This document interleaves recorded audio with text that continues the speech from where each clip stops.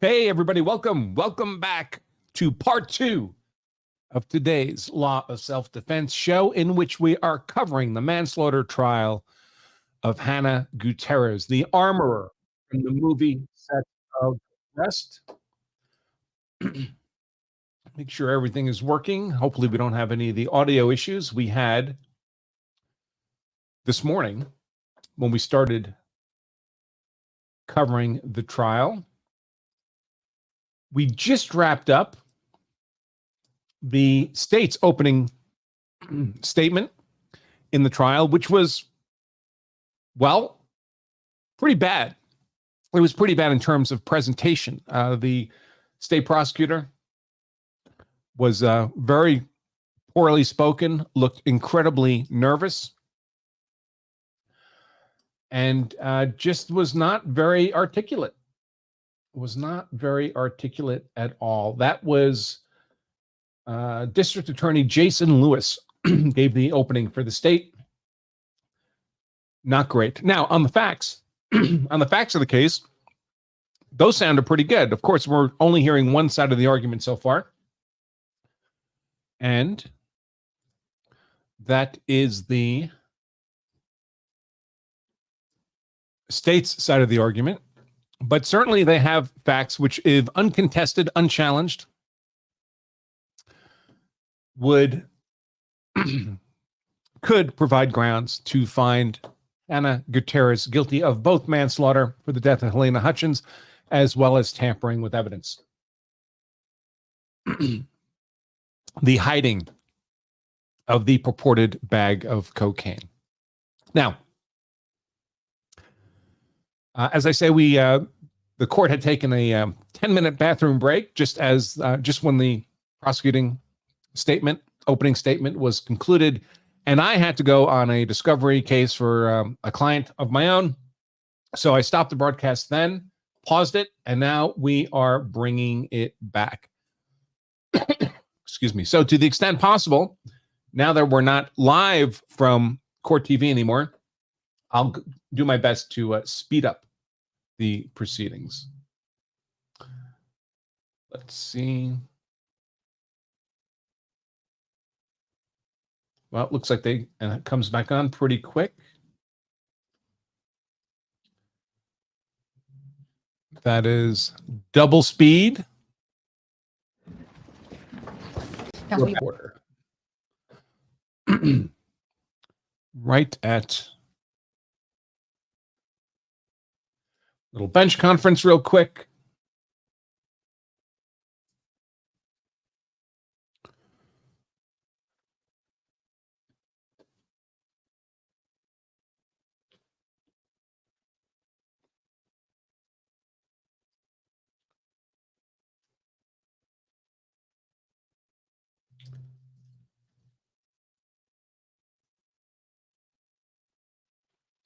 And let's see who will do the opening for the defense. I expect it will be Jason Bowles, who appears to be lead counsel.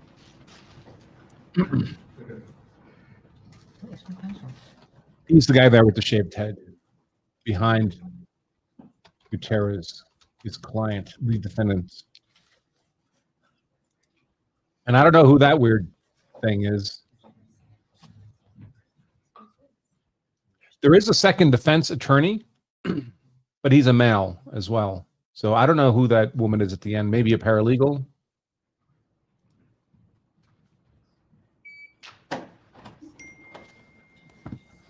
So maybe it won't be Jason Bowles. Maybe it will be co-counsel. Co-counsel for the defense is Todd Bullion.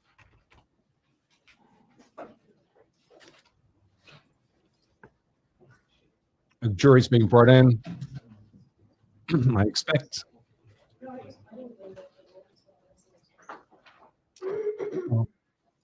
Uh-oh.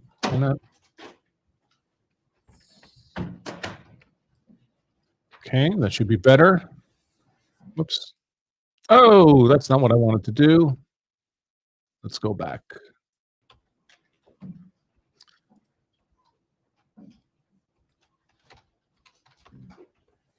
Okay.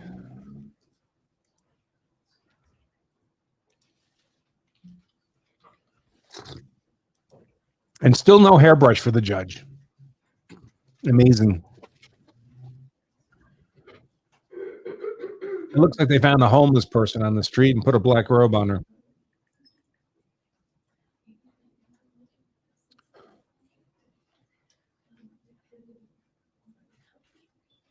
While we're waiting, folks, we're really only addressing comments and questions from our Law of Self-Defense members on the member chat. Become a member right now instantly for just 99 cents at lawofselfdefense.com/trial. 99 cents, folks. You'll be emailed instructions for how to join us on the live stream on the members dashboard, and that's where I'll be addressing questions and comments. lawofselfdefense.com/trial. And nothing happening yet. The judge looks like maybe she's on Amazon ordering a hairbrush.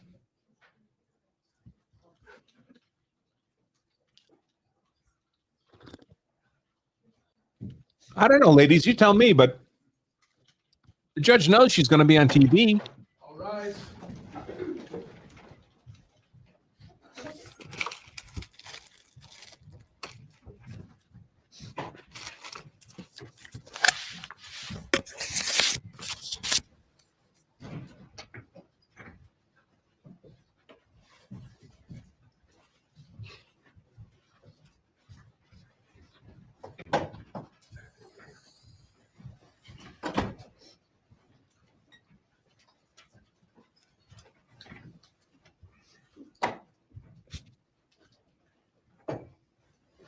You may be seated. Mr. Bowles? Thank you, Your Honor. All right, yeah, it is. Jason Bowles, opening statements. May it please the court, counsel. Ladies and gentlemen of the jury, we are privileged, our team, to represent Hannah Gutierrez-Reed, who's sitting over here. That's not her legal name. We're here because of a tragedy. There's no doubt. There was a tragic occurrence on that movie set. But let me tell you something you already know. Just because there was a tragedy does not mean that a crime was committed. It does not mean that Hannah Gutierrez-Reed caused the crimes they have charged her with. And we are going to, through the course of this case, show you that production and the state have both very early on sought to make Hannah Gutierrez-Reed a scapegoat. That's what this is about. You're going to hear that this tragedy, several unconnected events, independent events had to happen to create it. First, Intervening the first cause. event that had to happen is the actor Alec Baldwin pointed a gun on that set, and he either had his finger on the trigger and the hammer cocked, or he pulled the trigger as he was pointing that at Miss Hutchins and Mr. Souza, who was right behind her. And make no mistake, this is not a prop gun. This is a real gun. Mr. Baldwin pointed it right at him, either had his finger on the trigger and depressed, or pulled it, causing that gun to fire and hit Miss Hutchins. For that. That's the first thing that had to happen. Miss Gutierrez-Reed, you're not going to hear anything about her being in that church or firing that weapon. That was Alec Baldwin. You will hear that Hollywood actors are not allowed to point guns, real guns, at other actors or crew. It's like every other safety with guns in any other place in society.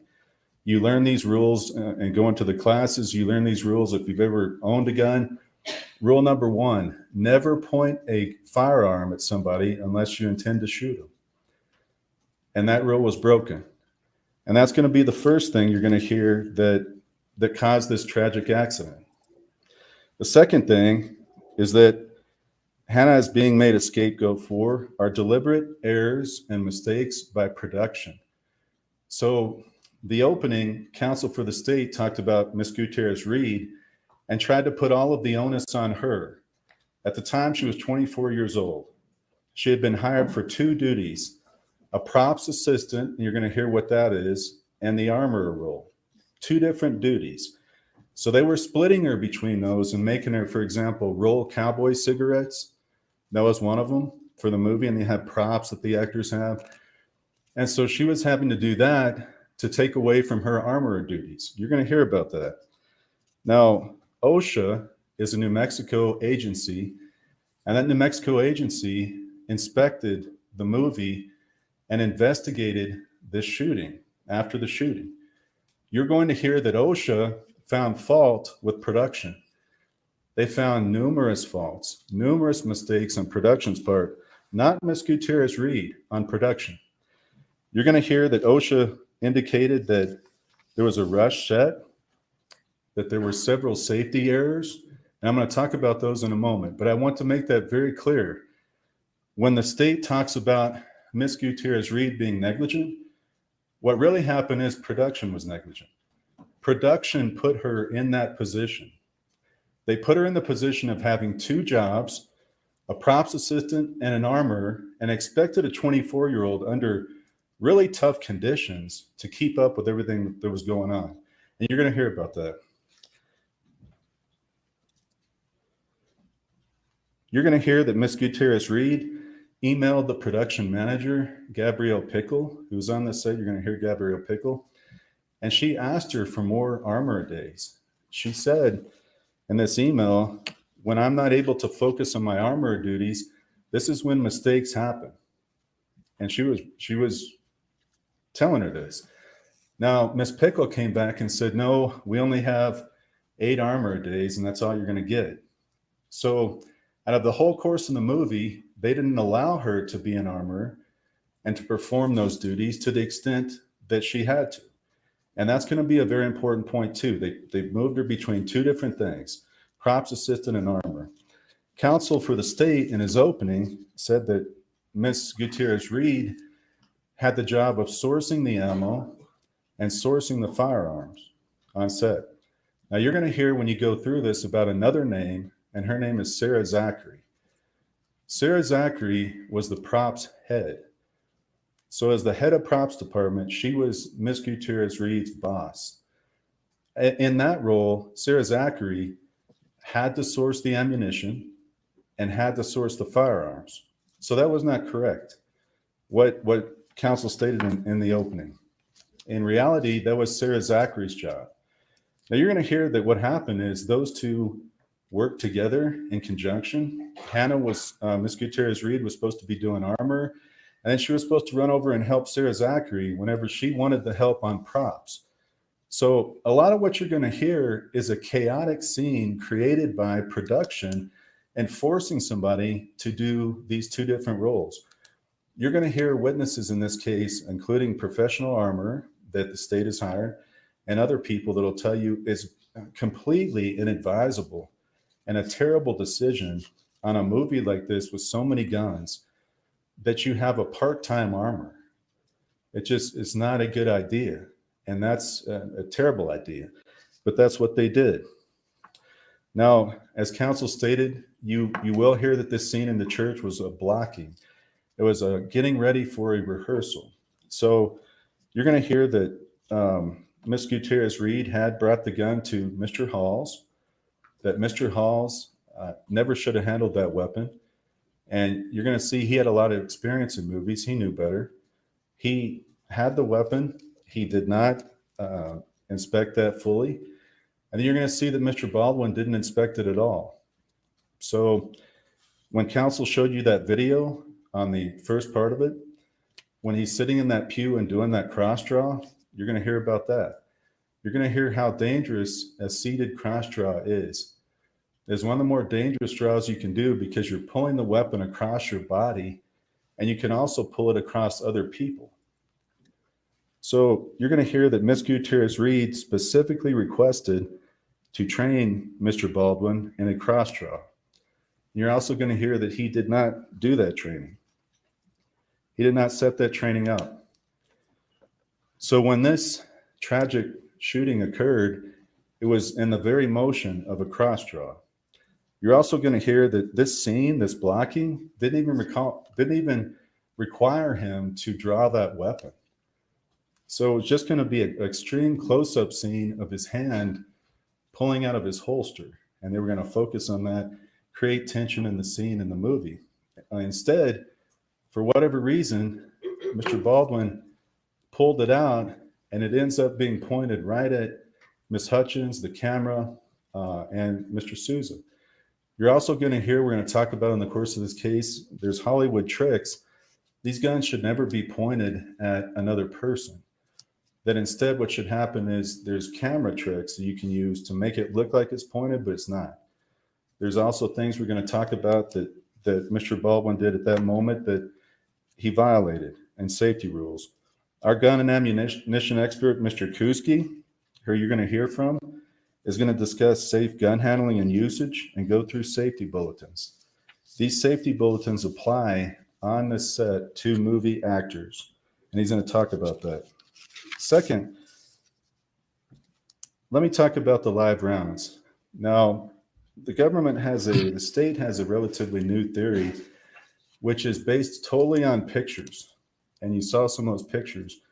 And it's also based on the idea that live rounds have a silver primer on this set. So that's going to be the core of their argument and their theory. And you saw in the picture, one of them had a silver primer. And the primer is just that circle in the middle of the round on the back where the hammer hits, and that's what caused the round to fire. Now, what you didn't hear in state's opening was that there's going to be numerous dummy rounds that also have silver primers that were on this set. There was a FBI report you're going to see that a box removed from the prop truck had 16 silver primer dummies and 1 silver primer suspected live round. So this was a box found in the prop truck. So the theory that all the silver primer rounds are live is not correct. It's just not true. So you're going to hear during the course of this evidence, because of these silver primer dummies, that theory does not work.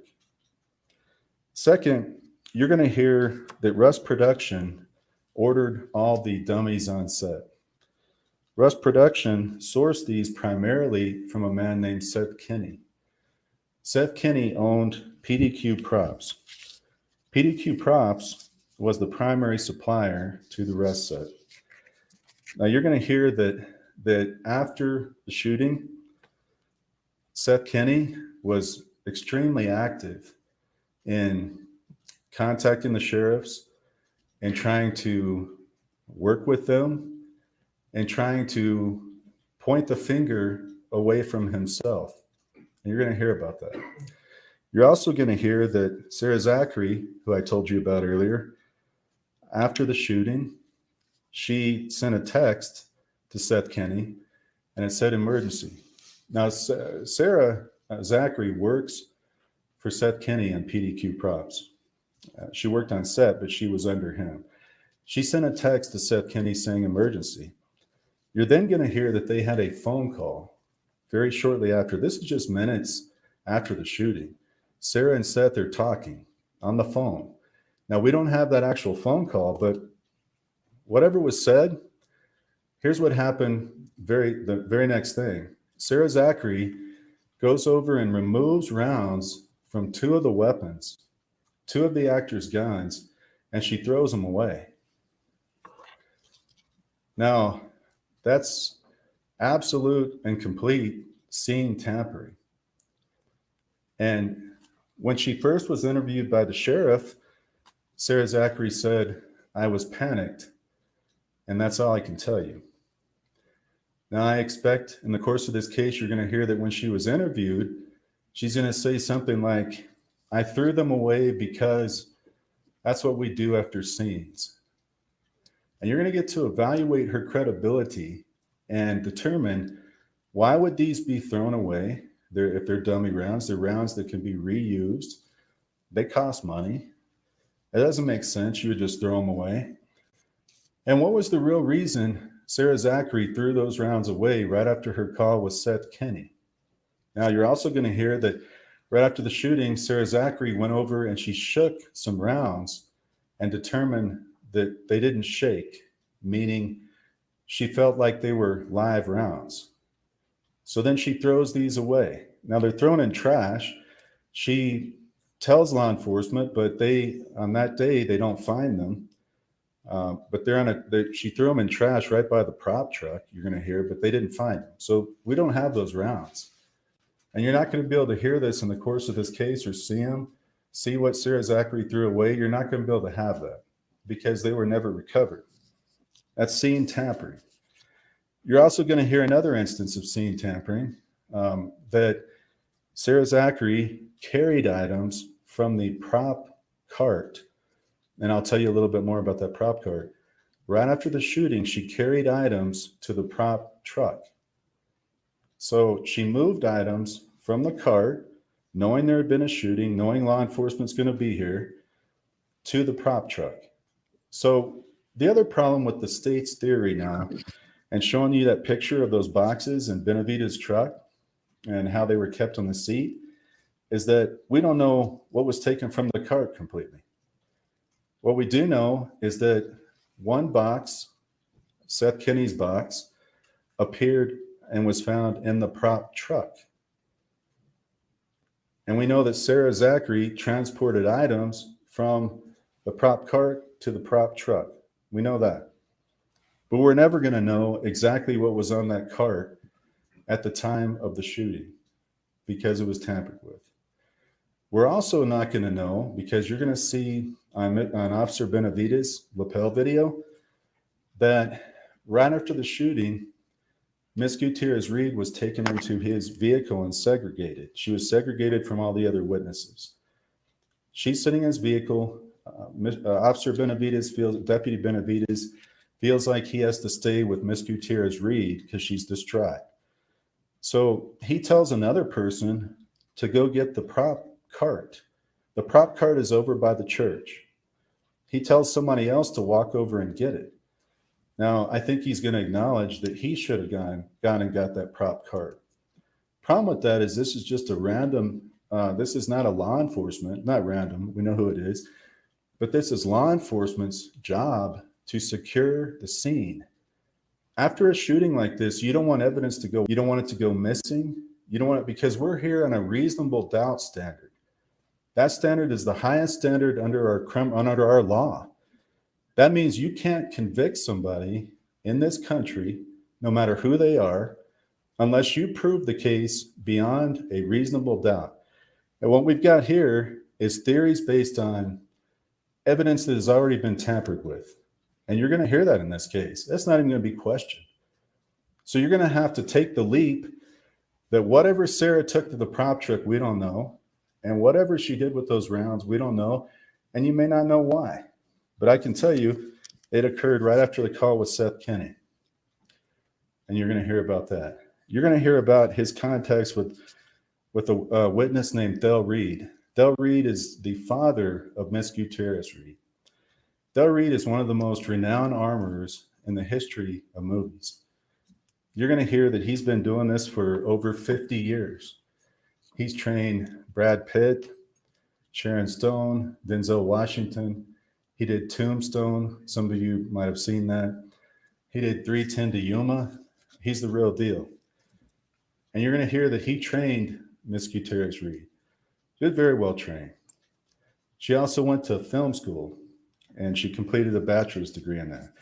So you're going to see that she was trained, she was educated, and she was ready for this job. Now, it was her second job as head armorer. You're going to hear that she had one prior, and then she had also worked as an assistant on another movie. But you're going to hear that from the time she was a little girl, her dad, Del Reed, had her on these movie sets, and he was training her. Now, Thel, the reason why I mention him is he and Seth Kinney, right before Rust started, were on another movie set called Yellowstone 1883, and that occurred in Texas. You're going to hear that Thel Reed brought live rounds. These were 45 Colt live rounds to Texas, and he and Seth Kinney were going to train the actors on a range, not on the set, but on a range. So they sometimes train these actors to fire the weapon and see how the recoil is and kind of get a feel for it for the movie scene. So he brought these live rounds.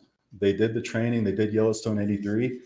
And then Seth Kinney kept these live rounds in an ammo can. He did not give them back to Thel Reed. And again, you're going to see these were 45 Colt live rounds. Fast forward. Wasn't that much longer, within months, that we have rust set. And Seth Kenney is the primary supplier of ammunition to the rust set. You're going to see evidence in this case that Seth Kenney's rounds in a box that the sheriffs found were blued. They were a certain color. And we'll remind you, as we go through, we'll highlight that, but they were a certain color. And you're going to see, for example, on the picture that the state showed you in their opening, the live round they said that was in that gun belt, it's the same color. And you're going to be able to put that together as the evidence comes through. It's the same color as the rounds that Seth had that were blued. You're also going to hear that the sheriff's investigation, they never took Seth Kenney's fingerprints. They never took his DNA. They didn't take his cell phone. So again, we're going to be missing evidence. Knowing that Seth Kenney was the primary ammunition supplier, knowing that he and Sarah Zachary had talked right after the shooting, Sarah had thrown rounds away, Sarah had moved stuff from the prop truck, none of Seth Kenney's phone, fingerprints, or DNA were taken. And you're also going to hear that there was no request to the FBI to check those live rounds for fingerprints or DNA. None. So the FBI lab was requested to do a bunch of forensic tests. They were testing the firearm Mr. Baldwin used to see if it functioned correctly. You're going to hear about other tests they did, but no testing on the live rounds. Zero. Again, that's going to be evidence that you are never going to see or have because the government didn't do it. And again, we have a reasonable doubt standard. Our expert, Mr. Kuski, is going to talk about the government's theory, state's theory, about these colors and the rounds. And I talked about that earlier briefly, but I'm just going to say it again because it's so important. You cannot tell a live round from a dummy by a picture. And the reason for that is that the dummies are made in Hollywood to look just like live rounds. Now, the point of that is the people watching the movie don't know that it's a dummy. They're made to look just like a live round. Now, the picture counsel for the state showed earlier showed a hole in that round. That is how they make some of the dummies. It's not how they make all the dummies. Some of the dummies, unfortunately, do not shake and they do not have a hole in them. And you're going to hear that one of those rounds was on this set. It's going to be in the CSI tech, Miss Popple. It's in her report. It's called the Denix round from Spain. That round did not shake. So that's a dummy that looks like a live round, and it does not shake with the BB, so you can tell. Mr. Kuski is going to talk about how this is highly dangerous and how Miss Gutierrez-Reed was faced with a situation on this set of dealing with a mixed match of dummies, cheap dummies, he's going to call garbage, that were just thrown together that she had to deal with. Again, while OSHA's going to tell you she's being rushed, she's having to perform 2 jobs, she's asking for more resources and help from her manager, and she's not getting it. Third, you're going to hear that David Halls, the first assistant director, that he's going to say Miss Gutierrez-Reed was doing a good job. Now and she did good with safety on set. He was the first assistant director. He was the one that took the firearm and handed it to Baldwin. You're going to hear testimony that he never should have had that firearm, never. You're going to hear from a director, PJ Pesh, who's done movies for over 30 years. PJ Pesh has done, you're going to hear about all his credits. He's worked on all kinds of movies. He's going to tell you that he's never seen a first assistant director in all those movies ever handle a weapon and hand it to the actor. This was a highly, highly unusual setup and management created by production. That was their fault. And what they've tried to do, and what you're seeing in this courtroom today, is trying to blame it all on Hannah, the 24-year-old, because why? Because she's an easy target. She's the least powerful person on that set. So what do? You're going to see the evidence. They target her. You're also going to hear that David Halls, he did not address prior safety issues. And this is part of the thing that OSHA found. David Halls, there were 2 accidental or negligent discharges on set. And what that is Sarah Zachary had one of them, and a stunt double for Baldwin had another one. What those are, you have a firearm with a blank in it, and you don't either decock it, it's called, where you put the hammer down slowly so it doesn't fire. You don't do that right, and then it goes off unexpectedly. Sarah Zachary did that.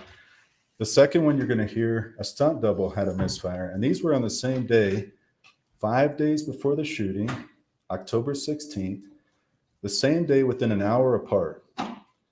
Ms. Gutierrez-Reed addressed it by talking about them because these are safety incidents. You can't have misfires like this, negligent discharges like this. People are walking around, they don't have ear protection. These blanks can actually fire off stuff out of smoke and everything that can, it's dangerous. So David Halls did not do anything about it. Again, that's his job. You're going to hear that he was the security coordinator for the entire set. But David Halls didn't delay. He didn't order additional training. You're going to hear some of the head people, if you hear from them in this trial for Russ Production, some of the head guys, they didn't even know about it. So they weren't informed about it. That's how much the production cared about safety. Because you know what the primary thing was here? It was rush, get this done so we can get the money. And that's all on production. And Mr. Baldwin is one of the primary producers. That's on them. Ms. Gutierrez-Reed had no control over that.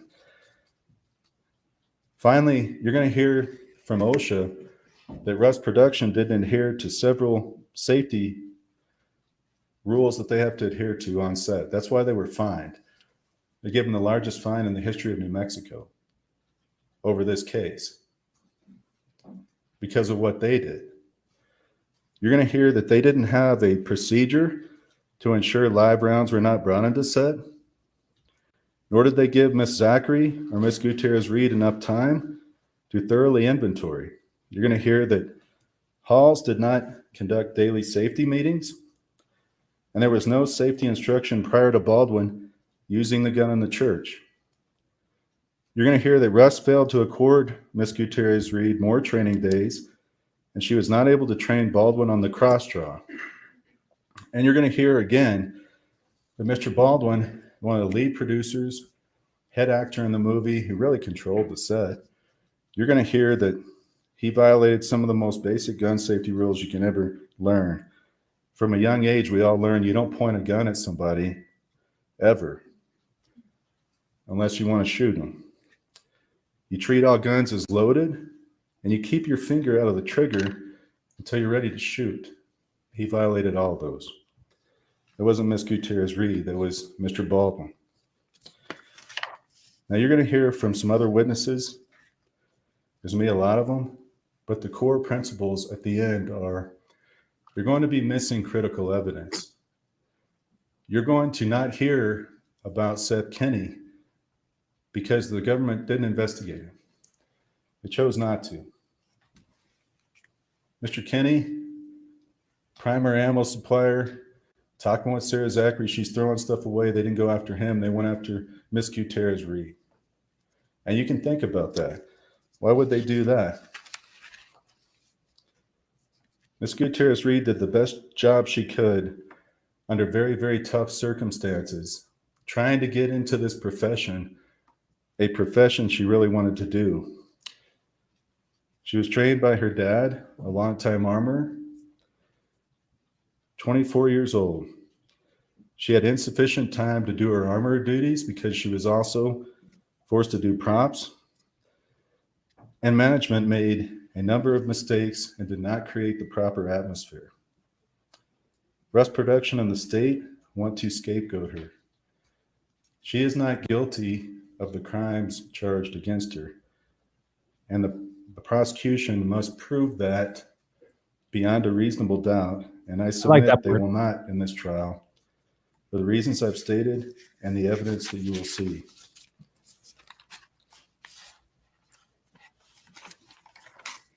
All right, thank you. As requested by the council, I'm directing any one that's going to be called as a witness in this case, including an expert witness as stipulated by the council, that none of these witnesses may be viewing this trial live stream on Court TV. Call your first witness. Your Honor, the state called Nicholas LaFleur. All right.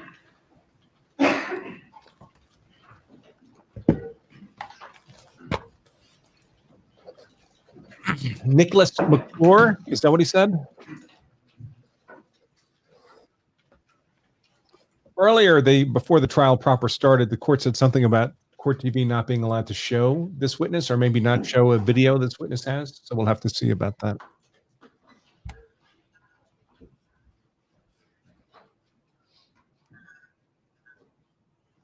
No, that defense attorney really seemed to lose energy at the end there. He got tired. Have you advised Grace?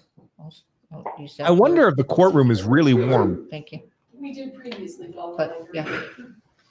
The judge said something earlier about how to the jurors that they can't really control the temperature in the room, which suggests to me that there's something uncomfortable about the temperature in the room. Okay, you face the judge. Raise your right hand. It's like an Do you air-on swear chair affirm back. under penalty of law that the testimony you'll give in this case will be the truth, the whole truth, and nothing but the truth? Yes, ma'am. All right, have a seat, talk into the microphone. Thank you. State your name. Oh, saw a badge. Good morning. Good morning. How are you today? Good. Would you please state your name for the record and spell your last name? Officer Nicholas LaFleur, and then the last name is spelled Lefleur. Officer LaFleur, how are you currently employed? I'm currently employed with the city of Santa Fe. And how long have you worked for the city of Santa Fe? Going on 2 years. And what is your role at the city of Santa Fe? I'm a police officer. All right. Prior to working at the Santa Fe Police Department, where were you employed? With the Santa Fe County Sheriff's Department. All right. And is that where you were employed on October 21st, 2021? Yes, sir. All right. And on October 21st, 2021, were you called out to the Rust movie set? Yes, sir. How did you receive that call? It came over the radio as I was in close proximity. Did you receive any information as part of that call? That someone had been shot on a movie set. All right. And what did you do in response to that call? Got there as safely and as quickly as I could. And when you arrived to the set, were there any other law enforcement personnel there? I was the first one there. I believe there was a volunteer firefighter unit in front of me. Okay. And when you arrived on the set, where did you arrive? Right in front of the church they had set up as a prop piece. Okay. And on that day, were you wearing a lapel camera or a body-worn camera? Yes, sir. Okay. Your Honor, at this time, I'd like to move for admission of State's Exhibit 1 that's been stipulated to by counsel. All right. So this will almost certainly be video footage of Halyna Hutchins dying or dead. I want to speed up the audio now. I put it back to normal speed for the opening because I didn't want to bias our perception of the opening, but this questioning and answering is super slow. May I have permission to publish it to the jury? Yes. And do we want to do a reminder to cut the live stream? This is I that did video. it. You did. This is the one you need to cut the live stream. Thank you.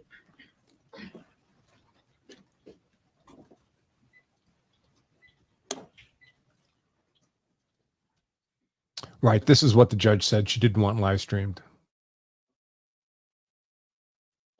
All right. So we're muted.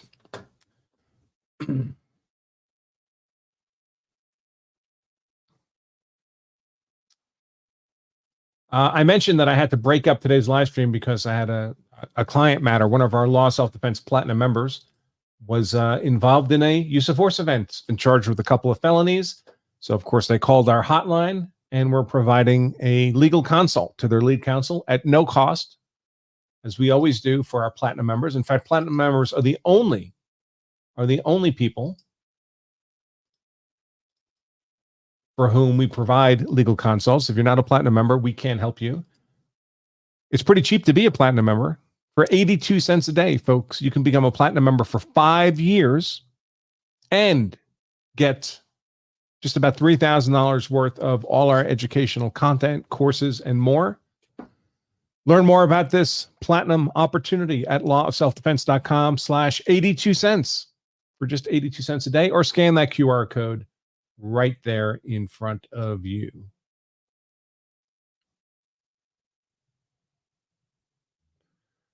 And still nothing happening.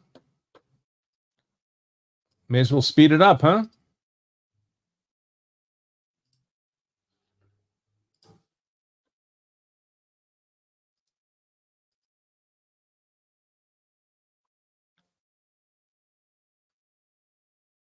Now everybody looks really nervous.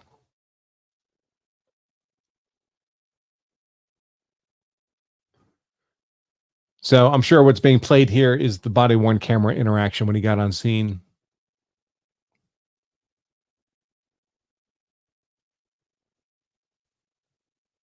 If you're asking about if the Platinum member was a good use of force event, I still have to get more discovery. You need everything, folks, to do these kinds of Platinum member legal analysis, because tiny differences in facts make for big differences in legal outcome. That's why they used to be so expensive when we would do outside consults. Starting at $10,000 was the minimum because of just how much effort and focus it takes.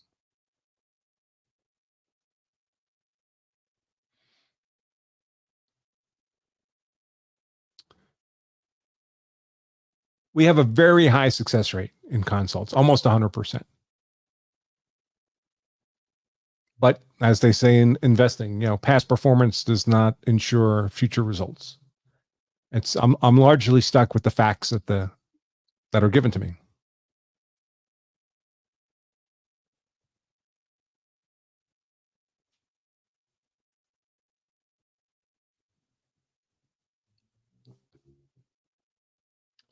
There's no audio either.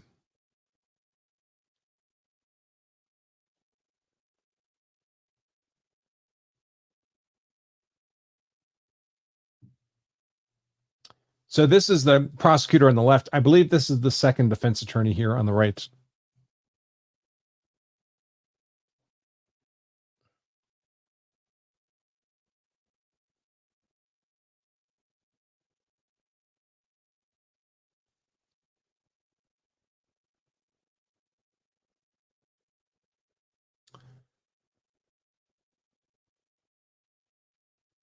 Come on.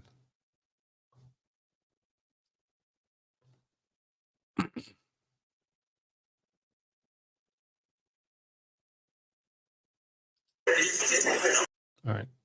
I'm just going to skip ahead. There we go. All right. This is it. Yeah, I'm trying to get it out. Stupid new truck. Are we inside with EVMs? That's the second prosecutor Can there. everybody hear it? Isn't that the ring again?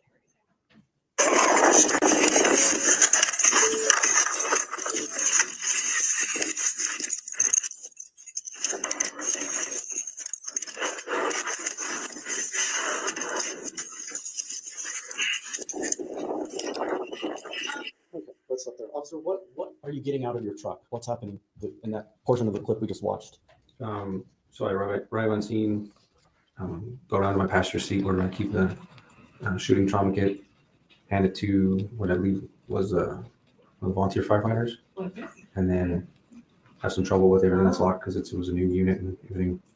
She wasn't used to pulling it out as fast. And then I go retrieve a BVM kit. It's a bag valve mask for airway purposes. They can help an individual get oxygen. Okay. Thank you.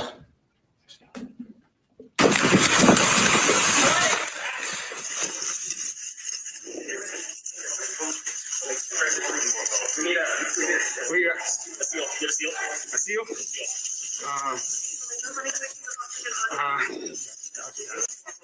I got a sterile glove, packing gloves.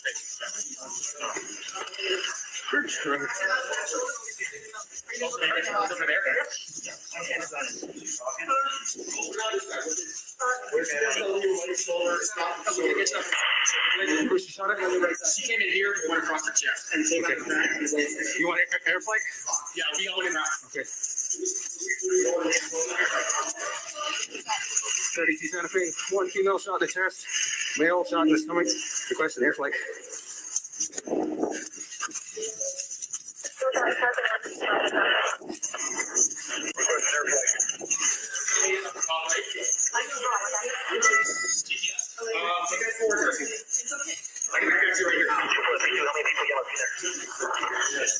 Thirty-two, I got just Santa Fe medics.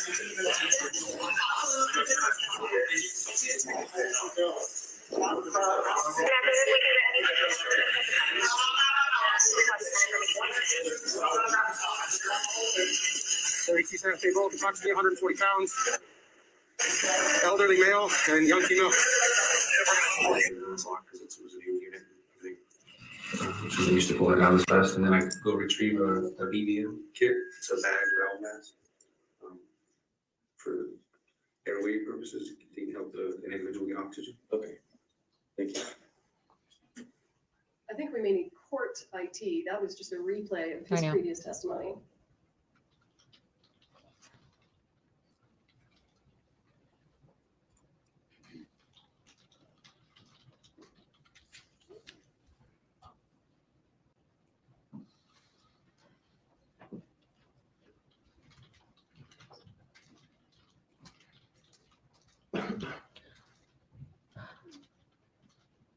Please, Brian, you go get Grace.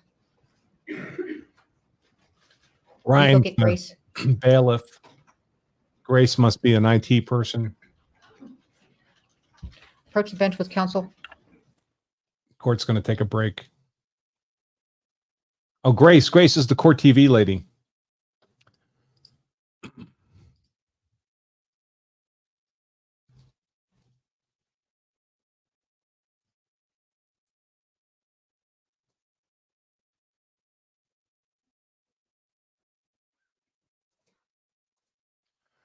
The judge here had spoken with the court TV lady earlier just to ensure that the video would not be live streamed. Maybe she didn't want the audio live streamed either.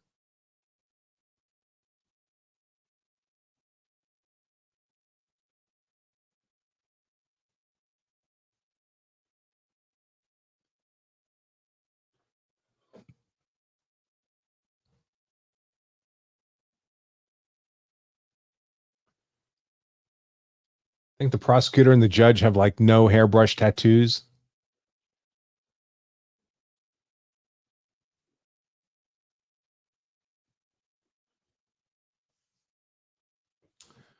Okay.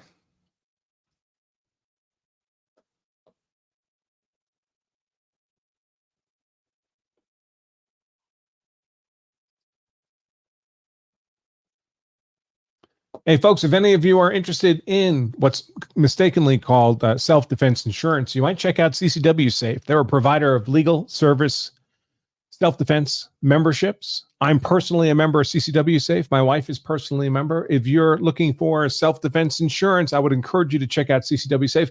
Learn why they're the one I trust. I've got a little video explaining what I think their strengths are at lawofselfdefense.com/trust. Let's see if I can get up to well, it looks like everyone's standing up. And the court took a break. I'm just going to clip forward here until we get to something useful. Looks like a long break. Oh my gosh. Do we ever okay. Now we're back. Judge just sat down.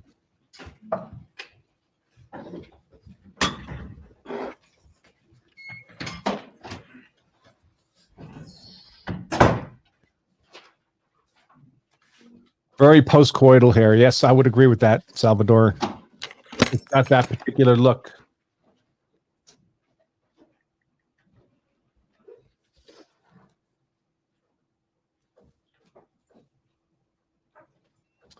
All right, Your Honor.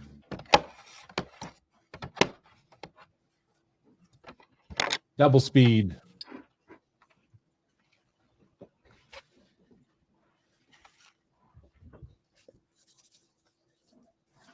Well, this is going to be a long damn trial if this is how it's paced for 2 weeks.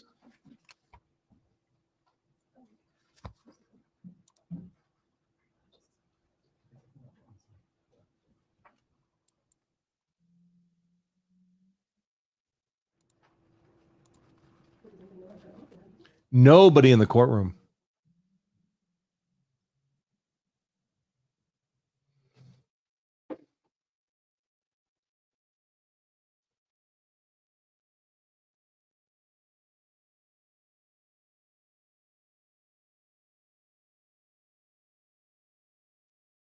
You'd think they'd check this stuff. To remind you to wear your badges so that they know whether you're press or public. I guess somebody in the press wasn't wearing their press badge.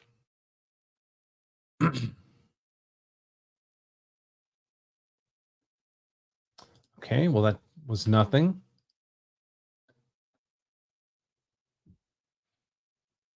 God, I don't know why anyone would want to be a judge. So boring. It's so boring.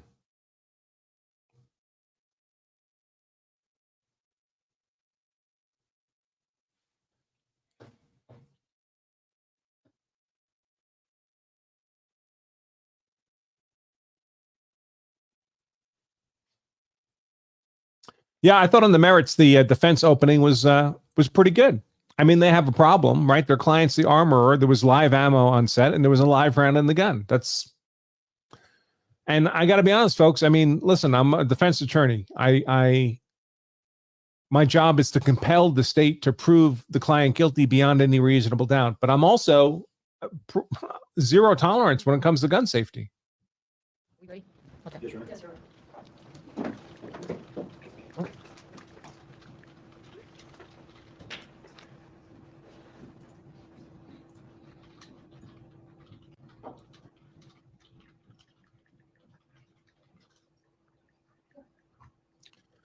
Oh, dear Lord.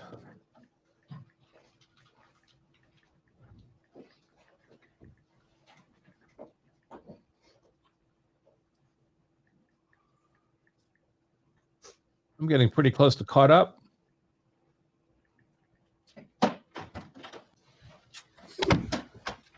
That'll be the jury.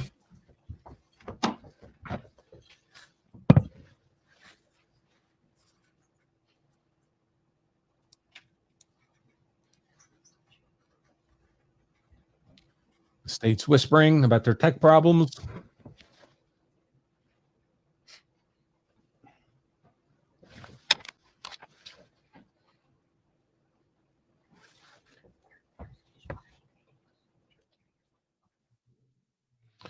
Oh my gosh. I'm almost caught up. I was gone for almost an hour and a half.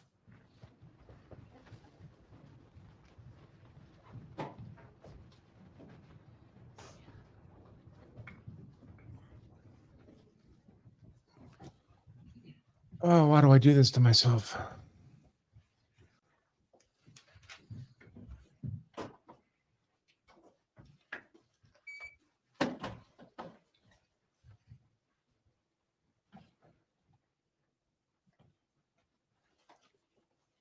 All right, you may be seated. Thank you. I will, as a request from counsel, I remind anyone that's going to be called as a witness in this case is not to be viewing this trial live stream on Court TV. Thank you. Shall we continue? Yes, Your Honor. All right, thank you. Thank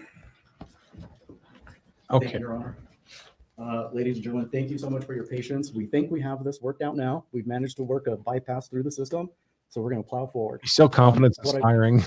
No, it's off. Better?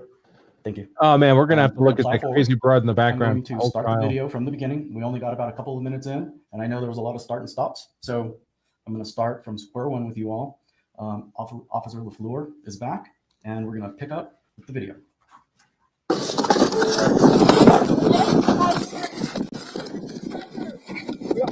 You got your atomic kit? Yeah, I'm trying to get it out. Stupid new truck. Are we inside with the BBMs?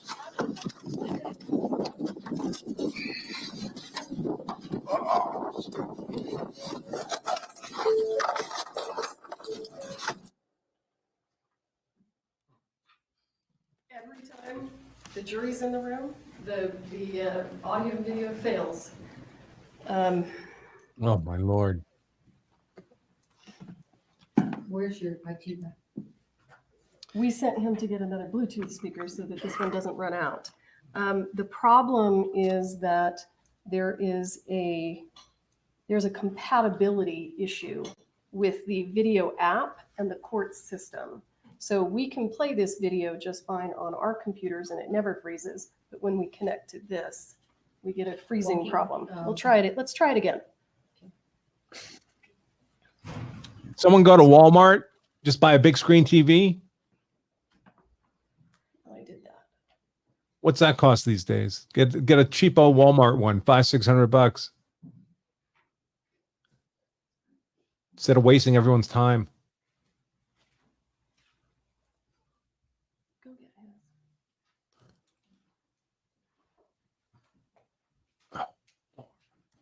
All right, I'll speed it back up.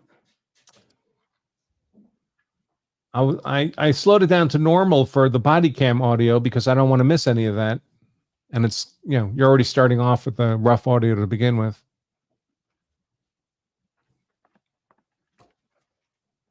$300 for a 65-inch at Walmart. Come on. It only has to last an hour.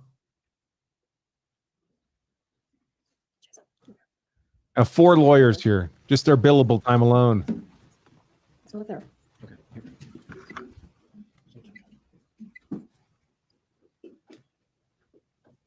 The lawyers should each pitch in a Benjamin and send the crazy lady out to Walmart to come back with a TV. Stupid new truck. Are we inside with the BBMs?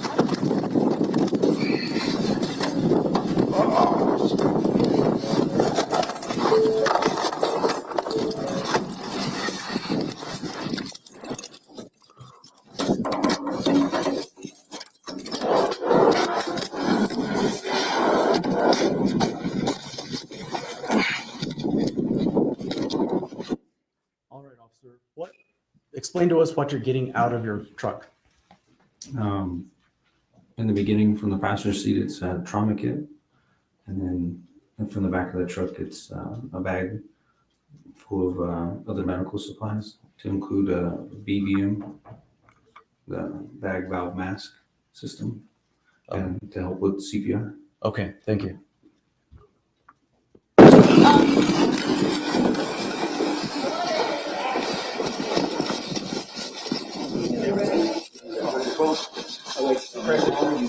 We need where you at?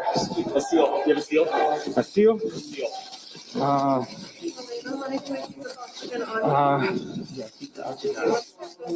I got a sterile glove and a packing glove. Good. Are you over there? It's over there? Yep. My hand is on it. You talking? Where's the right shoulder? Oh, we're gonna get you up in the shoulder. She shot it? She came in here and went across her chest. And came out the back and went into the... You want air flight?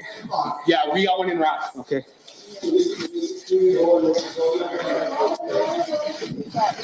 32 Santa Fe, 1 female shot in the chest, male shot in the stomach, requesting air flight. He was actually shot in the shoulder, the male, not the stomach.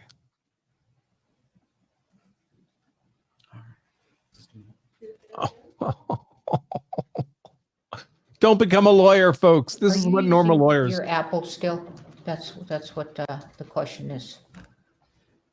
We are, and we're about to disconnect from the Apple and get on a Windows Surface Pro. Okay, that's because I was asking if there was a computer that you all could use in the courthouse. And if you're using the Service Pro, then that's okay. Okay.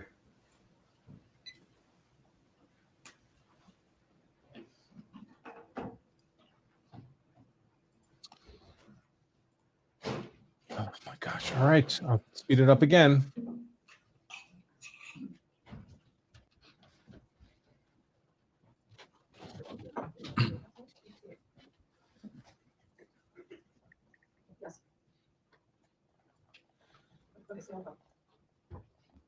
Do you want me to try to find a computer? No, we got it. Thank you. It's impossible to believe they haven't set this system up to make sure it was going to work.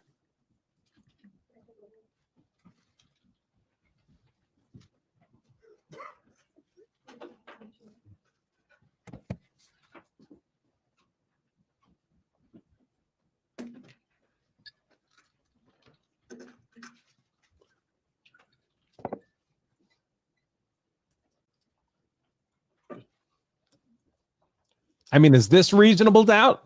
This fiasco?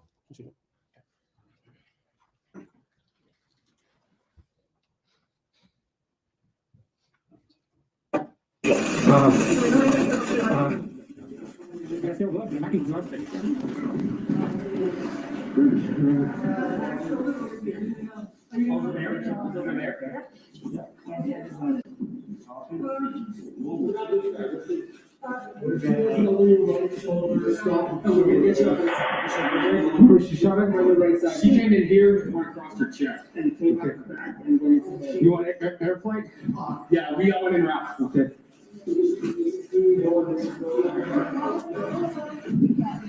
32 Santa Fe, one female shot in the chest, male shot in the stomach.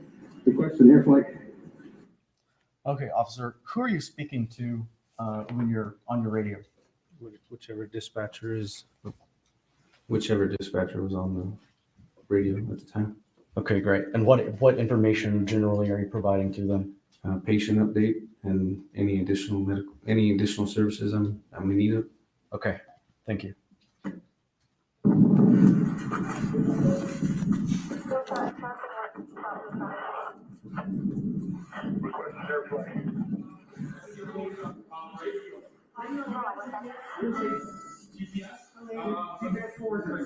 It's okay.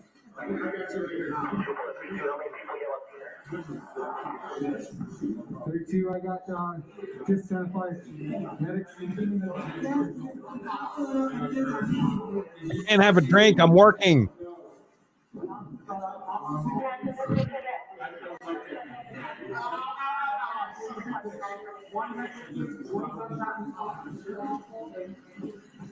Santa Fe, both approximately 140 pounds, elderly male and young female.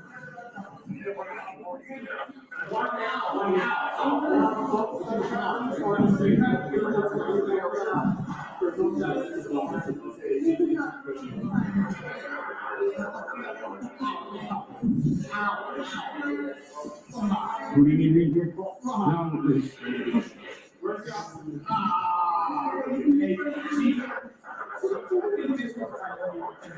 So that groaning we're hearing in the background, that's almost certainly Joel Souza, the assistant director who got shot in the shoulder with the bullet that passed through Halyna Hutchins. They're probably putting coagulating gauze into the bullet wound in his shoulder, which means it's like a long strip of gauze, has clotting factors in it, and they twist it up into like a solid ball of gauze. They shove into the wound. They're trying to find where the bleeding is. And you shove it in hard, and then you stuff the rest of that gauze in that wound, and then you bandage it up, and it hurts like an MFer. You want a BBM? All right, officer, I believe I heard you ask here, do you need a BPM? BVM, it's the bag valve mask I refer to. It's a CPR bag for Thank respiration, folks. Instead of mouth to mouth.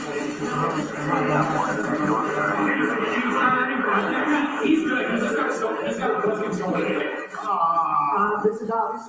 Repeat your information. Yeah, she'll be good. See,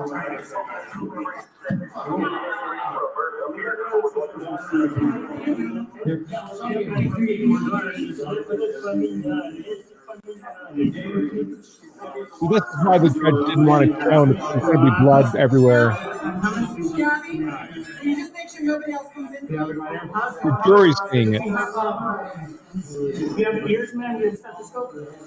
Yes, they're in the bag. Right there at the top. Purple, look, at the top.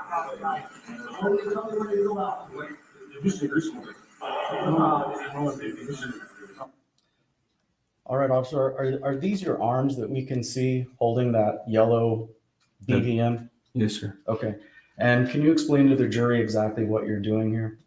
Well, in the beginning, you can see I'm making sure that there's airflow coming through, and then I orientate it to correctly fit over her nose and mouth. And at this point, the bag isn't needed because there's an oxygen supply going through. So I'm just holding it there so she gets accurate oxygen levels. Okay, thank you. Is anybody allowed to go with her in the helicopter? No. Halyna, deep breath, Halyna. There you go. Deep breath, Halyna. Deep breath. Okay. There you go, good girl.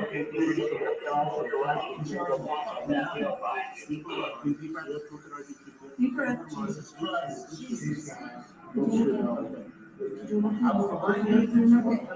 Entrance is here. Exit back here. You guys, No. what do you guys need? I just need a dog tag. Something for, pressure. I take a big one.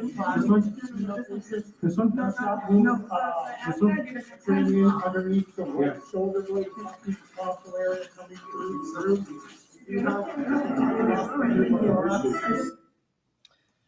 What's that item you just unwrapped? Look like a surgical gauze bag. Okay. Got a stretcher? Not me here, no. Okay. Let me help you get the stretcher.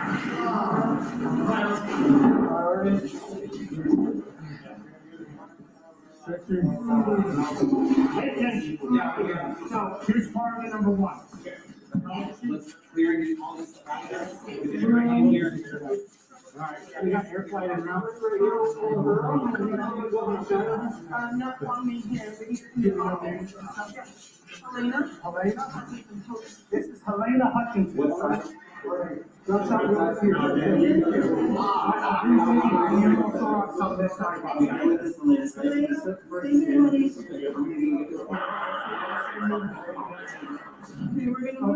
Okay. I got the air. Thank you. I'm gonna slide that down. Get all that out. All right, see you for you. So we're gonna need to get her going right away.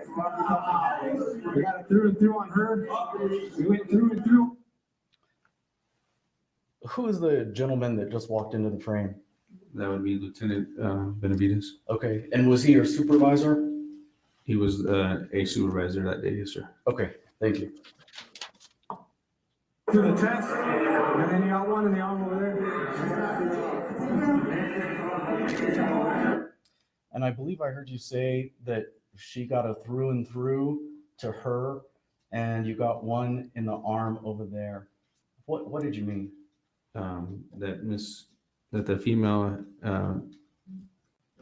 had been shot and it had gone through her, and the male who was laying there had been hit in the arm, shoulder area. Okay, thank you.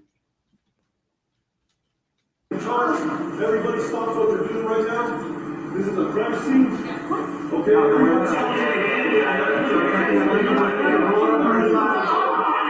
Okay, roll back.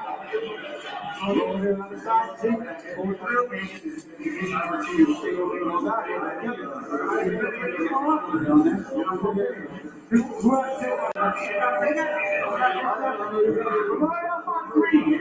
One, two, three.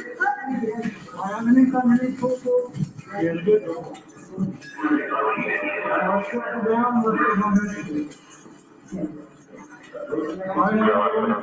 Here, okay? You keep your eyes on me.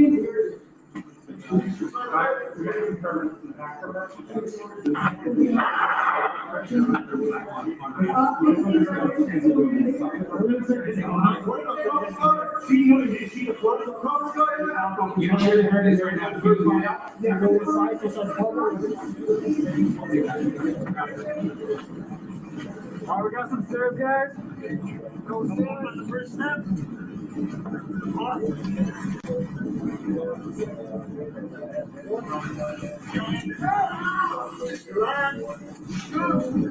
Disconnect there.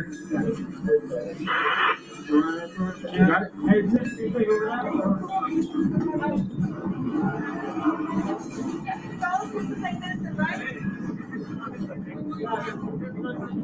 You guys want to see it?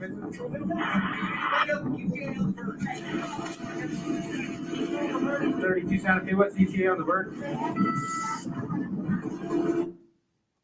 All right, I believe I heard you ask here, what's the ETA on the bird? This may be an obvious question, but would you explain to the jury what you're referring to when you're asking about the bird? About how long the helicopter air flight was going to take to get there. Okay, thank you.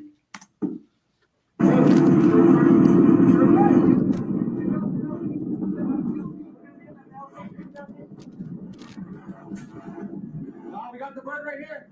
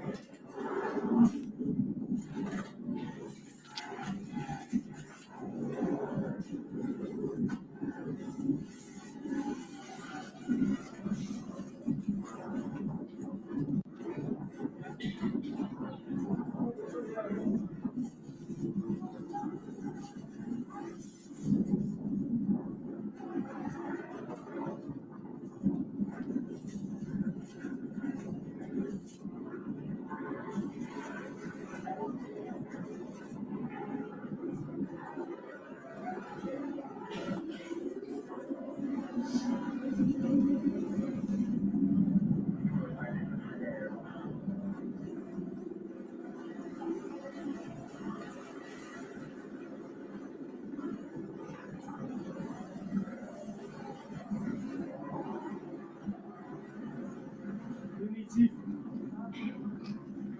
I'm bringing a link for my hand. This was in the middle of a shot, and I have live ordnance on the ceiling up there. It's safe. Okay, Tom. But it is here, right above here. Okay, right there. That's okay. And when you get to the point, you say you want to look. All right, I'll hold my guys. Okay. Where's the bird? It's right here. Okay.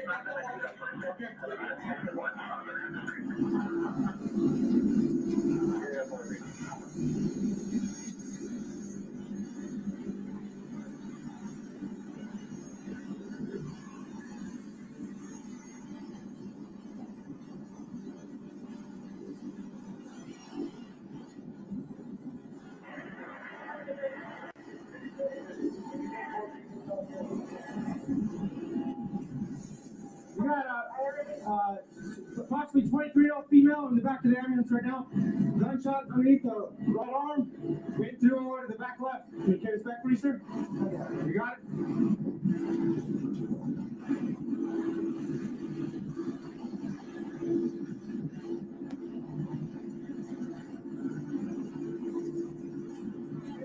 This one's priority.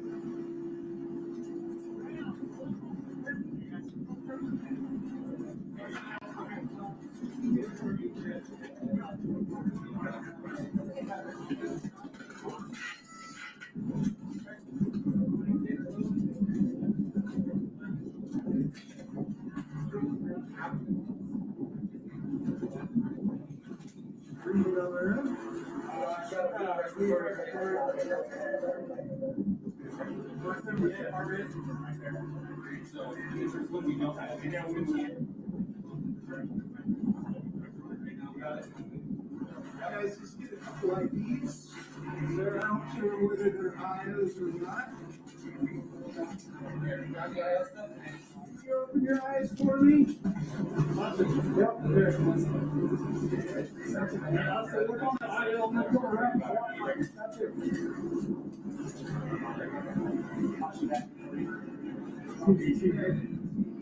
I'm talking this time, you guys, you step over there for us, okay? Can I have you guys get over there for us? We're have to gather everybody up, get everybody's names, everybody's on scene, okay? Can you explain to us a little bit about what you're doing here? Trying to stay busy, trying to organize and think ahead of what we're going to need.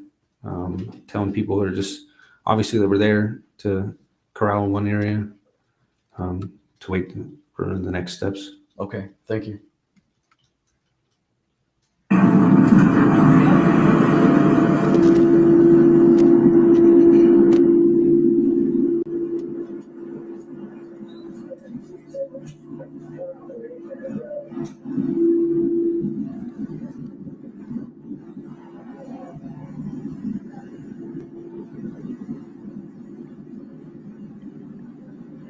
How's it going, sir?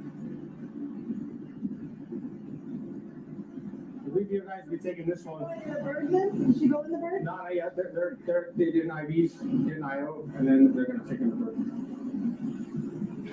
They're coming out like this house. They're moving it from this one. Yeah. They come over on the road.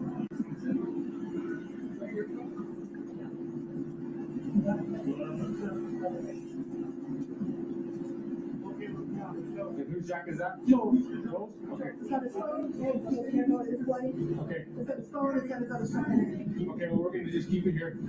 So. it. His phone? Yeah, he was wearing it. Well, where's his phone at? I don't know. There's no phone. Anybody have to? Yeah, the Dean Cummings All right, case was the gentlemen, last New Mexico trial I covered.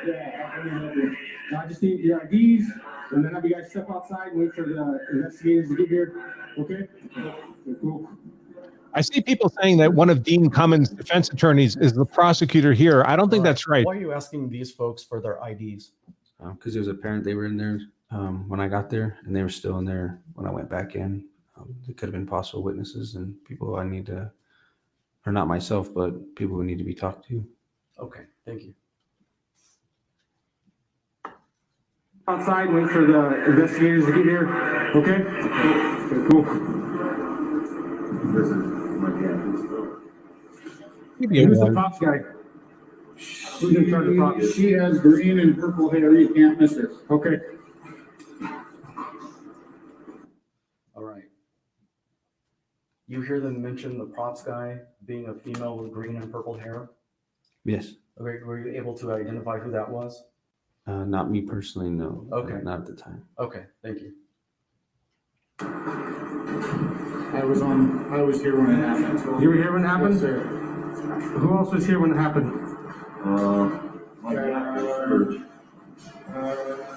The camera operator. Maybe it was. How many people do you think were in here when it happened? 3, maybe 4. 4? Yeah.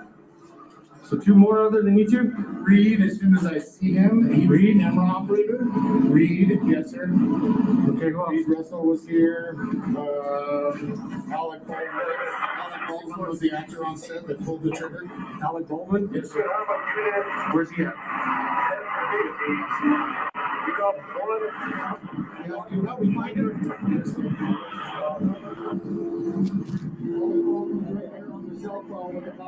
Okay. Yes, it was. It was. Gary Morrissey. And Nicole Moss was the other attorney. Good. How's it going, sir? So my understanding, you were in the room when the lady went. Okay. I just found a note to myself, actually, a blog post I did during the Dean Cummings trial. I wrote, I'd like to take a moment to particularly note the excellent legal defense being provided Cummings by attorney Gary Morrissey. Were I charged with murder in New Mexico, attorney Morrissey would likely be my first choice of representation. Also very sound has been the performance of defense co-counsel attorney Nicole Moss. So I certainly thought well of Carrie Morrissey, the special prosecutor in this case, when she was working defense for Dean Cummins. But we haven't yet seen her perform in this trial. What do you need? Well, I know your name, so it's Just leave that, okay? let me give it. All right. You indicated you already knew what his name was. Can you identify this man for us? Alec Baldwin. Thank you. I want you to hang out, okay? Whatever you want to do. Yes, sir. All right, give me just a sec. All right. Thankfully, that's where the video ends. At least the portion we're going to watch today. So after you spoke to Mr. Baldwin, what did you do next? I believe one of the people I named in my report, I can't remember which you, was able to give me names and people who were in the room during the incident. And I did my best to find those individuals and kind of corral them all into one area with the resources we had. Okay. Talk about that a little bit. What resources did you have on hand at this point in time?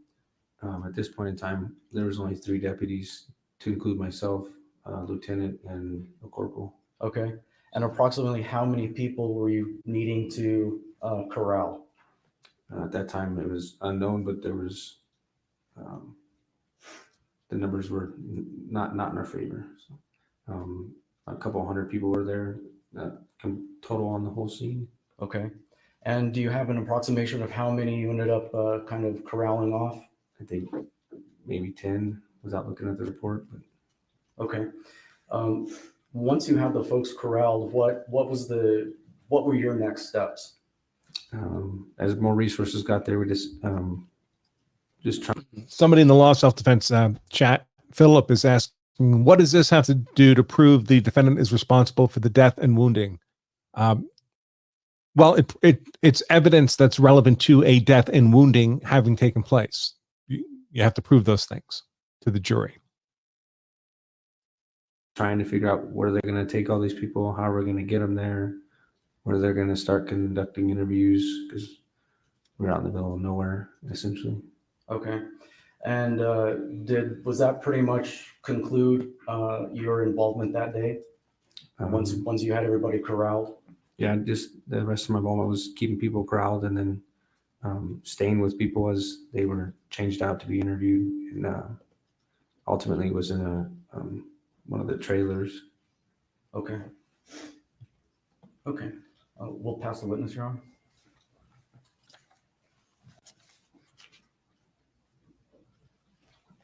Cross-exam. Yeah, I don't. Okay. Thank you. Of course. There you go. Good afternoon, sir. How long have you been working as a law enforcement officer when this happened? Going on 4 years. 4 years. Had you ever been to a homicide scene before? Nothing as complex as that one, no. Okay. And you've received some additional law enforcement training since this incident after you went to work at the Santa Fe Police Department, This is right? Todd Billion, Yes. defense attorney Todd Billion. Would you agree with me that a primary goal for you as the first responding investigator would be to identify and preserve evidence? I would have to disagree. Okay. Explain your disagreement, please. My primary role was life before evidence, to preserve life and then investigate and preserve evidence. Okay. And we saw you helping with that. Thank you for your efforts there. After that was done, what steps, if any, did you take to identify and preserve evidence? What limited capabilities I had at the time, judging that it was only 3 of us on scene. Tried to gather information as to who was in there, and keep them all in one area. Okay. And you would agree with me that in the initial stages of a criminal investigation, it's important to identify and preserve evidence? Yes. Okay. And we heard on your lapel video, as life-saving efforts for Miss Hutchins were being made, that your lieutenant very loudly declare that this is a crime scene. Yes. You heard that, right? So at that time, You need to say yes or no. Yes. so at that time, you guys should be thinking also about identifying, preserving evidence, right? To a point, yes. Now, would you also agree with me that it is important to identify witnesses to a crime or potential crimes and take steps to preserve the value of their testimony? Yes. Okay. And one of the ways that you do that is by avoiding what's called witness taint. Would you agree with that? If you're referring to separating He said the taint. witnesses, yes. Okay. And that's one way that you make sure the witness's memory and perception of event doesn't become influenced by someone else's, right? You can Yes. make sure that they're not able to talk to anyone else. Yes. Okay. And as part of your training and investigations, you're aware that taint can sometimes be accidental or incidental. People are sharing their recollections about an event. Have you been taught that? Yes. Have you also been taught that sometimes witness taint can be purposeful? For instance, if people were to talk and say, okay, we're going to get details X, Y, and Z correct. And I'm not talking about this case in particular, just in general, your training. Have you been taught that? It's a possibility. Okay. You've been instructed that it's a possibility. Yeah. And that's one of the reasons why it's important to separate witnesses so that can't happen. Yes. Okay. This was also an So- issue in the In your testimony, you indicated popcorn that you were movie theater corralling the witnesses. What exactly Curtis does that Reed. mean? With limited space and area where it happened, I was trying to keep everybody in one area. It was a one building surrounded by a bunch of movie set equipment. We're very limited on back seats. There's only 3 units there. So, Okay. You didn't corral them in the church, did you? no. Okay. It looked like there's a lot of open space there. Would you agree with that? Yes. All right. Could you have told the people just to go stand, somewhere under some shade apart from one another? I did have them stand in the shade, which was where they were at. I guess what I'm getting at is, why didn't you have them separate?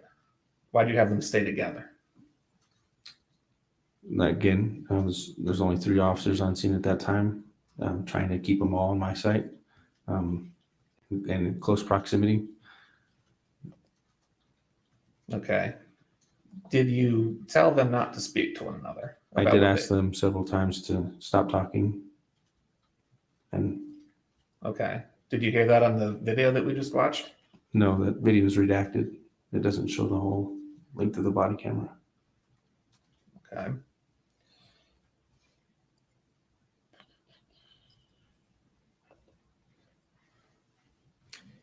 Did you identify who all was in the church? To my recollection from the report I did, Okay. based off of the script writer who's in charge of who's in the room, like camera wise and actor wise. All right. What individuals were inside the church when the shooting happened? My memory's not that great to name everybody individually.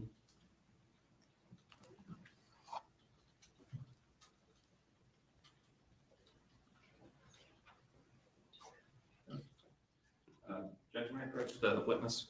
Yes.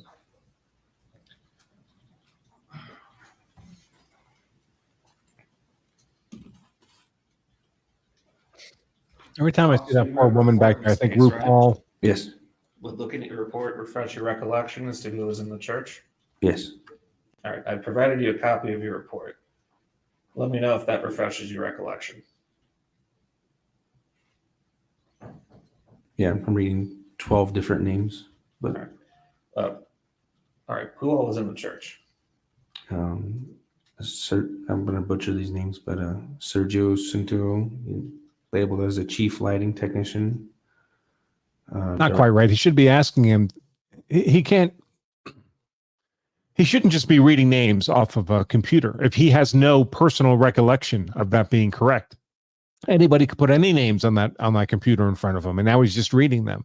Supposed to ask, now that you've looked at this, does a refresh your recollection on who was there? And if he says yes, meaning that has now a refreshed personal recollection, then he can speak from his recollection. He shouldn't just be reading off a piece of paper like this, off a computer. Ran Curtin as a costume. Ross, I don't want to say the last name, but I guess his title would be Dolly Grip. Mamie Mitchell, which script supervisor. Matthew Himmer, assistant chief lighting technician. Joseph Zillow, key rigging. David Halls, first assistant director. Reese Price, key grip. Thomas Gaddy, special effects coordinator. Roman Gaddy, special effects key. Lucas Hussack, special effects technician.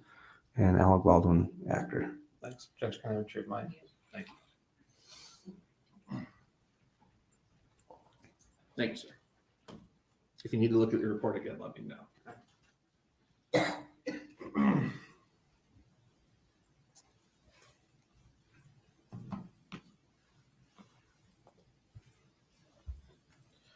All right. I heard on the Pell video, initially you were told 3 or 4 people were in the church. Yes. All right. After hearing that, what did you do? Tried to figure out who exactly was in the church by asking several different people and eventually ending up with that list. Okay. And you ultimately crowd all those individuals together? Yes. Okay. And is it your testimony that there was no other way to have them situated, that they had to be together? No other way, but that was the way they were placed. Okay. And would you agree with me that ideally that should not have happened in this case? I mean, if you're Monday morning quarterbacking it, ideally we'll be able to place handcuffs on everybody and separate them individually in each car.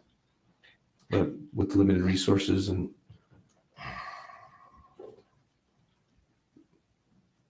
all right. Do you recall giving a pretrial interview in this case? yes. Okay. Now, in your interview, you mentioned the benefit of hindsight. You kind of approached that topic, talking about Monday morning quarterbacking. Looking at the case now, with benefit of hindsight and your additional training, is there anything else you would do? Is there anything you would do differently? There's quite a few things I would have done differently. What things would you have done differently? Separate everybody further apart. Attempted to get everybody's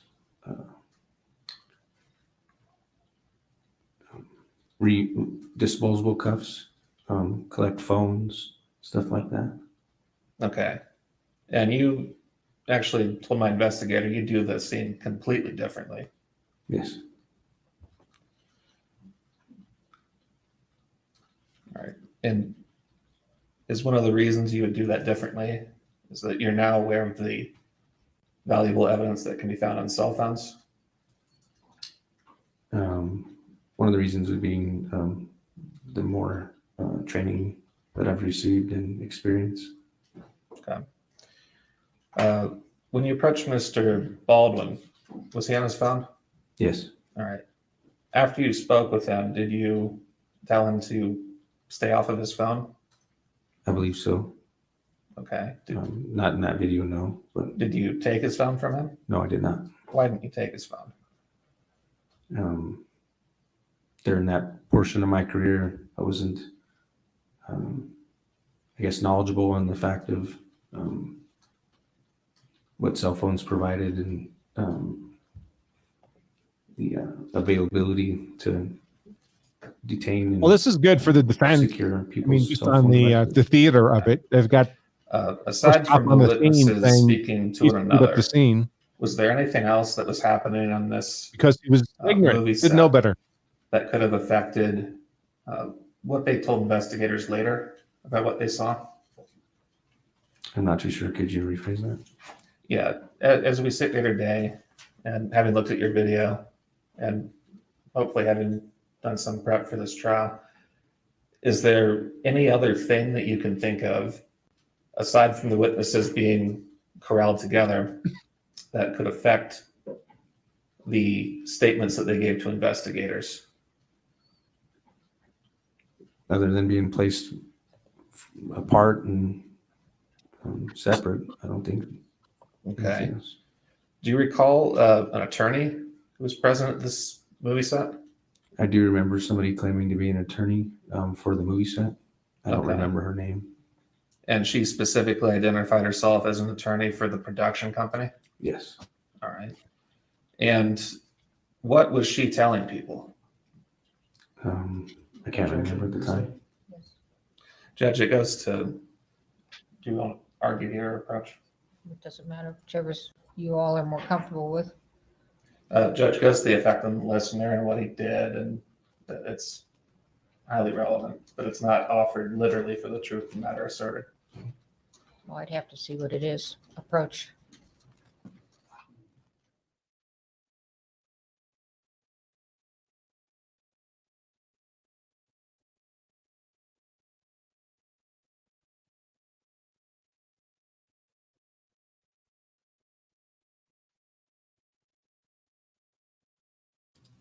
So hearsay objection.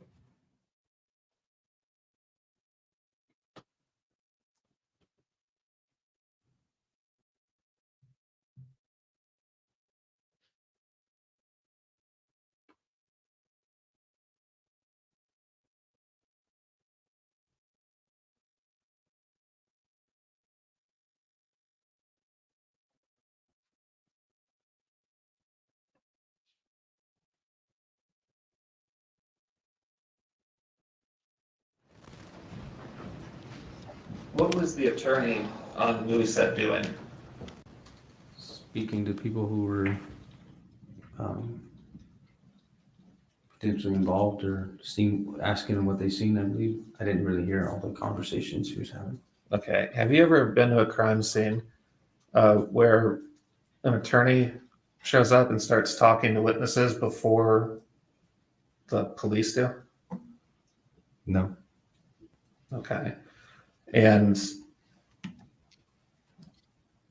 would you agree with me that talking to a legal representative of some entity, in this case, the movie production, could that have affected the statements that the witnesses gave later to police?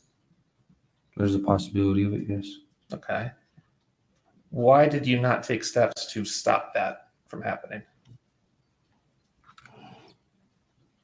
Because I wasn't the one investigating them individually, right? Reading them the Miranda rights at the time. Were you aware that this was a problem at the time as you observed it? Not at the time, no. It's something you've become aware of by virtue of your training now? Yes.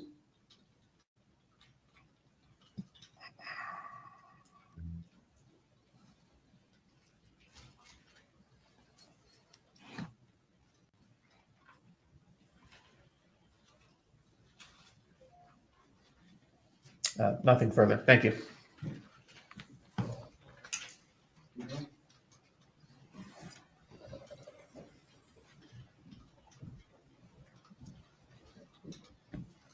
Thank you, officer. Do you need a warrant to search a phone? Yes, and this, well, yes. Okay. And did you have a warrant on this day? Judge, objection. I talked about seizing the phone, not searching it. Those are very different concepts. I can rephrase. Okay. Yes. Did you have a warrant to seize the phone? No, I did not have a warrant to seize the phone. Okay. And was it your job to get a warrant? Not at that time, no. Okay. Have you ever been to a crime scene with 200 witnesses before? No, Okay. And have you ever been to a crime scene that was on a movie set before? no. All right. Nothing further. All right, thank you. This witness is excused. Next witness. Thank you, sir.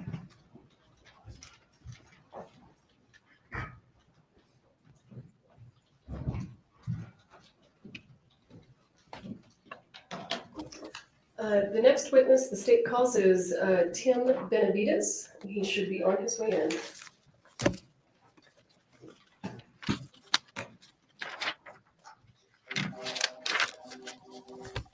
Check.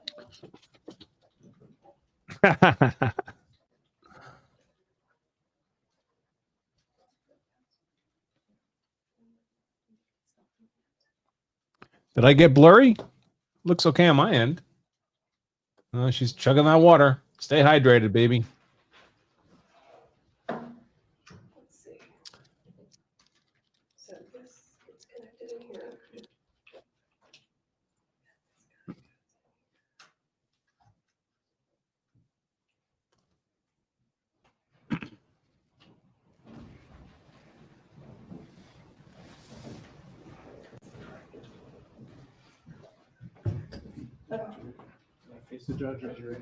Do you swear affirm under penalty of law that the testimony you'll give in this case will be the truth, the whole truth, and nothing but the truth?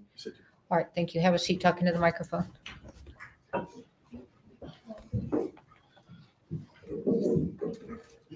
on just 1 second.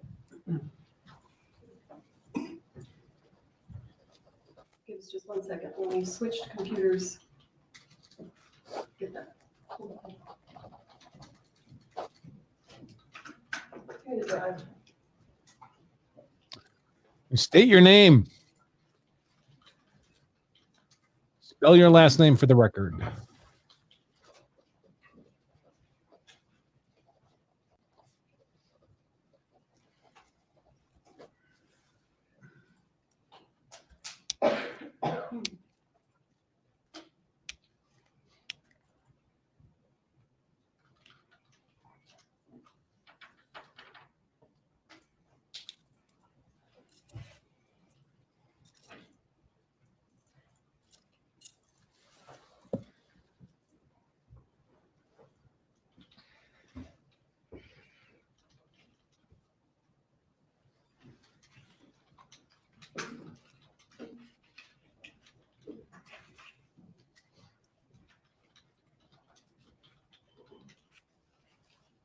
Sir, how are you currently employed?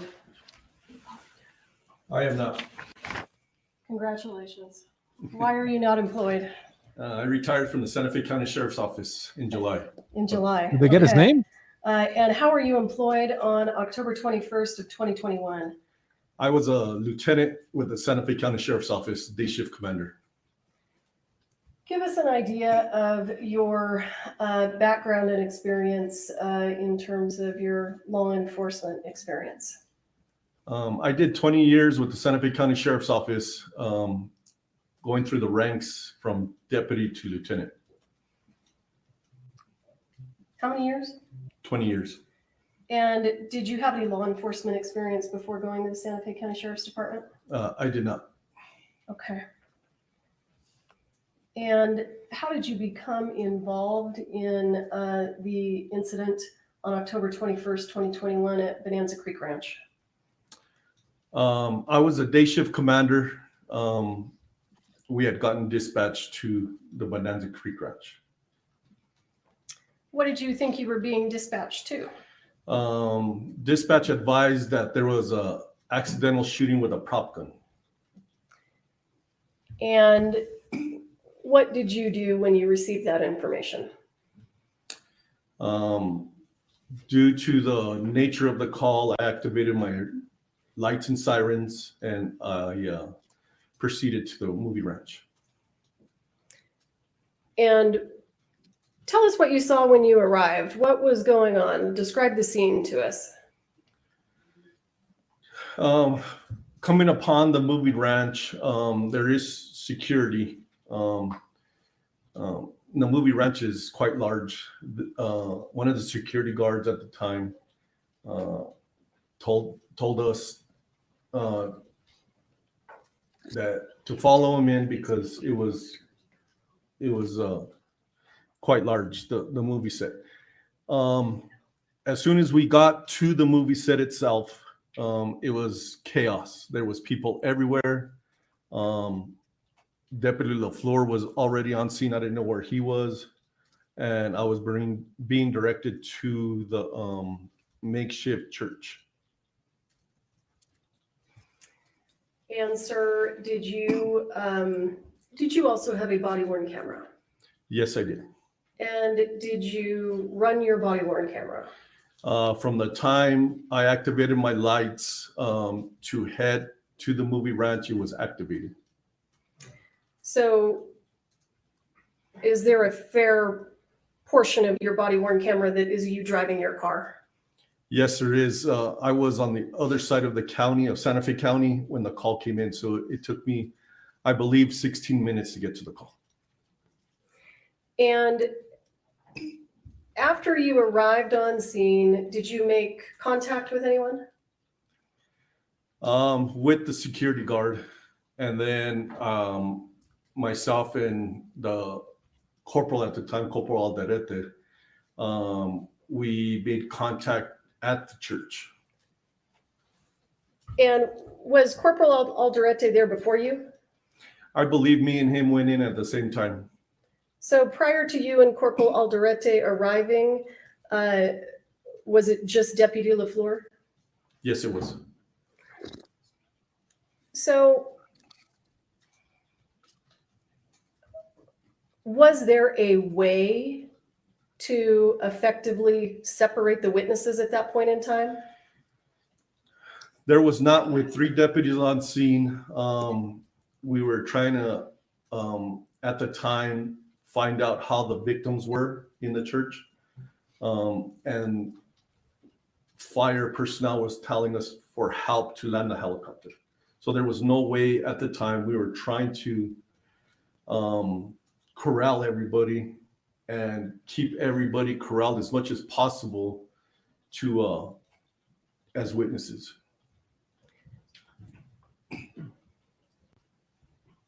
Was one of the primary focuses helping the injured people? That was our main focus. As soon as we found out that we had enough fire personnel working on the victims, our next thing is to find out where the gun's at. And is that what you tried to do? Yes.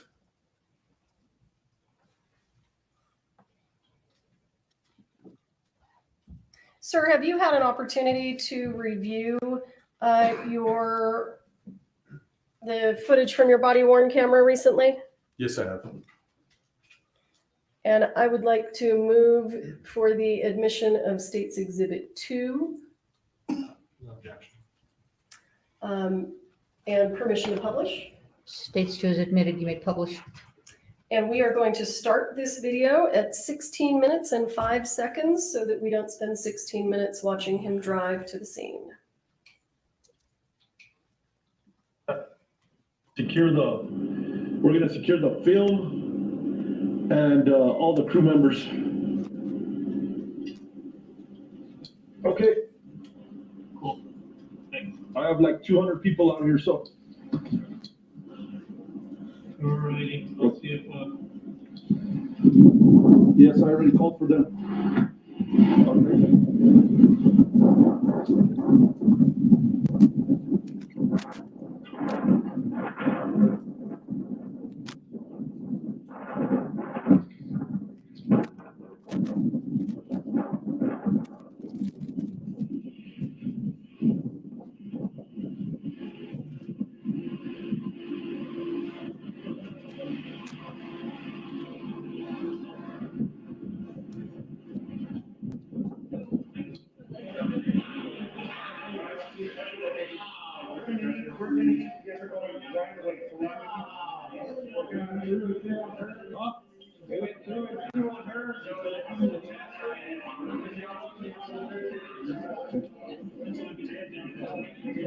Corporal, I need you to know who's in charge. Everybody stops what they're doing right now. This is a crime scene. Okay, everybody stops what they're doing, and I need the film secure by whoever's in charge of the. Mr. Benavides, we heard you give some instructions to that lady. Do you remember who that lady was? I do not remember who she was. Did you get an impression of whether she was someone in charge or not in charge? I did. She was talking to Corporal Alderete. I figured that she had to be somebody important, a director or something. And why were you telling her to do all these things? I think I was telling the corporal, Oh, whoever was in charge, and I think she rose her hand, and then I directed to her. and what are you talking about in terms of securing the video? Why would that be important? Well, I saw video and behind them, and they said they were filming. As you sit here today, are you aware of whether or not there was actually a video recording of the shooting? I don't know if there actually was. I never found out. And you were not the primary detective on the case, is that right? That is correct. I was not. So we're all caught up now with the court stream, At folks. this point in time, other than providing aid to the people who've been shot, what's the most important piece of evidence that you're concerned about? In my head at that time, I was thinking about where the gun was.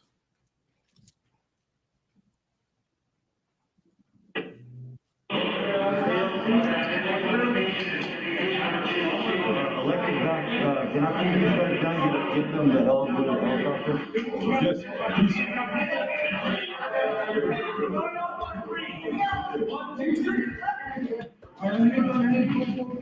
Really good.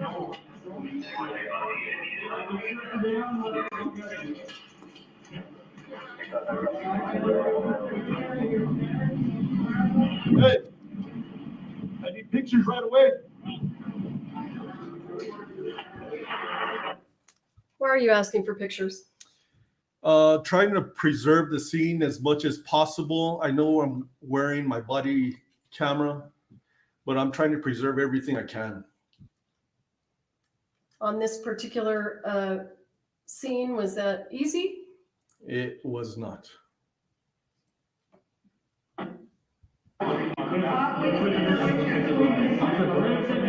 Where's the props guy? Where's the props guy at?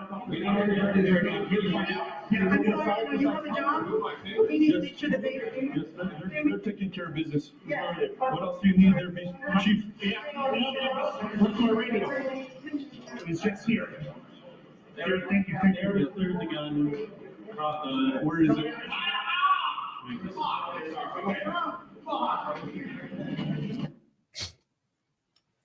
Why are you asking for the props guy? I think it was more of a guess to find out where the gun was. Okay. Oh, I'm just trying to find the gun.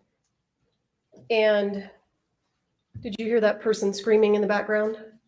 Yes, I did. Do you know who that person was? Joel, And why was Joel screaming? because he was shot from what I saw. And the gentleman who is standing right in front of you on the video screen there, do you recall your interaction with him? I don't, other than the video. He just offered his services trying to find the props guy. Okay, he's a guy there that tried to help you. Yes. Okay.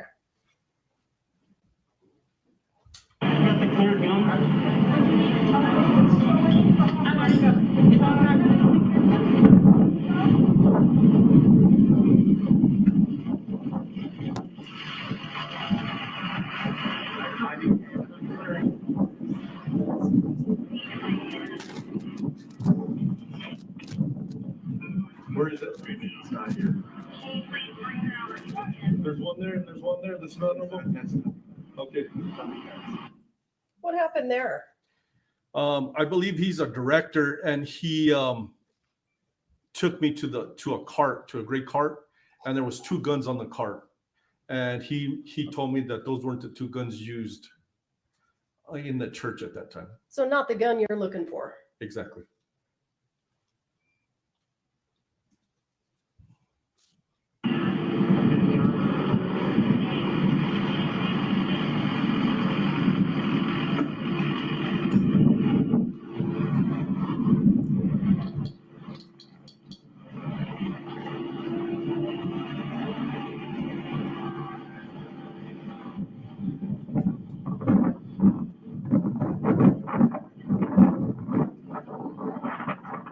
You're in charge, man. I need to know where the gun's at right now. Marker, I need to know where the guns are at.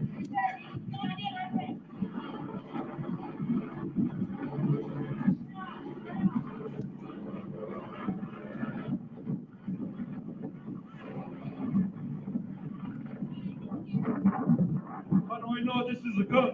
That's the gun. Okay.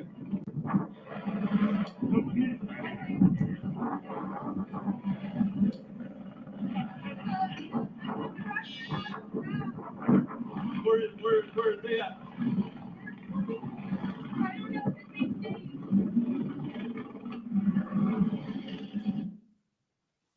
Do you know what discussion you're having? What are you asking about? I'm asking about the gun, if that was the right gun used. She told me yes. And then she's talking about the ammunition. Okay. Was the ammunition readily available right there? It was not. Do you have those rounds I gave you? What? No, they're on the card. Are they? Who would you give them to? I'll get them back to you. I get I'll get them.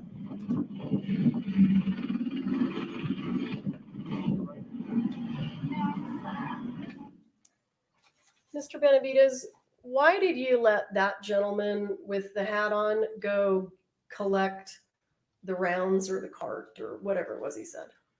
I had 3 deputies on scene. I was taking care of the gun at the time and the props person.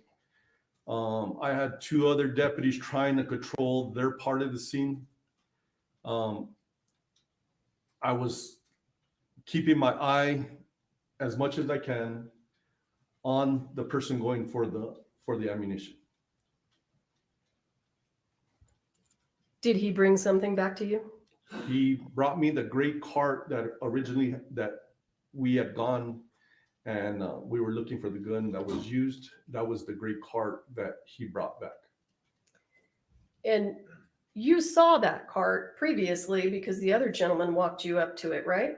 That is correct. So when this gentleman brings you the cart, does it appear to have been, Objection, leading. sorry, Sustained. did it seem different when the gentleman brought it back to you?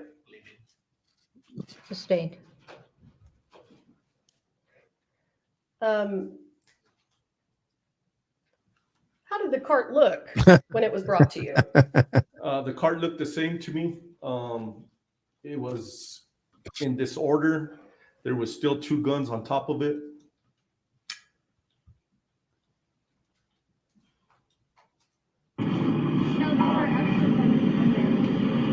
Yeah, that's not it. The one. This is What did Gary you see Morrissey, there? the special prosecutor. I cleared the gun and I secured it in the front of my unit. And what does it mean to clear a gun? I was making it safe for myself and for the crime scene tech or a detective that would look for it, look at it after I It means clearing the ammo out of it. Did it have any ammunition in it? It did not. This is going to be the second one on Banana Creek. Okay, boarding.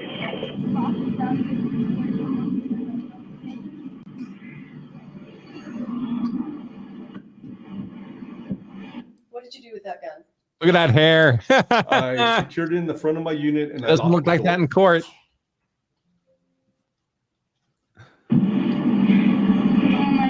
fuck. I'm so, are they okay? Hey, Santa Fe, we need more units out here. Huh? I've never been inside of it. Oh my God.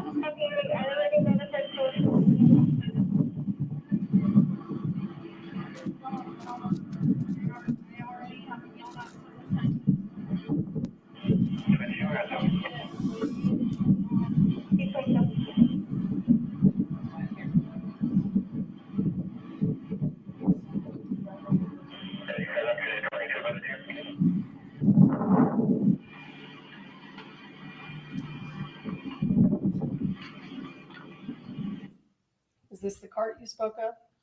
That is the cart that I originally was taken to by the other gentleman. Same cart. So, okay, We got Browns here. okay, now, so this is the one I'm pretty sure of. This is that's the one. And okay, sorry. You're okay. Sorry. Just relax. Just relax. So scared. You're all right. Just relax. So here's the box that I got them out of. Okay. You're right there. You're right there, okay? Relax. I just need you. We saw you take something. What did you take? They were 2 white boxes of rounds that the prop person, Hannah, said that these were the rounds used. And this person that you took those rounds from, the person that's right here in the center of the video screen, is that Ms. Gutierrez? Yes, it is. Do you see Ms. Gutierrez sitting in the courtroom today? Yes, I do. Can you just go ahead and point her out and tell us what she's wearing for the record? She's wearing a gray jacket and a white top. And also, just for the record, where is Bonanza Creek Ranch located? Bonanza Creek Ranch is on the southern end of Santa Fe County. It's off the frontage road, I-25 frontage road. For the record, state of New Mexico. In the state of New Mexico. Thank you, sir. Just relax, okay? I just need you to relax. Just please relax, okay? Just take deep breaths and relax. Can somebody get water for her?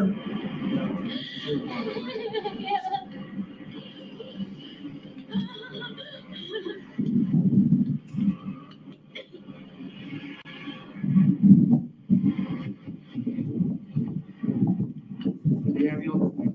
No, the helicopter's here for her. Yeah, no, the helicopter's here for her. Is she fucking, where the fuck are these entry wounds? Is she okay? Can somebody tell me anything? I don't know anything. Right now, I don't know. I'm just trying to secure everything. Mr. Benavides, do you know why the helicopter is still there? The helicopter, in my experience, lands and they try to stabilize the victim before they fly him out. The victim has to be stable before they fly him out. Can that sometimes take time? Yes, from my experience, yes, it takes a little bit of time. Need to know before I start getting information. She's the armor. Who are you? I'm the production designer. Okay, thank you. And you? Okay, thank you. I won't remember your names. I'm sorry. You're fine. You're fine. Can somebody get him water? Yes, he did. Oh my God.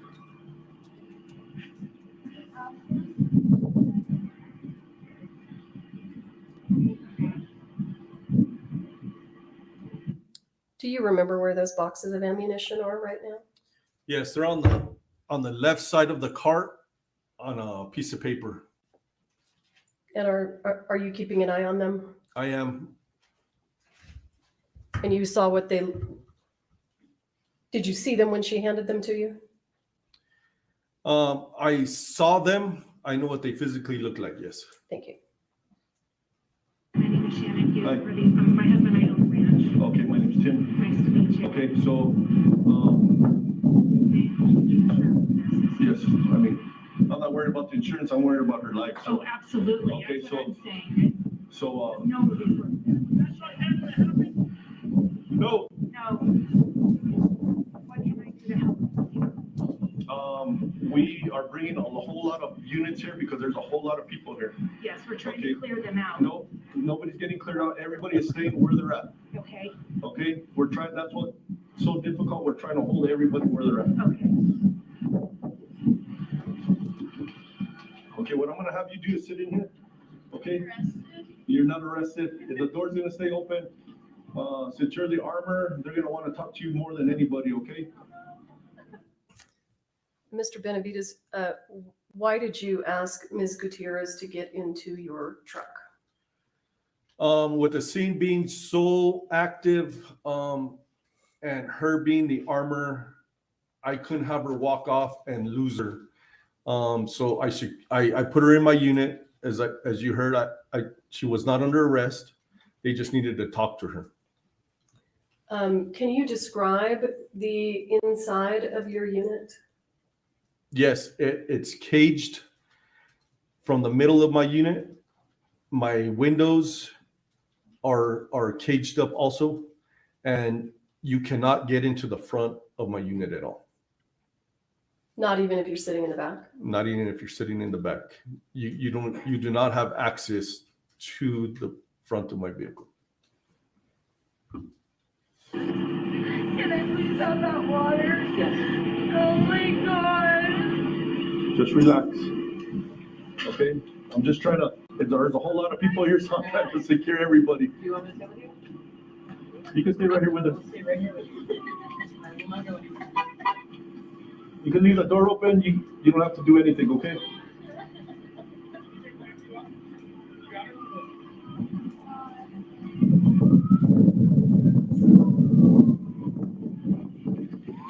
Hey, to the bed.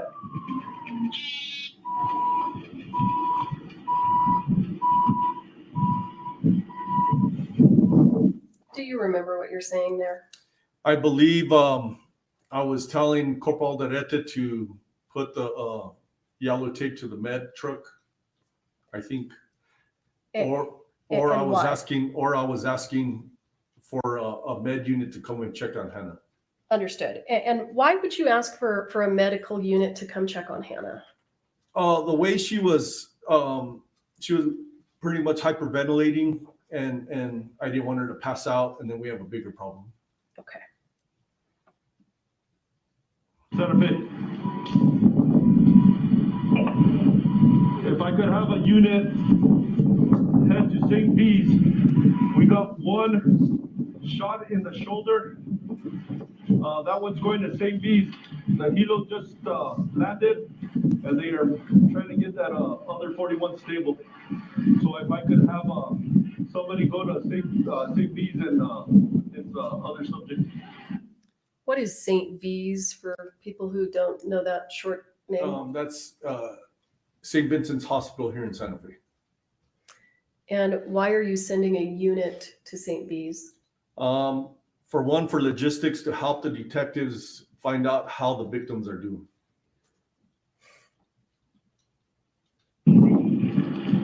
Let me also ask you this. Is there potentially evidence to be collected?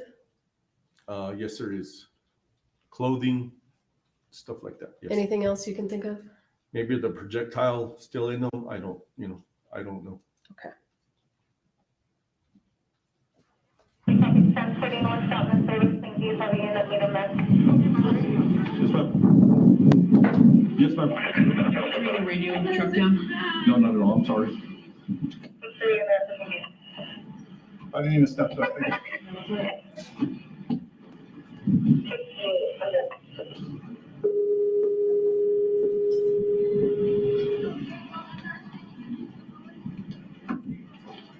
I got people there with Alec Baldwin, actor. You know what? Pull the trigger. Sit right here.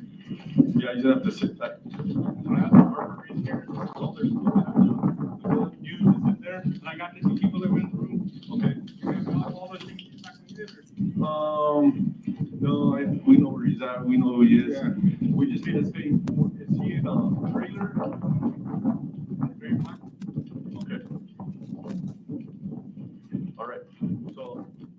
him away from everybody, not to talk to anybody. That's fine. Mr. Benavides, tell us what that conversation was about. So Deputy LaFleur and I were conversating on what we have. He was Conversating. telling me who the shooter was, and who he had over there. He had more witnesses. And what we were talking about, because there's 4 of us now, there was another deputy that just showed up on scene. We were trying to keep everybody separated, so they wouldn't talk about the case. And is there a specific person that you're talking about keeping separated? Alec Baldwin. Thank you. Production card. If you get all the director, get a production card. Is it? Sorry, I didn't. Yeah. Yeah, I'm just trying to. Let me know how. Yeah. Okay.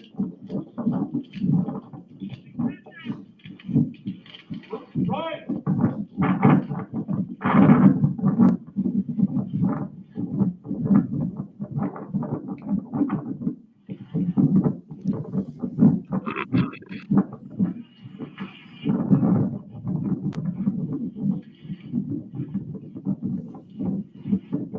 That's amazing color from a body worn camera.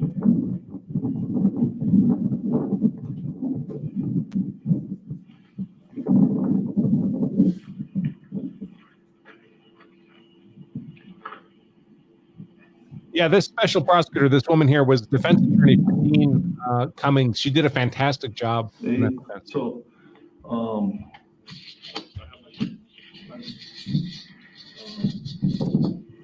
Alec Baldwin, who pulled the trigger. I have the weapon, I have the ammo, and I have the armor. Pretty much, they don't touch it until the armor gives it to them. And the director was going over the shot. Carson National Forest, just north of where this happened, is gorgeous motorcycle riding. It gets woodsy there.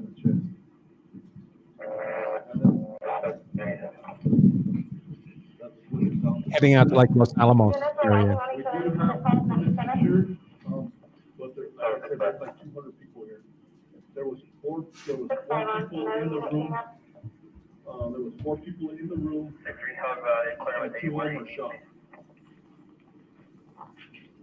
Okay. 2 shots. One beat 141 in the chest. The other male shot in the shoulder. We do not, right now, we do not. Everything is so fluid. Mr. Benavides, do you remember who you're talking to? I believe I was talking to Lieutenant Michael Martinez. He was the lieutenant of the Criminal Investigation Division, the detectives. And I was briefing them over the phone what was happening. Why would you do that? Because this goes straight to him and his detectives. So I was trying to brief him of what equipment he might need, how many personnel he might need. Did you say the situation is very fluid? Yes. What did you mean? It is an active scene. There's still people walking around, still people trying to get into the church. They're just people everywhere.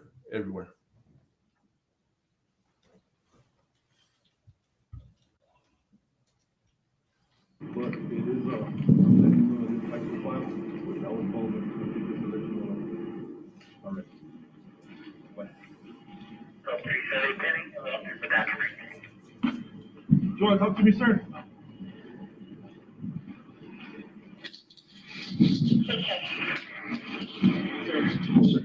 Alec is gonna smoke a cigarette. He'll sit in his own car. Okay. His vehicle. Alec Baldwin? Yes, sir. Okay, thank you. I'm good, thank you. I just drank a Red Bull right before it. I'm all hyped up. Sorry.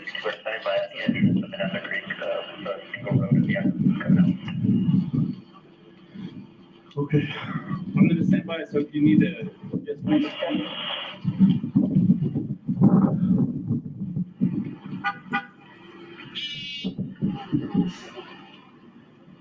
You doing okay?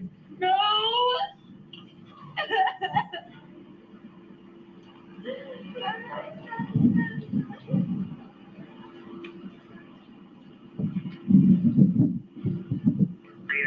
5, start rolling towards the east direction until we hear from him.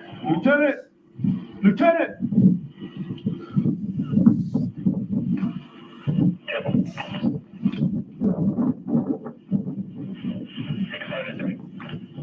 Oh, I thought you were the lieutenant. I need somebody to check that 41, the armor. She's having a panic attack. I need somebody to check for her. Okay. Okay. The armor? Yeah, she's the armor. She's hyperventilating. She's having a. You gotta go get that guy over here. Can I come back in? What's that? I gotta go get that guy over there and bring him back here. So Where is he?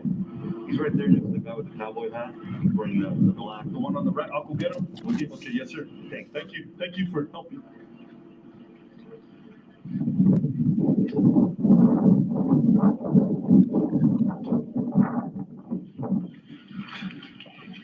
You guys security? You need security, is that what you're saying? Yes, just that. That's it. Okay, all right. The gentleman is, geez. Hey, Doc, in my unit, it's the girl in the middle. You, sir, you were in the, yes, okay. I need you just to head that way for me, please. Thank you.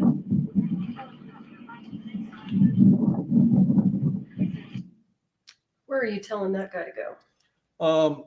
So I was told that he was in the church. So I was directing him towards either Corporal Alderete or Deputy LaFleur. And for what purpose? He was possibly a witness. The ancestors. We were told by the police. Okay, hold on. All right, let me see who you guys are. I don't want too many people here. Okay, hold on. What's up? I don't have any additional security guards. I got one. I got I've got my 2 guys right here. You can post them wherever. Okay, I'll figure that out. Let me go see what's going on with these guys, and I'll be right back. Yeah, just standing by. Yep, thank you.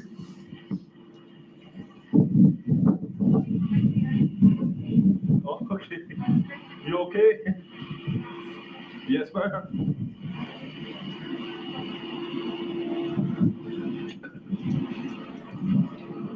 Hey, where's that lady that was in charge? Hey, she's right over there. Well, guys, I need you guys.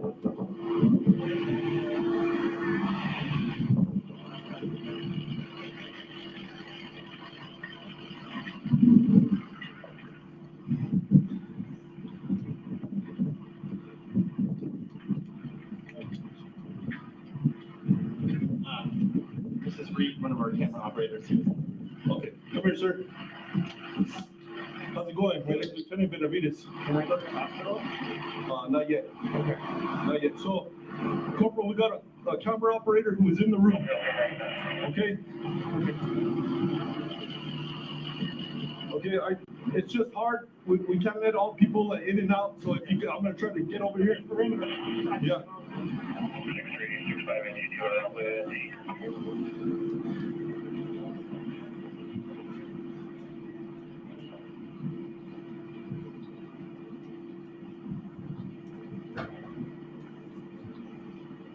Okay, I'm trying to find directed us on who is in the room. I'm trying to find her so she could help me out and make sure we have everybody. Okay. I can do that. Okay. I'm the UPN. This is, if it's not her set, it's mine. Okay. So I can help you. Tell me how I can. Okay. Who is this? This is our lawyer. Okay. Lieutenant Benavides, I didn't mean to be rude to you, ma'am. I'm sorry. I'm just trying to secure everybody. And who is that? Benavides. No, you're fine. So I have a whole lot of people coming this way, so. Yeah, sure. Okay. You're one of our co-producers. Okay. These 2 gentlemen right here are Lucas and Marcos. They're my locations peeps. Yes. A little farther down in the white is Shannon. She's the owner of the ranch. Okay. The gentleman who I was talking to earlier in the brown hat is Brian, the production designer. Yes, I met him. Yeah. Okay. I'll be with you in a little bit, ma'am. Okay. Let me talk to my guys to secure this area.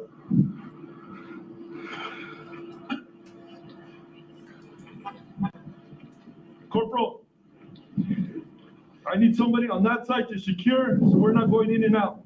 We're trying. Everybody pretty much that's in is staying in. Who are these officers? What's happening here? More deputies coming, like I was asking for. So this makes 6 deputies on scene right now. I'm just trying to direct them to try to secure as much of the scene as I can. The crime scene now, because it's still fluid, we still have that still on deck. Okay, I don't know. And where are the witnesses who were in the church at the time of the shooting? They are in the front of the church with Corporal Alderete or with Deputy LaFleur. How far away from those people is she? The lawyer? Yeah. Shouting distance, I guess. If she were to shout, would you have heard her? Yes.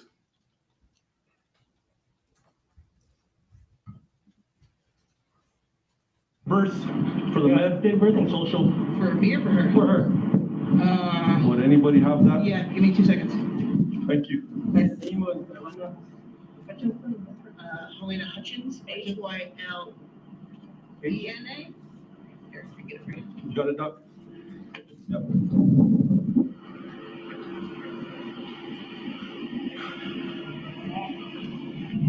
So I have, it's like Alec Baldwin is the one that pulled the trigger. Yeah, but I have the armor in my unit. I have the gun with Puentes, and there the tray has the dummy rounds. Okay. I have Frederick on that side. Puentes is taking care of here. He's gonna start taking care of the lock. I got this down until they get the patient's still behind there until they get feet on it, and then I'll put it up. Okay. And then make sure everybody goes to Sanchez. All the personnel that were in there, make sure he has everybody. Okay? Yeah, I have more people coming.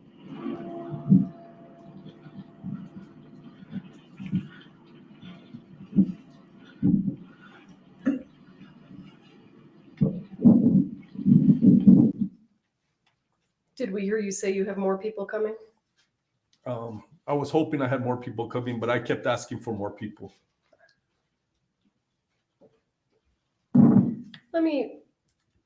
Let me ask you, how big is the Santa Fe County Sheriff's Department? When I left, we had 100 officers. And if you can estimate for us, on a day like October 21st, 2021, how many officers would have been available to respond to this call out? 3 deputies. All I had. That's all I had. We are stationed all over the county. So I was a rover.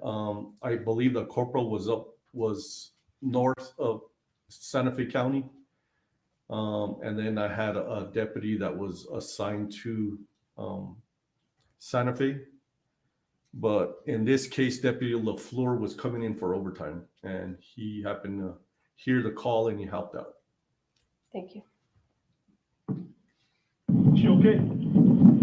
She okay? She's shaking out. I know, that's why I called the meds for her. Yeah. I want her checked to make sure she's not, you know. I think they're testing right now. Okay.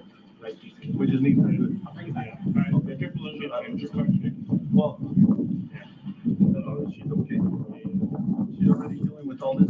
Yeah. She needs to be good. Okay.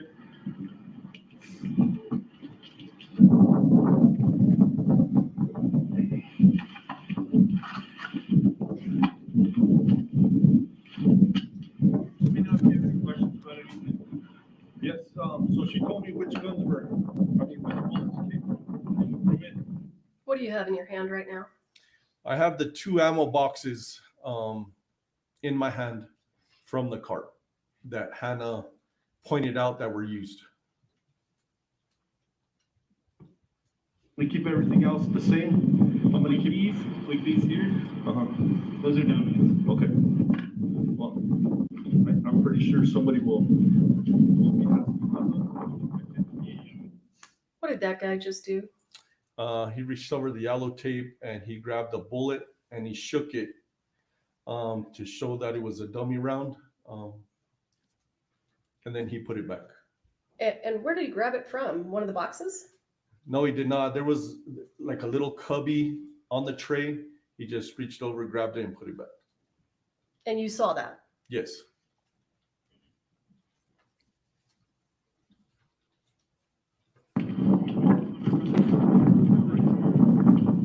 Yes, that's already secured.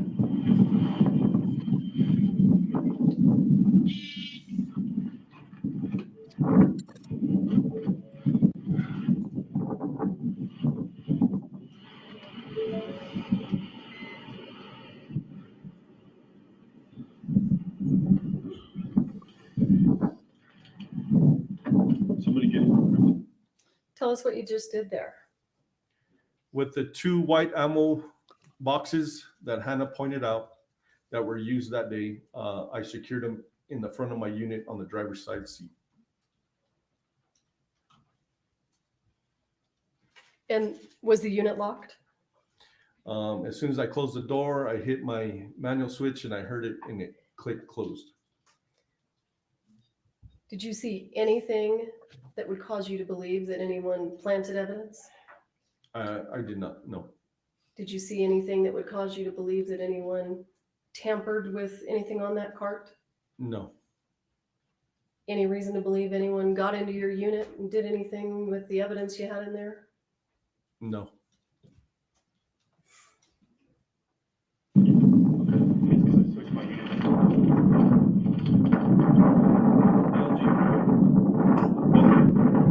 I got 2 extra people which help me out, helping secure this area.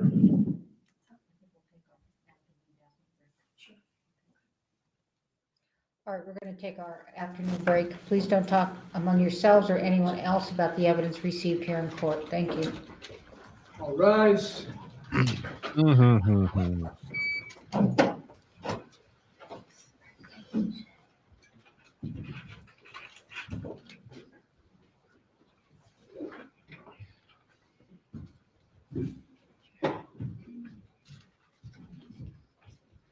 That means they're coming back.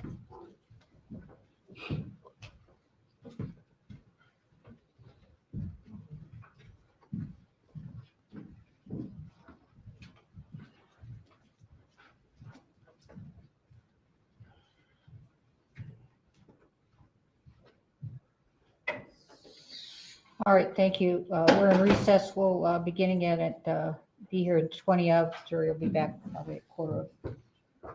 All right, 20 minutes, 10 minutes for the lawyers, 15 minutes for the jury. So quarter of 2:45 local time, 4:45 Eastern time is when we have the break until, let's see. Yeah, so this attorney we just heard doing this special prosecutor doing direct on this officer, a retired officer, Carrie Morrissey. She was defense attorney for Dean Cummings, the professional skier who shot a landowner in New Mexico after he was attacked, shot him with an AR rifle. Spent a year in jail, just maybe it was longer than a year. I think it was 3 years. Maybe it was just a year, partly because of COVID delays. And then she defended him at trial along with another female attorney, Nicole Moss, and secured an acquittal for him. And she did a great job in that trial.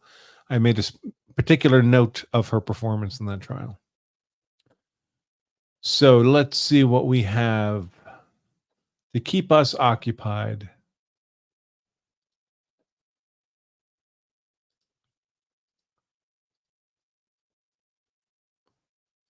Do I still have that?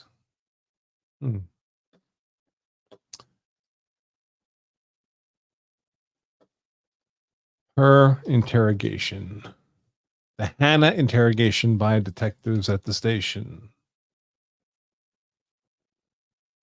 Yeah, we got a bit of that left. Let me go ahead and start that up.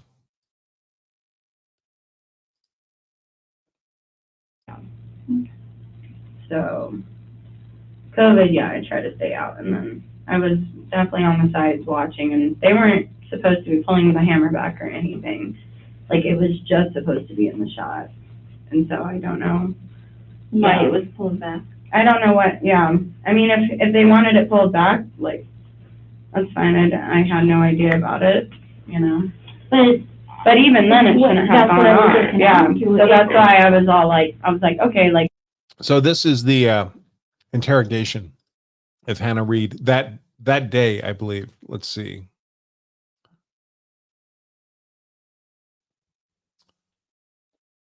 It says it was posted up April 27th, 2022, but that seems very late.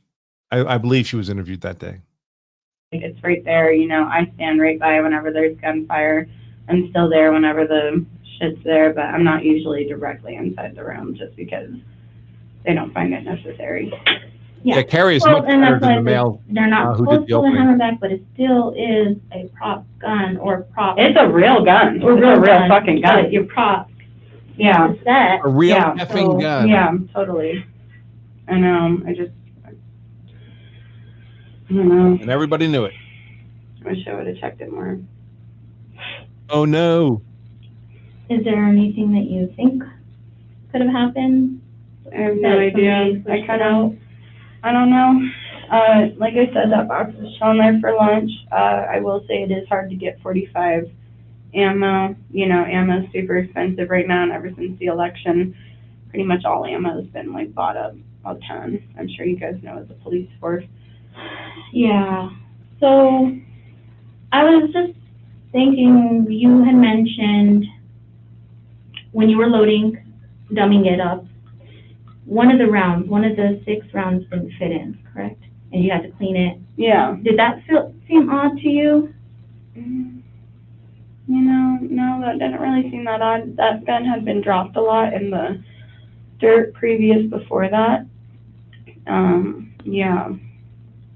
So it might have just been a little gunky. Yes, she absolutely. Then after I cleaned it out, like it fit Not right pursuing any in. of this without a lawyer present, and probably Yeah, not but even then. yeah. Does that usually happen? Does that usually happen? Happens. I mean, every now and then. Every now and then. Yeah. You didn't think that it could have been the round itself that was the reason why it was initially given? You know, I don't think so, because like these are dummies and everything, and they slide out a little easier per se. But yeah, I don't think that would have been a thing. Sometimes they do just get stuck because like the guns are a little dirty. Other than that, everything else seemed normal with the rounds. Everything else seemed status quo, and I thought today was going to be another like super great day, and that we were done shooting after this, and it's going to be smooth sailing. So the picture of the round that I showed you, you think it could have been from the dummies? Yeah. Honestly, I'm not. I can't remember. I can't remember really if I got if they were from the box or if they were from on top of the. We have a cart, you know, and we have several dummies just around. Some come out of the box, some are, but they're all out of boxes, really, like, you know. But yeah, might have just been one of the ones on the cart. But it should be, yeah. And that's your car. Nobody else puts anything else on it. Not really. I mean, you know, but it is possible. It is possible. No, I could. I do indeed drink Folgers coffee from Costco. So, and rock the as you're Costco loading it, Pellegrino. do you do and check every single time? Yeah. Every round? Yeah. And you did it on this time too? I did it. Okay. But that one round, you weren't sure if it was fresh out of the box or just laying on the cart? Honestly, I don't think, like, if it didn't rattle, I wouldn't have put it in. Okay. And so you heard the rattle? Okay. Yeah, I checked all 6 of them for a rattle. Okay. It's just really, I mean, incidents I guess sometimes happen, but just that the whole crew quits the day before and then something like this happened. I don't know. I totally feel like this was just a fucking really fucked up accident. And that's how you feel? Yeah. I wouldn't think that anyone on that film set is that malicious. I mean, I just have to ask it. Yeah, no, because totally. it is something. Well, yeah. What about Sarah? How much do you know about her? How long have you worked with her? Like the nicest little Christian girl ever. Okay. We're gonna remove an extractor and a armor. So An extractor? yeah. For those? Yeah. So I'm gonna take Okay, then. one of these real quick, okay? Totally. I'll be back in just a minute. And so just to be clear, the one that you had seen, that you had pulled out, looks like which one? Mostly like that one. Okay. With Yeah. yeah, except when I saw it, it was punctured. So it wasn't And the missing it when I took it out, yeah, it was punctured. So.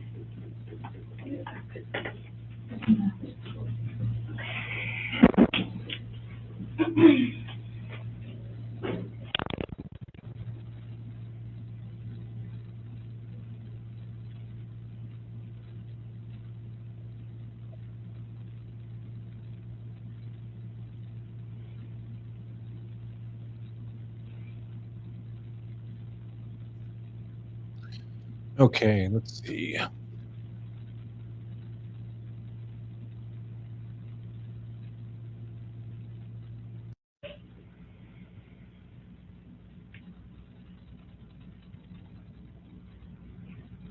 Cops should be coming back in right about now. This is the very end. I'm gonna have you come in here, okay? Unless you have anything else that you think you missed or want to add. I'm gonna hold on to these, okay? Actually, I'm gonna hold on to this. Okay. Just one more clarification. When you got the gun back handed to you, had someone already opened it too, or?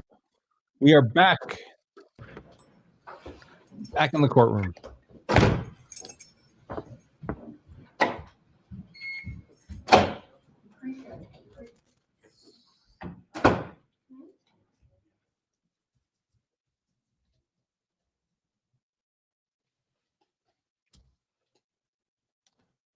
Ba-ba-ba-ba-bum.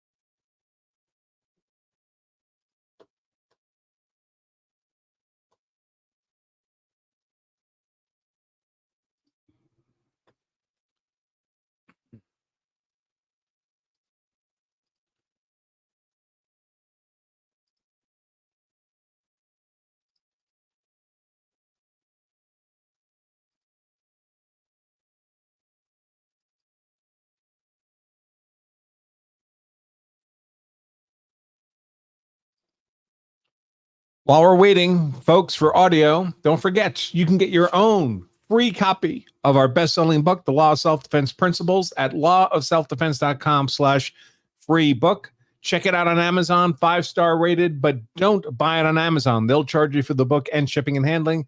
We only ask that you cover the shipping and handling.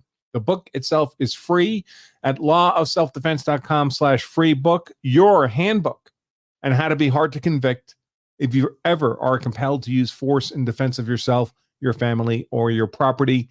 Again, lawofselfdefense.com/free book.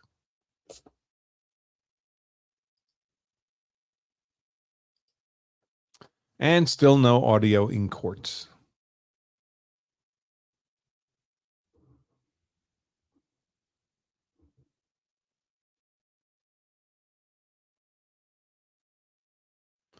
Ba-ba-bum. Okay.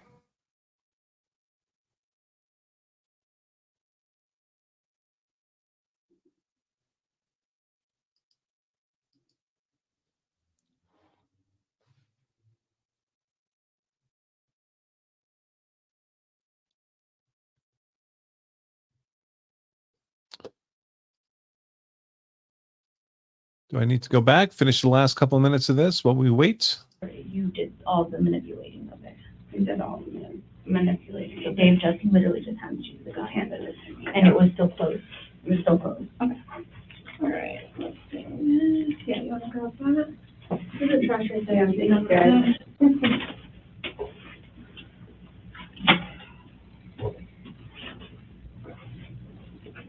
Oh, she's yawning.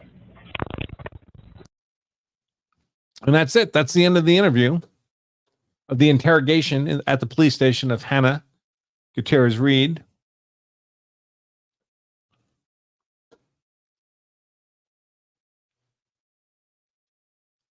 We don't have the most, obviously, we don't have, coordinating chairs in here, but Yeah, give no me problem. a couple minutes and Yeah. I will be right there. Do you want the big one? Her current lawyer. Oh.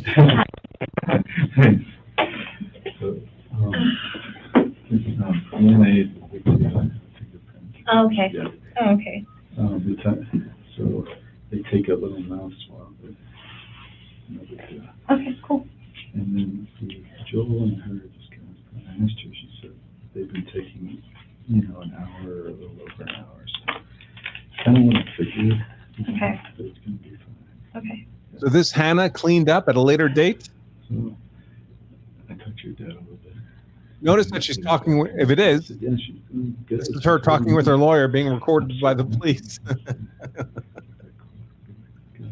The what? Close the case. Oh, yeah. Yeah. Yeah. So you're able to stay here tonight too, right? You don't have to drive back. I think I'm gonna drive back to Albuquerque, but yeah. Oh, good. Albuquerque. Oh, we're back. Not all the way to. Yeah. People are moving around. Still no sound.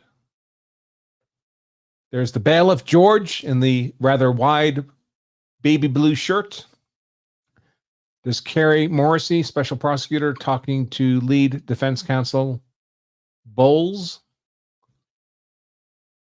What's his first name? Jason Bowles. There's the cleaned up Hannah Gutierrez. And that's her legal name, Hannah Gutierrez, not Gutierrez-Reed.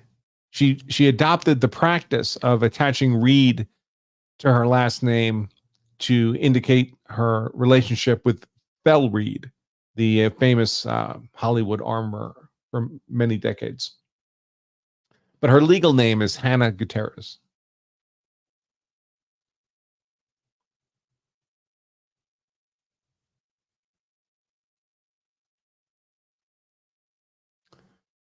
That's another defense lawyer back there. Looks like Law and Lumber.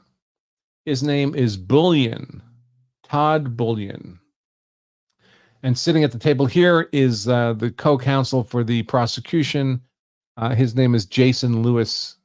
Did a very poor job on opening. And that creature in the back there, I have no idea who that is. But obviously working with the defense.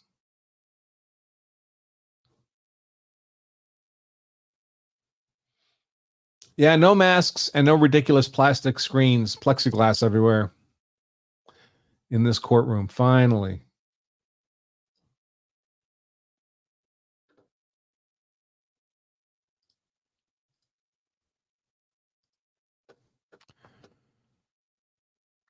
Oh, court, you're killing me.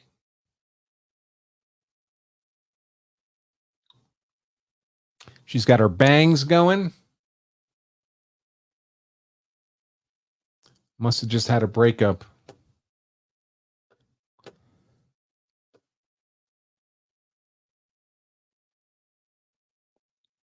Now, the defense is still calling her Gutierrez-Reed in their opening statement. They referred to her as Hannah Gutierrez-Reed. The state's objected to that in motions.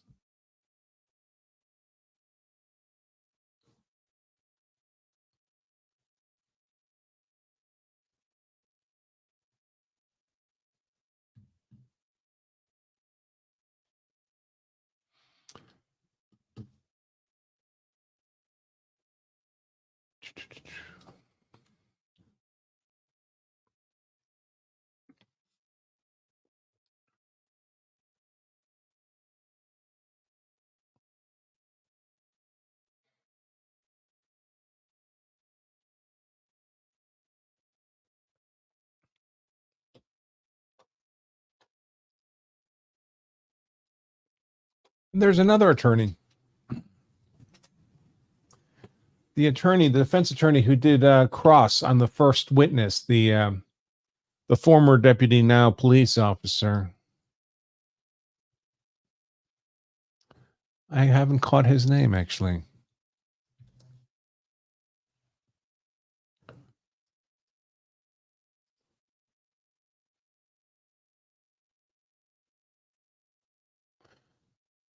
That guy is Todd Bullion.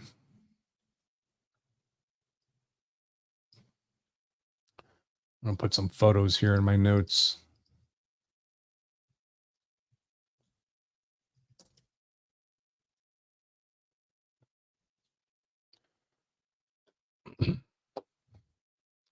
So that I don't get people mixed up.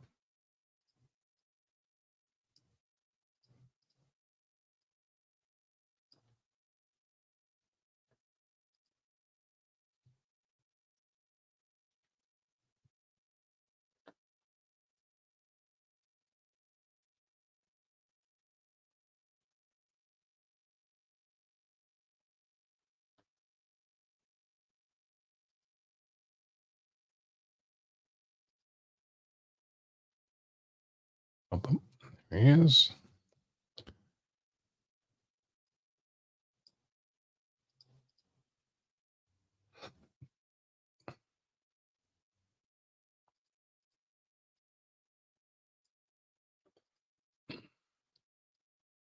So we have a special prosecutor here instead of the normal district attorney because the DA essentially told the court that she's too busy with other stuff to handle this trial.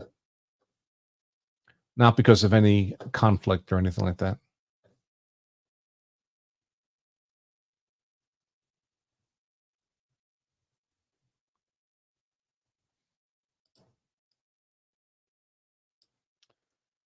Just waiting for the court to get up to business.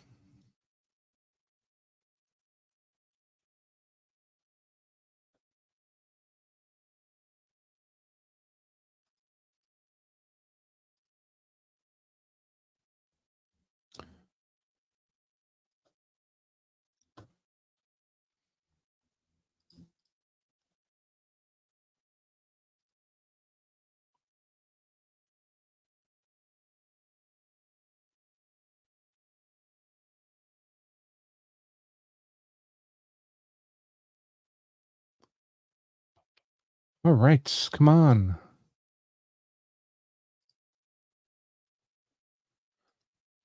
Good Lord.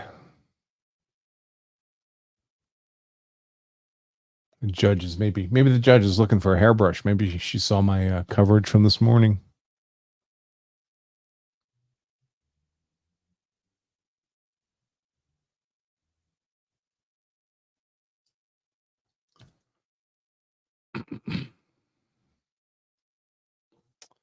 Bump, bump, bump, bump.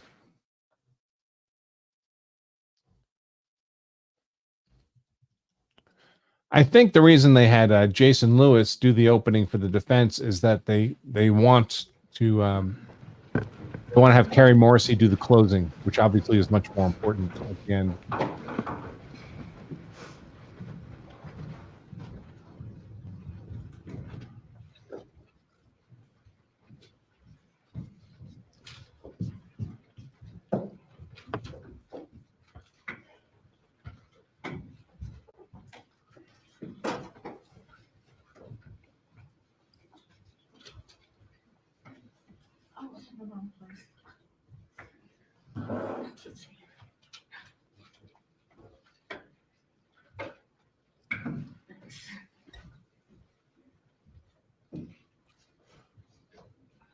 So the jury must be coming in. Everyone's standing. Look how empty that courtroom is.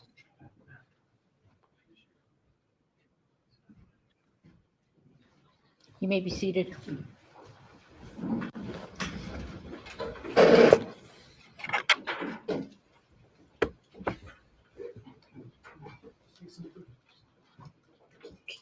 Test.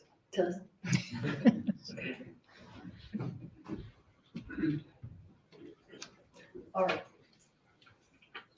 Turn back on. Yes, we are on the record. All right. Mr. Benavides, let's go ahead and just watch the last few minutes of this video for completeness, okay?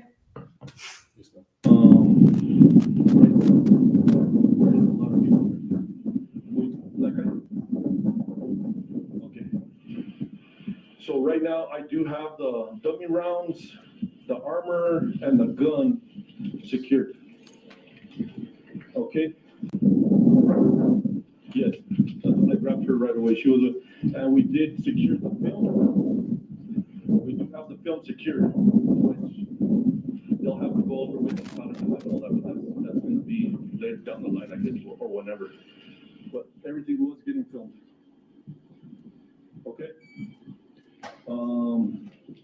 The helo's still on the ground right now. I don't know. They're still working her. The blonde woman, Carrie Morrissey, is the special prosecutor.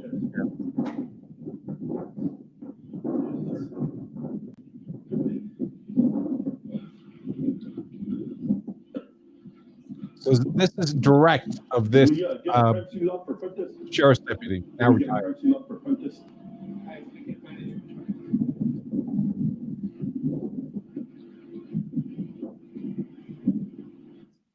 you see the helicopter there? Yes, I did. Any idea why that helicopter is still there? Like I said before, they're still trying to stabilize her so they could fly her out. Thank you, sir. Okay, you ladies doing okay? Yeah, just waiting on your green light. Yes. I'm to be getting wherever it is that people are being interviewed. Okay, that's not going to be on us. The detectives are coming. Okay, so it's not begun yet.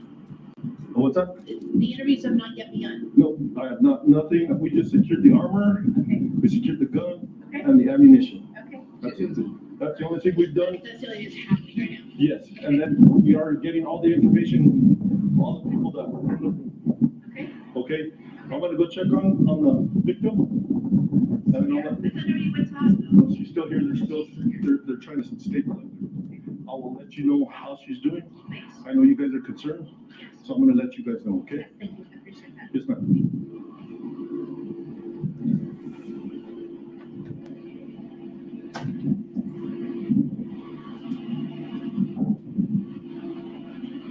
How you doing, sir?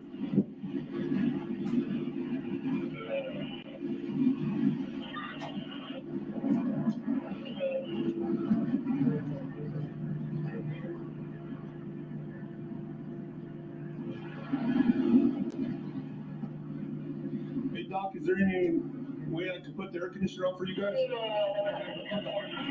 Okay. You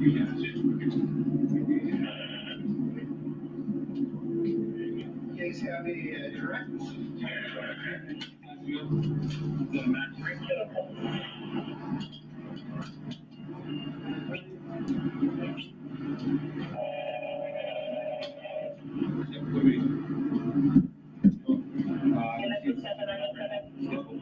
She's pretty stable right now. They're RSIing her and then they're gonna fire out. Okay. She's stable. She's critical. She's stable. Okay. Thank you. What information did you get right there? The female, Halyna Hutchins, was stable, but in critical condition. They're stabilizing her so they can fly her out. Thank you, sir. Yes, right through the chest. What's up, Chief? Sir? What's taking so long? They're trying to stabilize her. Then we have the medic in there from the med, and they're trying to stabilize her. It looks like I just asked. They said they're trying to stabilize her. She's critical. Yeah, you know that. No, I know. Just sometimes Sorry about your blues. I know you're at the ceremony. Yeah.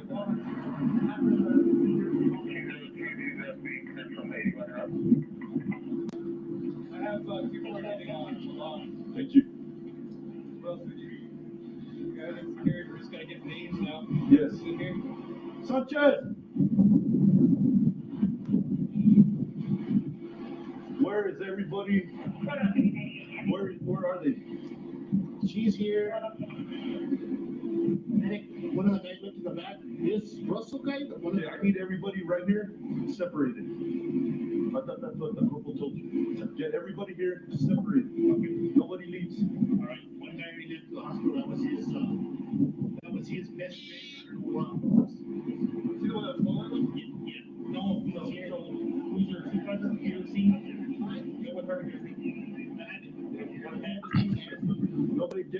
here, nobody else leaves, Sanchez.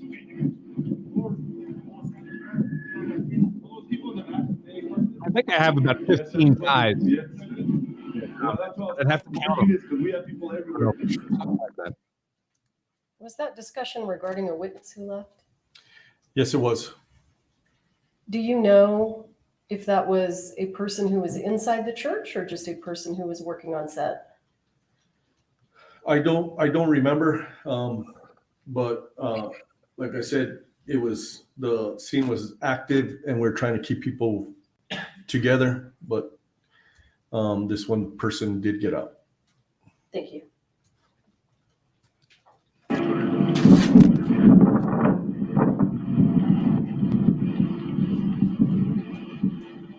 Need it open? It's open. Yeah, and you can get a clipboard.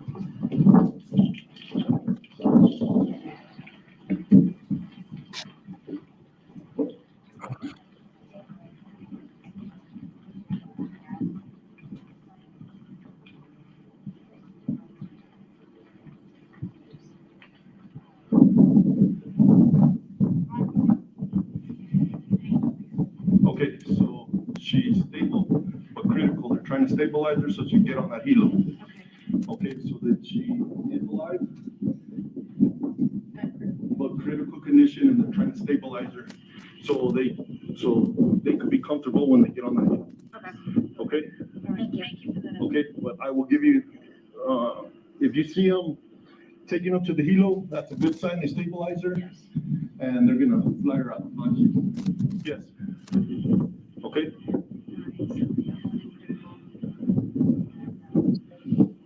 Anything else? I'm gonna find you guys. Yeah, no, please do. We'll be here.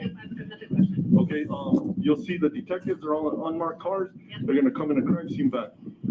Okay. And when they get here, I'll give you the lieutenant and okay. Thank you. And I'll hand them over to you. Okay. Yes, ma'am.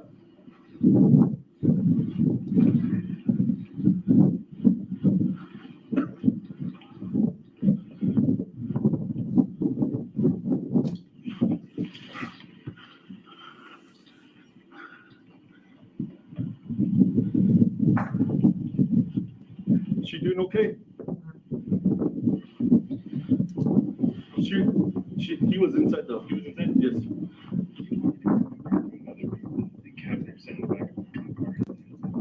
What kind of car? If you get a car right here, or a watcher, because as soon as the detectives get here, I understand. Okay, so if you get another car, I asked her. That's why I asked her either. I just wanted her in one place. I didn't want her to get small down. No, I understand. Okay, so if you get another car, all right. Do you remember what that conversation was about? I believe that gentleman was asking if they could move Hannah from the back of my unit to a vehicle. She was not under arrest, I guess to make her more comfortable. And what was your response to him? I said, sure, as long as we could see the vehicle, I was gonna post a deputy with her.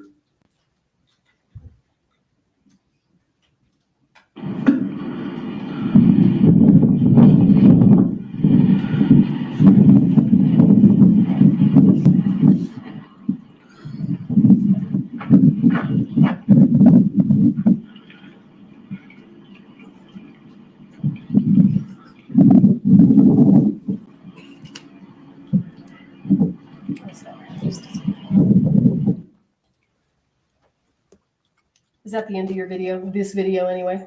Yes, ma'am. All right, thank you.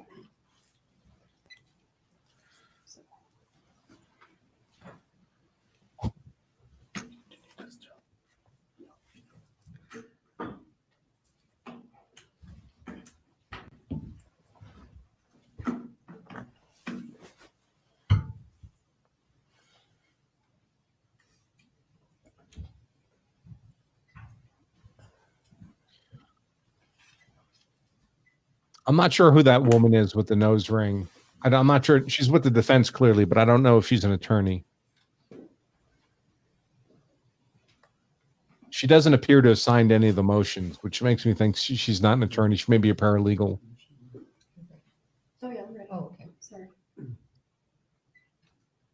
Thank you, sir. Is that it?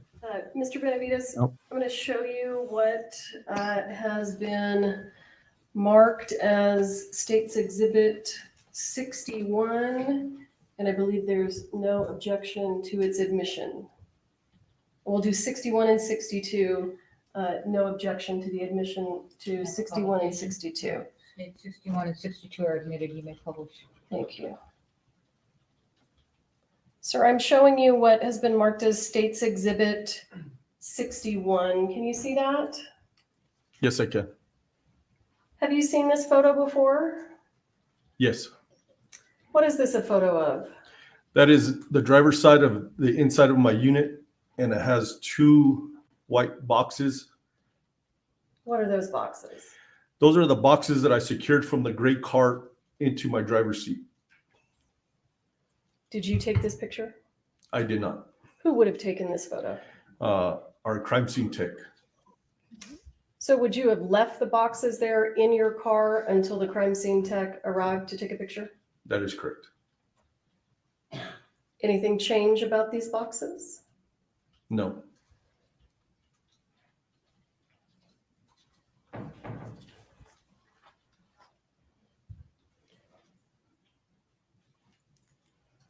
I just zoomed in. Can you tell us what you see there on the label?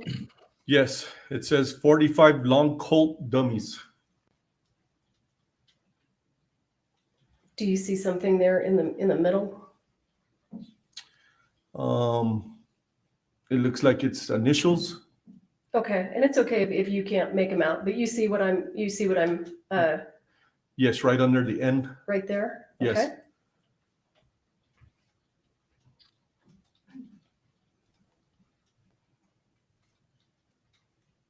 That was State's Exhibit 61.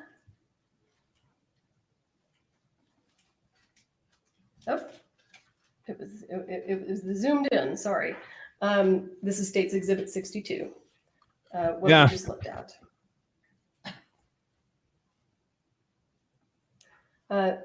Thank you, sir. I'll pass the witness. Okay.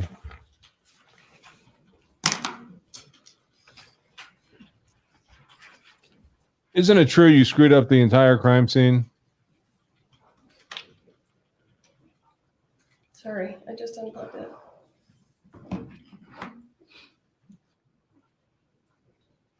Cross-exam. Afternoon, sir. This is Bullion. Would you Todd agree Bullion. with me that the identification, preservation of evidence is important in a crime scene? Yes, it is. Sorry, Judge, if I could have George's help. Just need to hook into the HDMI. All right, and why is that important? Where's your part? It's important because the scene is important also, and the preservation of evidence is needed. Okay. And why are those things? Oh, sorry. How did you do those things in this case? The best I can, the best I could, due to the evolving scene that was happening. Okay. And I'm going to go back to your lapel video here.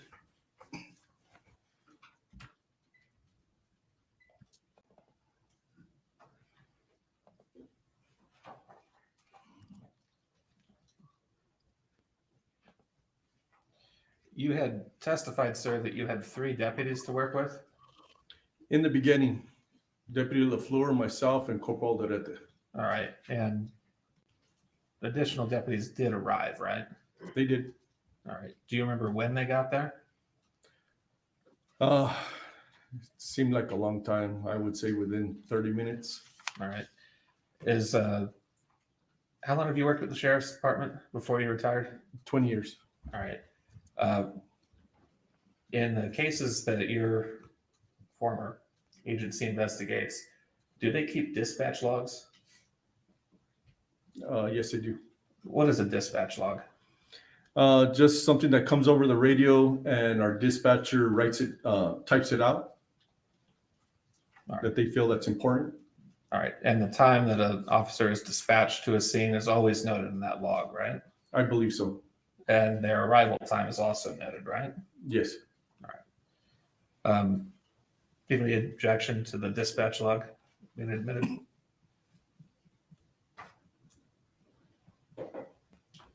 Let me visit with you about it real quick. Sure.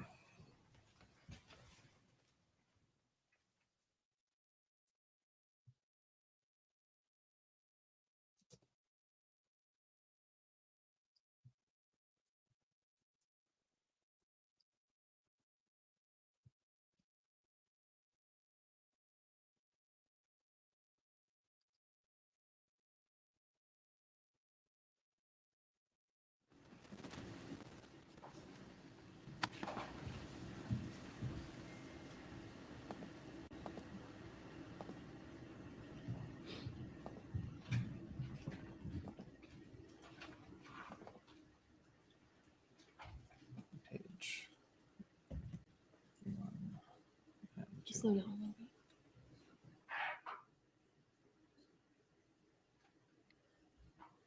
Okay. All right, yeah, no objection. No objection.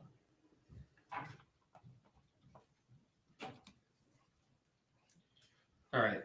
Judge will offer the dispatch log as defendants, specifically the first 2 pages of it, as exhibit, defendant's exhibit A.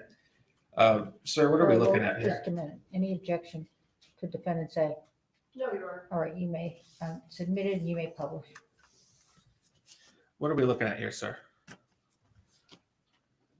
It looks like a dispatch log. Sorry. Okay. And I've highlighted this entry here. It says Unit 32. It's got an employee ID. Description arrived at, that's 14:02. Would that be 2 p.m.? That'd be 2 p.m. Yes. All right. Is that Deputy LaFleur? I believe so. If he was Unit 32, I believe he was Unit 32. Okay. And I know it's been a while and you've retired, but do you remember what your unit was? Unit 8. Unit 8. All right. So you arrived at 2:20? Yes. All right. Now there are on this dispatch log 1, 2, 3, 4, 5 other units noted as arriving right around the same time as you. Are you sure you only had 3 deputies to work with at that time? All we had was 3 deputies. I don't know where 6'3", 6'5". That was 14, 18. That was 18 minutes later. Then I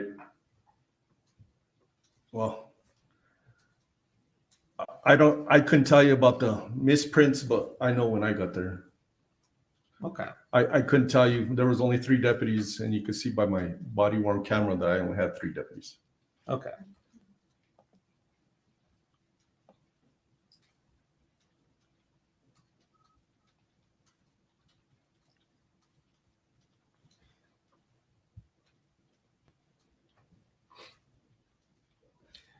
I don't want to take more of your time, being retired and all, and the jury's time. We watched your whole video. You did see additional deputies come onto your lapel, right? Yes, I did. All right. After those deputies arrived, why couldn't you have separated those witnesses with the extra manpower that you had? So I was still processing the whole scene at the time, and I was trying to direct them where I think they needed. Okay. Would you agree with me that it's important to separate witnesses? Yes, it is. Why is that important?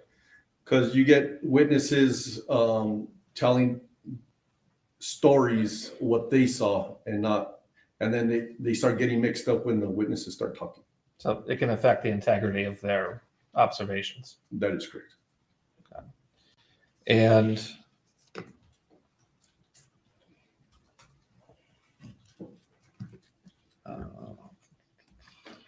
George, I I just need to stop publishing for a minute. Council, I've got a couple exhibits I'd like to introduce. If you wouldn't mind coming up, I can show them to you.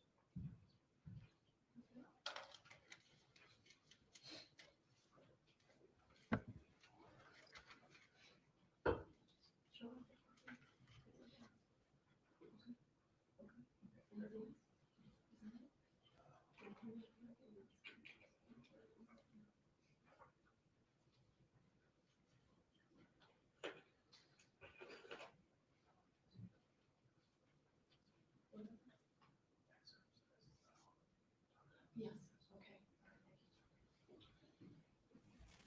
No objection, Your Honor. Judge, I'll move to admit photographs as defendants exhibits B, C, D, E, and F. Defendants B through F are admitted. You may publish.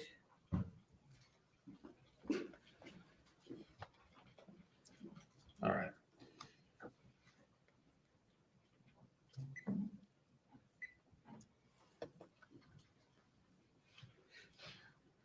So what's, as part of securing the scene, you use crime scene tape, right? Yellow crime scene tape that's issued to us, yes. All right, and that's this tape here? Yes. All right. Why do you guys use crime scene tape? We use crime scene tape to secure a perimeter. Why is that important? The integrity of the scene. All right. If the perimeter is not secure, why is that a problem? People could go in and out. They could take evidence, bring evidence. Okay. Who figured out where to put this crime scene tape? I believe it was Copa Alderete and Deputy LaFleur. Did you give them instruction on how to do that? I don't believe I did. I think we were just trying to secure as much as we could at the time, trying to have people go in and out of the scene.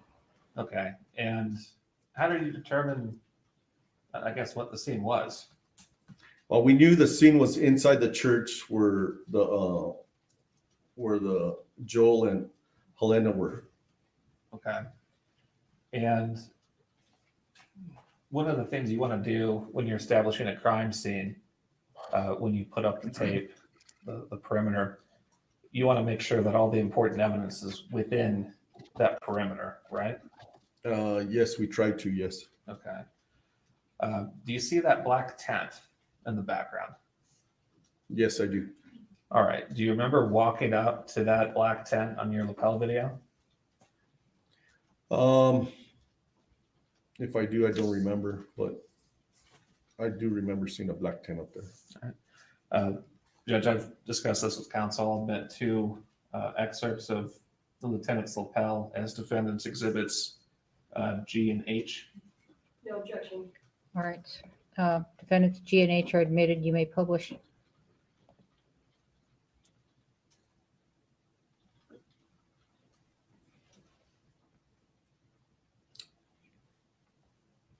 Actually, I got a little ahead of myself.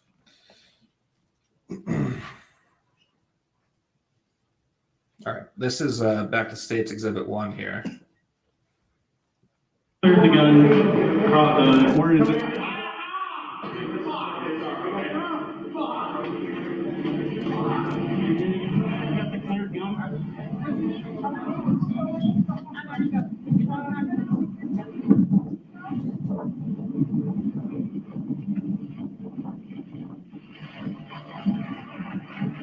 All right.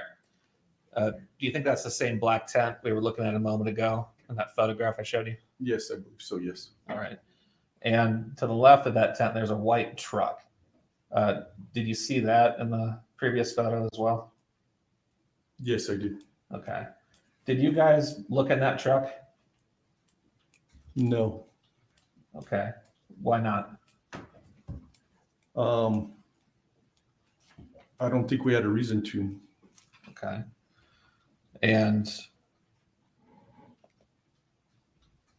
back to this photograph here. Would you agree with me that the white truck is outside of your crime scene tape perimeter? Yes.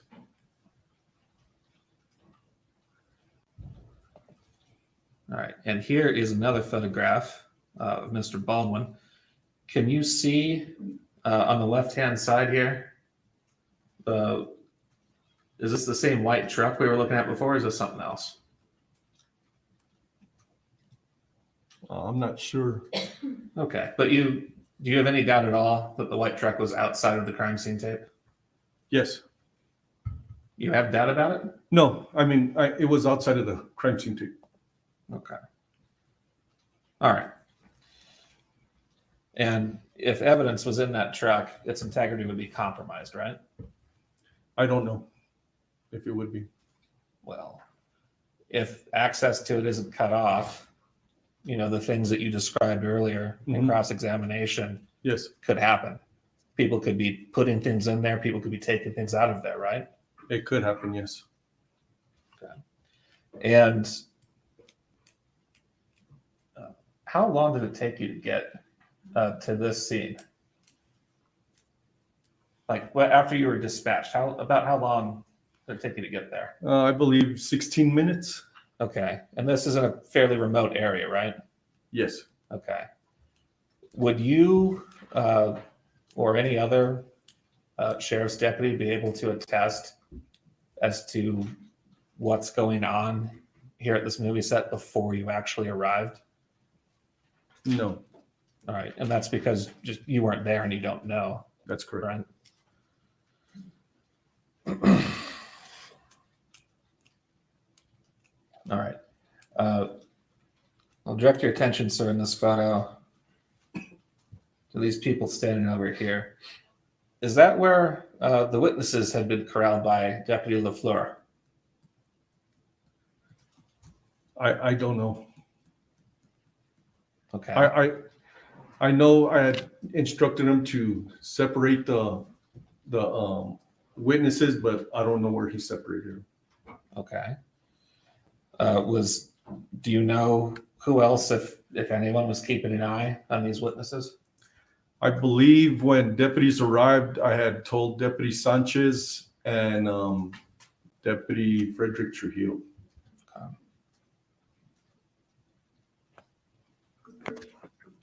Now, we've been talking about the importance of evidence. How long have you been in law enforcement again? 20 years. 20 years. So you're very familiar with how to properly collect and preserve evidence? Yes. Please tell us how that should normally be done, collecting physical evidence. How it should normally either be have done. the What evidence conducted this stay way. where it's at and make sure it's secured, or if on a scene like this, fluid, I grabbed the weapon and the rounds that were used, and I secured them in my unit so they would be secured. Okay. And you've testified cases other than this one, right? Couple. Couple? Oh, 20 years, only a couple? Yes. Okay. Are you familiar with the concept of chain of custody? Yes, I am. Can you explain that to the jury, please? So when I secured my secured the weapon and the rounds into my unit, I was the first chain of custody, which I was the secure of the evidence, and then it went to our evidence tech. Okay. And you want to maintain that chain of custody and not have any breaks in it, right? That is correct. Can you explain to the jury what a break in chain of custody is? So, for instance, There was a penny left here, and I took custody of it, and I left it here, and I walked out. Nobody was here. The penny was insecure. And that can be a problem because pennies look like one another. Yes. And you don't know that it's the same penny. Correct. It could be, it could not, right? Correct. All right. In this case, you had a gentleman Could be, collect could not be. The prop cart for you. Should you have done that yourself? Of course, I should have done that myself, but I kept an eye on him while he was getting it, while everything else was going on. You'd agree with me that the prop cart was by that black tent. Yes. In this photograph, right? Yes. About how far away was that from where you're standing right here? A good 50 yards. All right. Could you, if someone were to pick something up off the cart or place something onto the cart from that distance, do you think you could actually see if something like that happened? Yes, I think I could have. Okay. I notice you're wearing glasses. How's your vision? Pretty good. Pretty good. All right. And you would agree with me that you would actually need to be looking at the cart to make sure nothing like that's happening, right? Correct. And why would you need to do that? Just to make sure that he brings the cart to me. Because if you're not looking at the cart, it's like the penny. Yes. Something could be, you don't know it's the same thing. Yes. Because you just did not personally observe it. Correct. All right. Judge, now I'll go to G.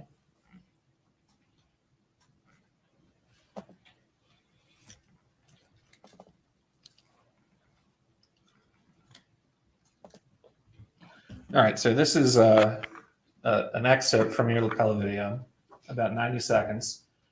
And at the start of this video, you're talking with this gentleman here and my client about the gun. I'm just going to play this for you, and then I'm going to ask you some questions, okay? Good.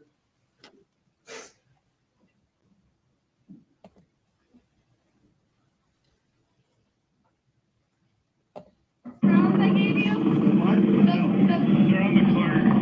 Are they? Who would you give them to? I gave them back to you.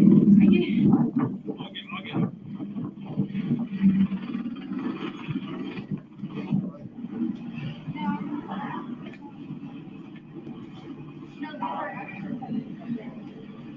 Yeah, that's not it. You're not watching the cart right now.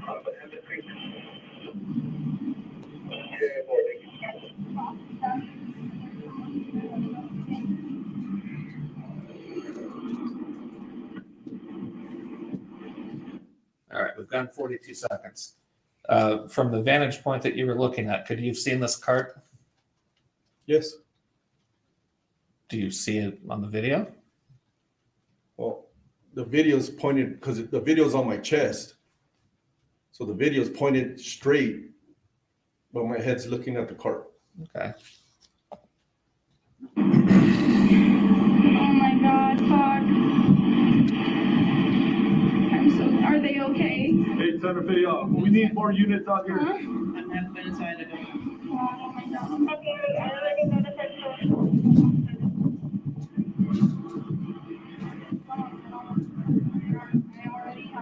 All right, so now your torso will be pointing, if the cart's over there, it's pointed east.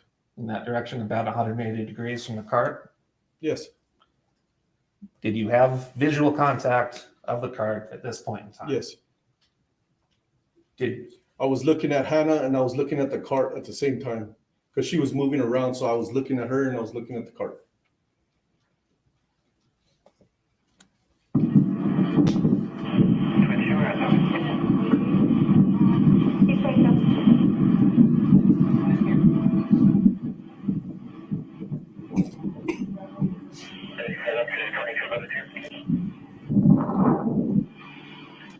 All right. It looks like you turned around there. Yes. Were you looking at the cart before you turned around? Yes. I was looking back and forth, back and forth. My video is pointed straight because it's on my chest.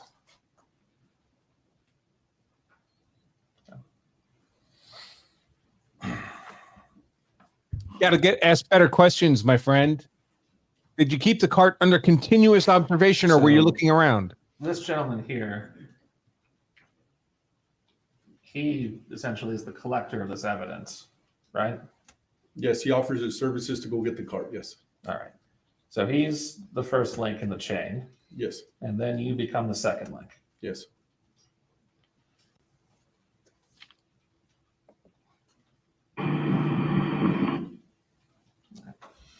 And Judge, I'll publish little mark as Exhibit H. Yes, so she told me which guns were, I mean, which ones came from it. All right. That gentleman is now standing behind your crime scene tape. Yes. All right. Is that gentleman allowed within the crime scene tape?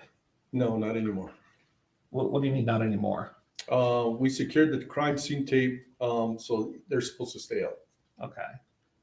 And are they supposed to reach over it or breach it in any way? They are not.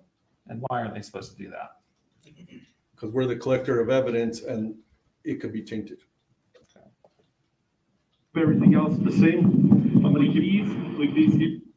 All right, what's he doing there? Yeah, he's reaching over the yellow tape and grabbing a round to give us an example of what a dummy round looks like.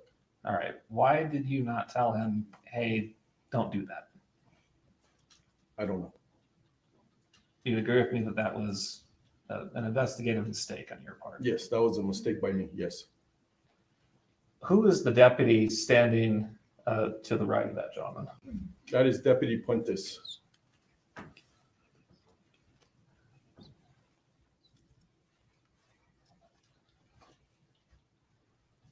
All right. And he's one of the deputies that arrived at the scene after you did? Yes. All right. Did you ask him to start a crime scene log? I asked him. Yes. All right. What's a crime scene log? A crime scene log is people coming into the crime scene and we document who's there. Is that something that's important to do? Yes. Why is that important to do? So we know who was in the scene. All right. Why is that important? So we could go back and the detectives could interview them and see what their involvement was on the scene. And anyone who goes in or out is supposed to be in the log, right? Correct. Is that guy in the log? I don't know. I haven't seen the log. Okay. When did you ask Deputy Fuentes to start a crime scene log? I believe I asked him when he first showed up, if I remember correctly. All right. Do you know what time he actually started with that? I do not know. If you were to look at his report, could that refresh your recollection as to when he actually started the log? It sure would. Judge, if I could approach the witness. Show Ms. Morrissey. Yeah. Thank you, Judge.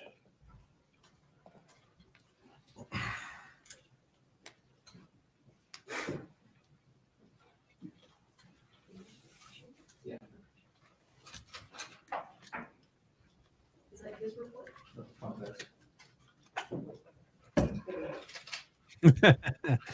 Paul, law self-defense member Paul says in the comments, no wonder this cop only testified a few times in 20 years. Yeah. And this is not a bad cross-examination, folks. It's boring. That doesn't make it bad. We can't always have Amber Heard levels of drama.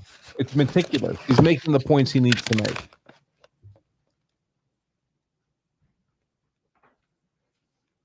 You too could be commenting in the Law of Self-Defense member chat. lawofselfdefense.com/trial, 99-cent 2-week trial membership. Deputy. Sorry, Lieutenant. Is that your former colleague's police report?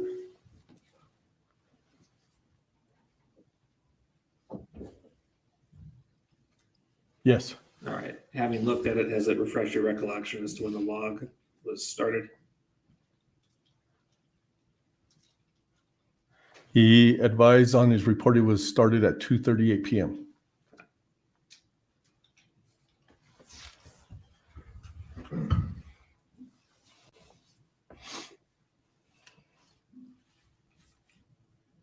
All right, that was maybe about a half hour after you arrived.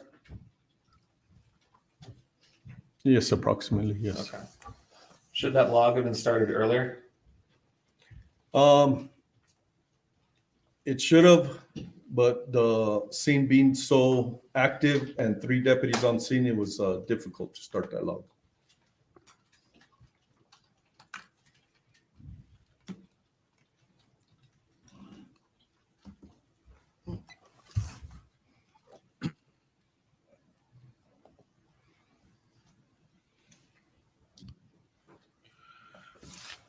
So I play this for you again. Yeah, I was gonna try to do this with Jeff in Korea. Legal vices, but the time difference. I'm going to keep everything else the same. I'm going to keep these, like these here. Those are dummies. Okay. Well, I'm pretty sure somebody will.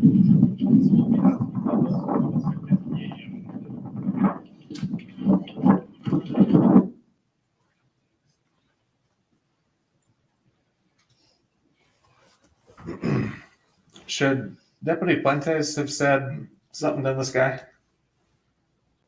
about Yes. reaching over the tape? Yes, as well as I. And he didn't do that, right? Correct. All right. We saw later in your video this gentleman also standing next to Deputy Puentes, and he was actually within the tape. Do you remember that? I believe I do, yes. Okay. Why was he allowed inside the crime scene tape? That'd probably be a question for Deputy Puentes. Should I have asked? Yes, I should have asked him why he was within the yellow tube. You were in charge of this scene until investigations took it over, right? That is correct, yes. All right. So this guy was here for some time, monitored by this deputy. As the scene supervisor, are you concerned that if this gentleman reached over once over the tape and interacted with the cart, maybe he did it again? In front of Deputy Puentes, I don't know. Okay.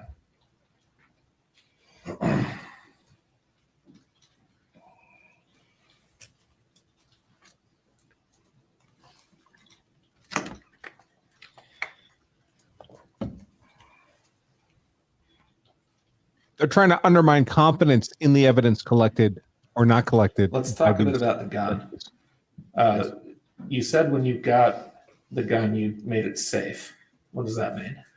I looked in the cylinders to make sure there was no ammunition inside the cylinder.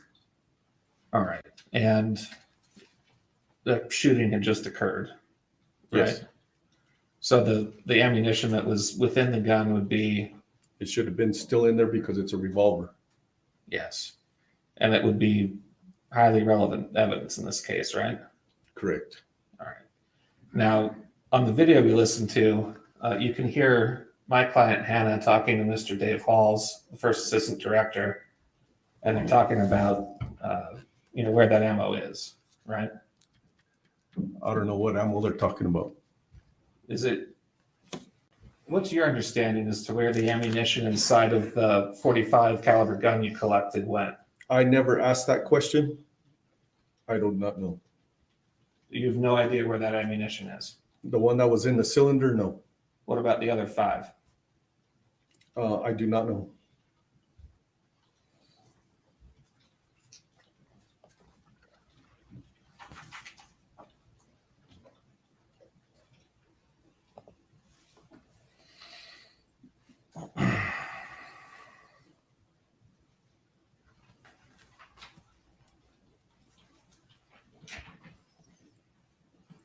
Indeed, Kyle, as a law self-defense member, you can comment and get questions answered for free.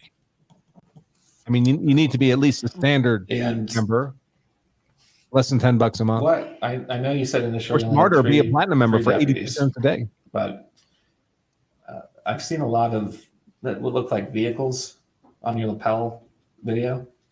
Right there. Why couldn't you have sent these Right witnesses to go just On the wait in their screen. cars and told them not to talk to anyone? Well, the scene being so big, we tried to keep everybody corralled in one place where we could keep an eye on everybody. To send people back to their vehicles, I don't know where their vehicles were. Because on a movie set, there's staging areas.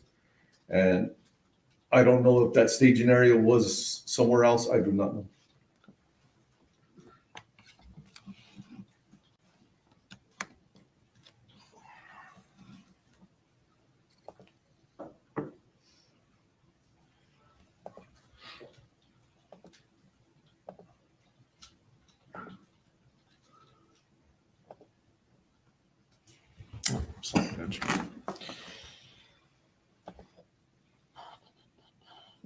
Just a minute. I've got just a couple more questions and I'll be wrapped up. Now we get to see what kind of judge this is. 20-4 in New Mexico. Is she going to call another witness or is she going to wrap for the day?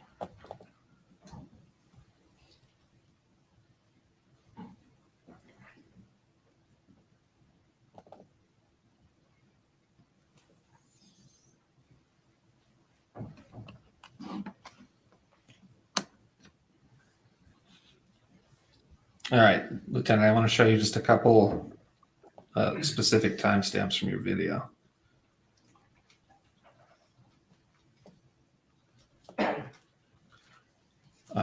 What are those over there? Can you see on the screen the two vehicles behind your vehicle? Yes, I see two vehicles there. All right. Could witnesses have been placed there? One vehicle, I don't know. Objection, it calls for speculation. Can you rephrase your question, please? Is there some reason you do not have witnesses just staying in those cars? Like I said, the fluid was big. I mean, the scene was big. We were trying to corral everybody into one place where we could watch them and tell them not to talk. I mean, are you telling me you couldn't watch those people if they're in those vehicles? I had Hannah in the back of my unit. Okay. We were,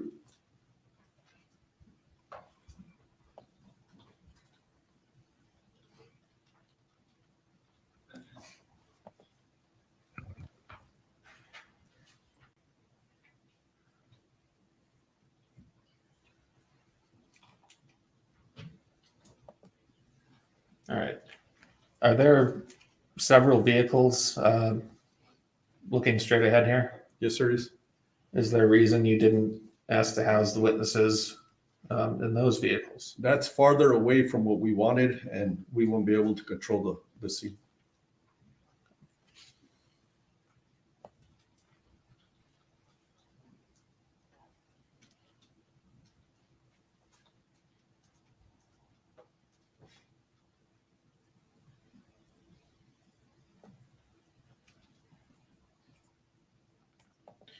Judge, if I could just have a moment before passing the witness. Sure.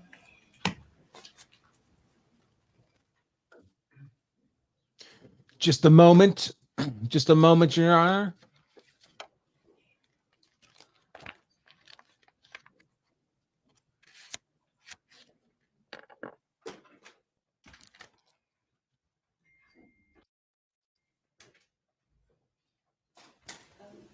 I don't have anything further. Thank you, sir. Thank you. Any redirect?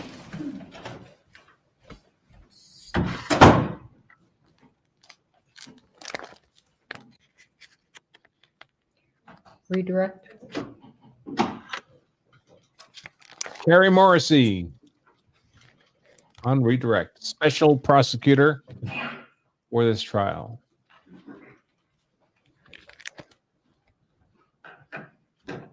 Yeah, there's a third state prosecutor there. I've got to figure out who that is. The lawn lumber guy.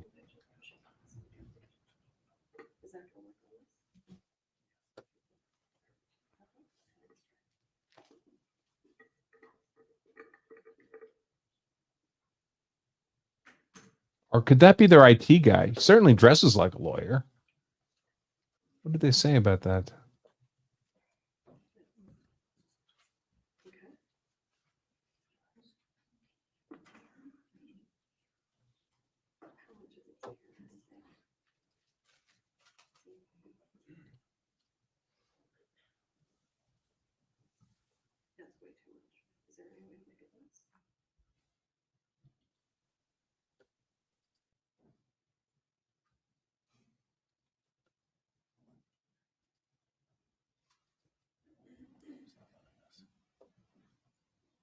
Just one moment.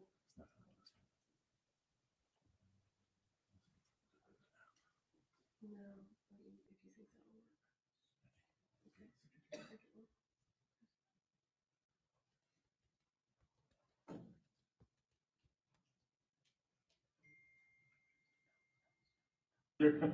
work. So what's going on?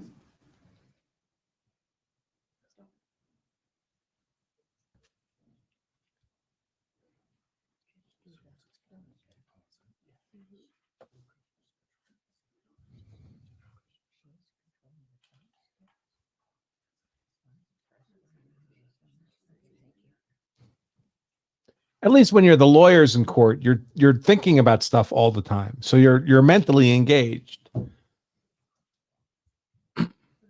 The defendant's bored out of their mind. The judge is, what a terrible job.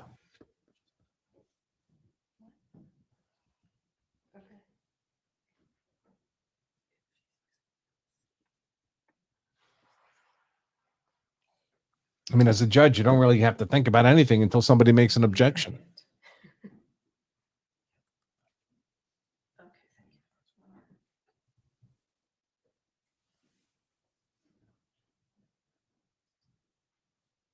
Let me just try to cue this video up real quick. Yeah, why don't you try to do that?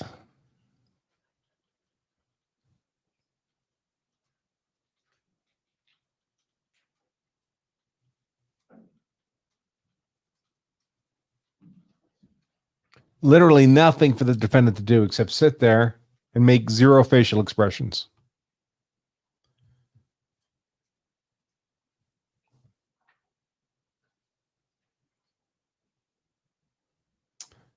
Somebody in YouTube comments says this is the IT guy. He dresses pretty well for an IT guy. Oh, it could be Hancock.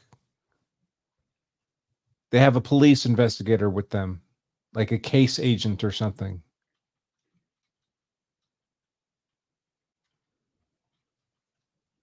Can you have a look at your monitor there, Mr. Benavides? Yes, ma'am. Let's just be clear. Do you have any reason to believe that that gentleman in the hat tampered with any kind of evidence? No, I do not. Any reason to believe that he planted any evidence? No, I do not. When he reached over the crime scene tape and touched that dummy round on the cart, were you there? I was looking straight at him. Yes. Did he plant any evidence? No. He picked it up, shook it, and he put it back down. Would you have noticed? Yes. If he planted evidence, you would have noticed? Yes, I would have noticed. Yes. I'm going to go through this slowly with you.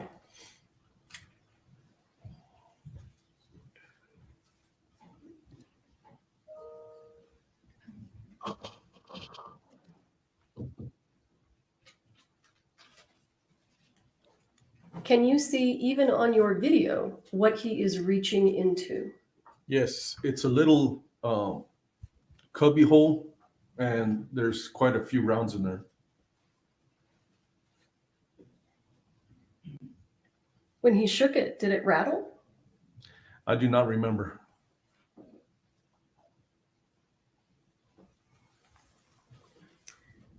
Now, these cars that Mr. Bullion asked you about, why you don't have witnesses in these cars, do you own those cars? I do not own those cars, no. Do you know who owns those cars? I do not. As a police officer, are you allowed just to take a witness and put them in some vehicle that you don't know who owns the car? No, I'm not.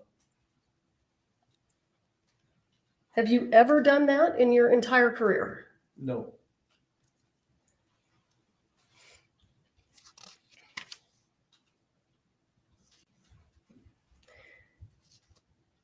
Sir, just to be clear, you indicated to Mr. Bullion that your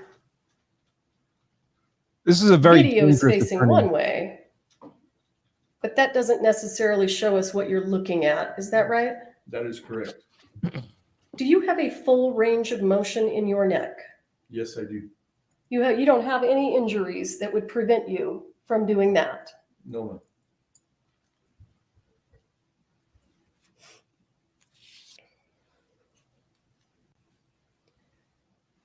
Can you think of a reason that it took a while to get the crime log started? These are a lot of leading questions. Just how active the scene was, and it was. I was trying to get deputies assigned. You know, checking on everybody, checking on the victim. I do not know. For the first half hour that you were on scene, did you have enough personnel so that someone could start doing paperwork? No.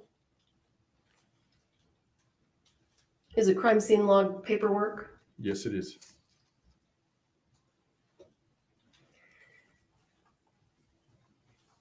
The gun that you put in your unit, who handed it to you? Hannah. How many rounds of ammunition were in the cylinder when she handed it to you? None.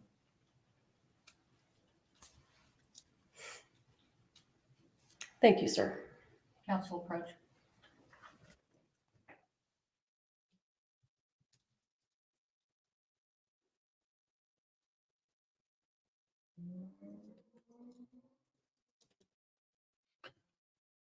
Judge wants to know. All right, what's the next witness?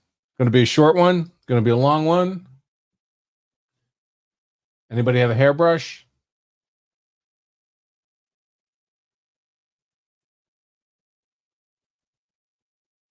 If it's a short one, she'll squeeze it in. If it's going to be a long one, come on, Judge, pull the plug. It's been a long day.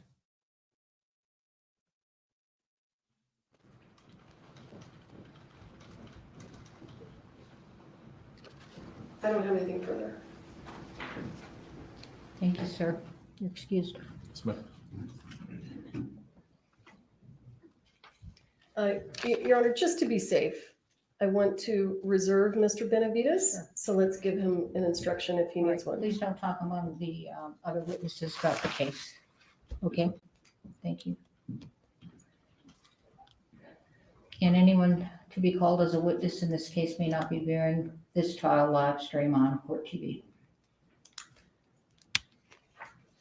The state will call Marissa Popple. All right.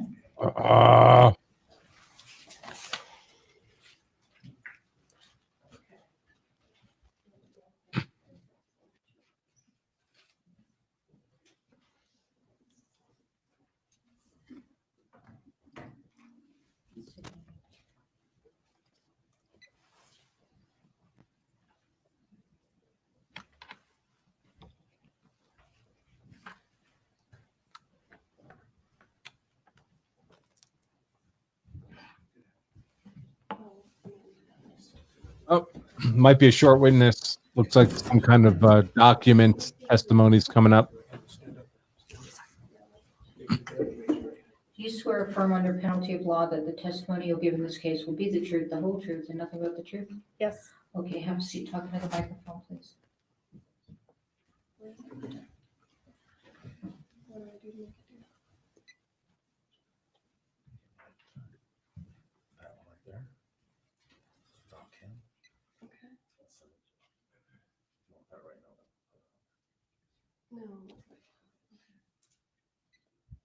Ma'am, would you state your full name and spell your last name for the record, please?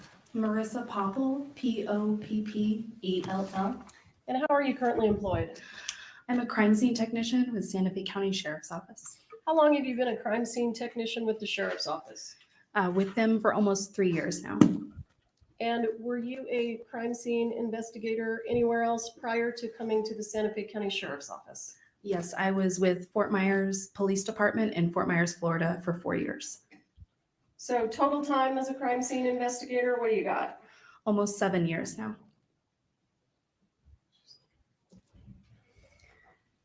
How did you become involved in this case? I was notified by my lieutenant in the Criminal Investigations Division that a shooting had occurred and we would be responding as the CID unit. CID means? Criminal Investigation Division. Okay.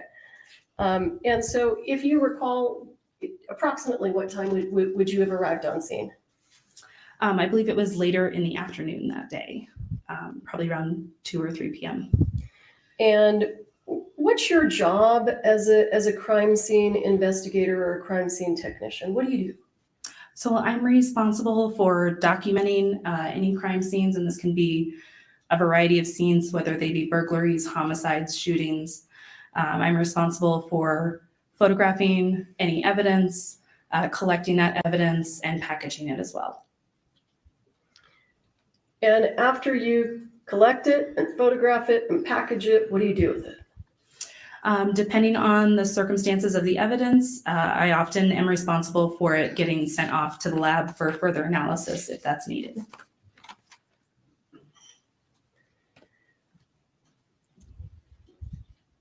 Did you send any of the evidence in this case off to a lab for further analysis?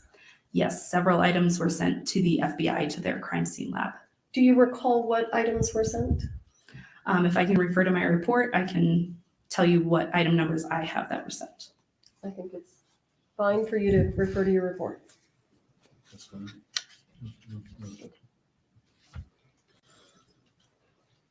According to my report, items 1, 2, 3, 25, 26, 27, 140. Hang on, I'm going to stop you. Because we don't speak crime scene technician, can you give us an idea of what those items were? So these items were suspected live ammunition, DNA swabs that were collected from individuals, fingerprints that were collected from individuals, and additional ammunition that needed analyzed at that time. Did you consider having fingerprints or DNA analysis done on the live rounds? So I believe that fingerprint analysis was completed on the live rounds.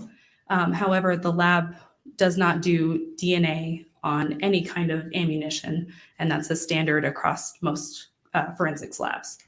Do you know why DNA isn't collected from basically what I'm going to describe as casings, brass casings?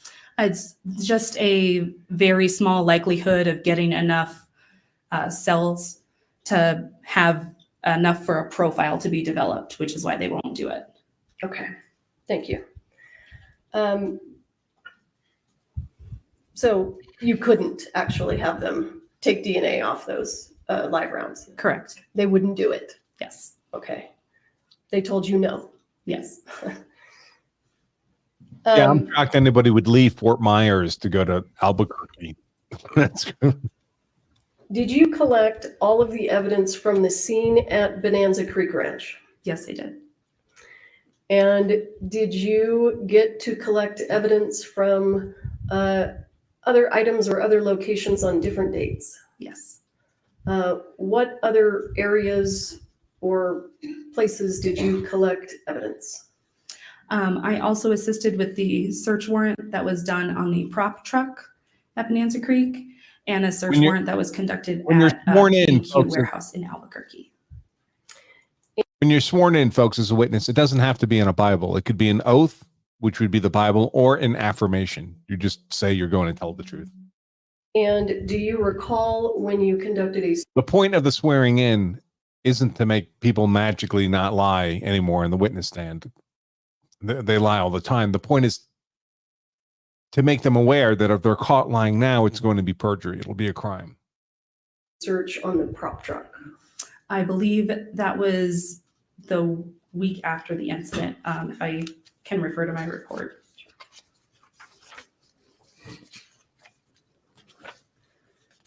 The 27th of October. And do you recall the date that you participated in the execution of the search warrant at PDQ Props? November 30th. And do you know who owns PDQ Props? Seth Kinney. All right. So let's start with some of the evidence that you gathered from the scene at Bonanza Creek. And I see that you brought a box with you. Can you go ahead and pull that box out and let's see what you've got. And yeah, do you have stickers? Oh, okay.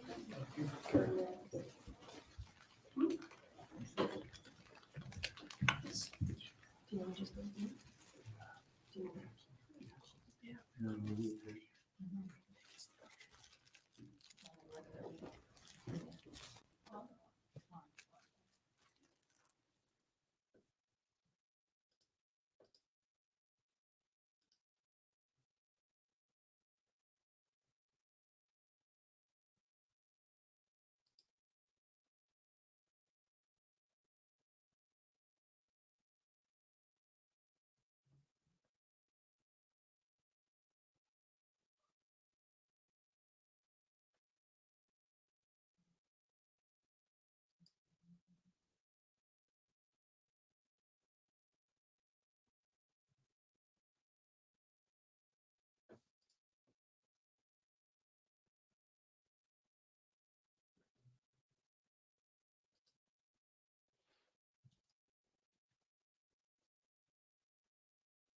Do you want to? Yes, Your Honor. Can I Okay, go ahead. approach? Yeah.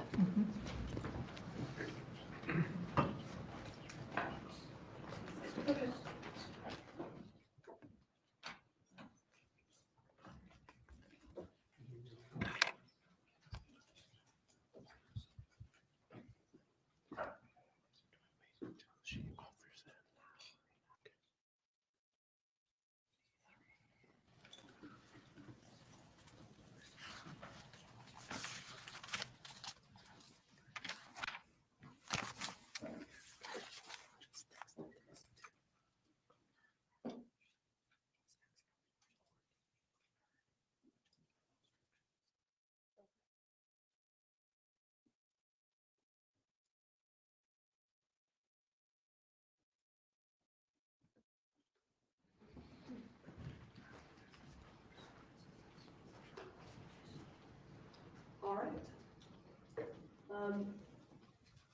If you can just start, I'm going to ask you, well, Mr. Bowles, do you have any objection to entering any of those items into evidence? No, I don't. Okay, and publishing them? Yeah. Okay, great. So let's start with the first one, and I will go ahead and mark it as State's Exhibit 74.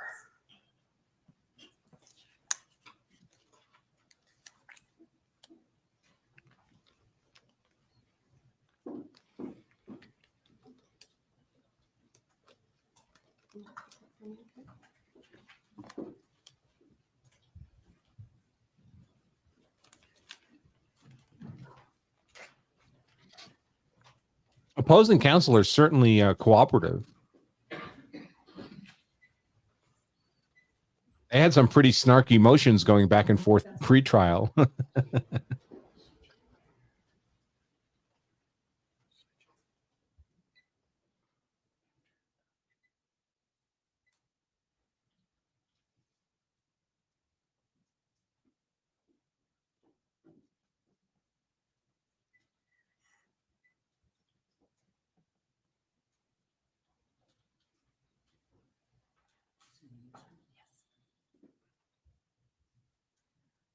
All right. I have on the Elmo State's Exhibit 74. Can you tell the ladies and gentlemen of the jury what we're looking at? So this is an ammunition box with a label that states 35 long Colt dummies. 35? I'm sorry, 45. My apologies. And did you collect this? Yes, I did. Where did you collect this item from?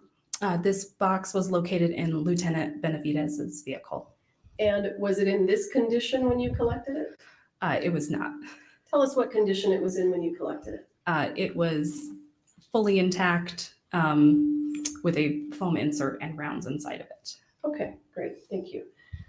Let's go ahead and have a look at State's Exhibit 75.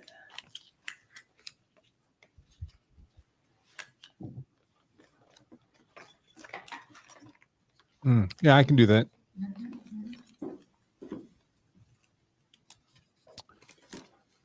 Someone asked me to make that size changed so they could read the closed captioning. What are we looking at here? This is the Go ahead, I'm sorry. This is the foam insert that was inside of that ammunition box. And when it was inside the box, when you collected it, what did it have in it? It had multiple ammunition rounds in it. Okay. Let's have a look at State's Exhibit 76.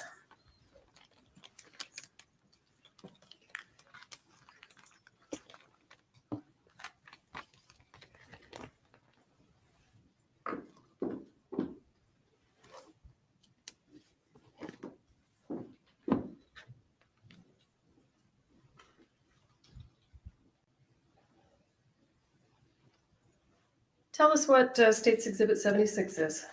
This is a 4440 dummy round. Do you know where it came from? This was inside the foam insert in the ammunition box. How do you know it's a dummy round? When you shake it, you hear ball bearings inside of the round.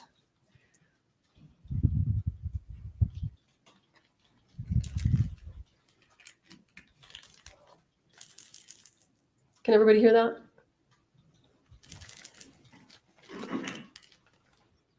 Let's have a look at State's Exhibit 77.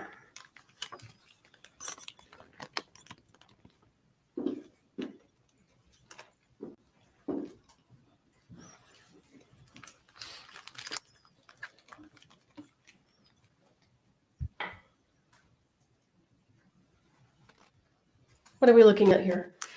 This is a 45 dummy round that has been deconstructed by the FBI. And what's in the little plastic container? So that is the ball bearing that was inside of this round. Okay, so this is just an example of what that looks like when you take it apart. Yes. All right. Tell us here. Let me get State's Exhibit 78.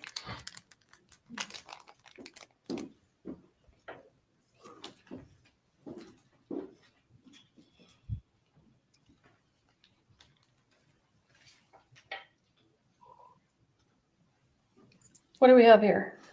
This is a 45 dummy round, but instead of having a ball bearing inside of it, it has a hole drilled through the side of it to distinguish it as a dummy round. So when you shake this dummy round, does it rattle? No. And the dummy rounds that rattle, do they have holes in the side? No. So it either has a hole in the side or it rattles? Yes. Okay. State's Exhibit 79.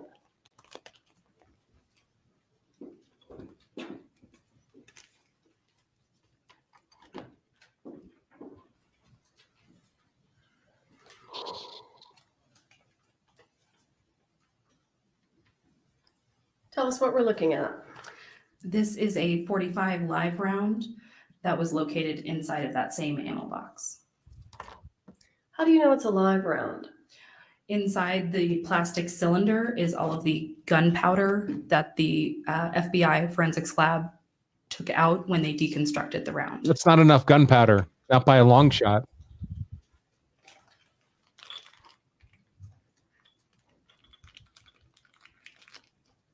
Can you see that? Yes. I know it's hard because of the glare. There, that's a little bit better. What is that silver thing on the top? Do you know what that's called? That would be the primer. And is it silver or nickel? Yes, it's silver.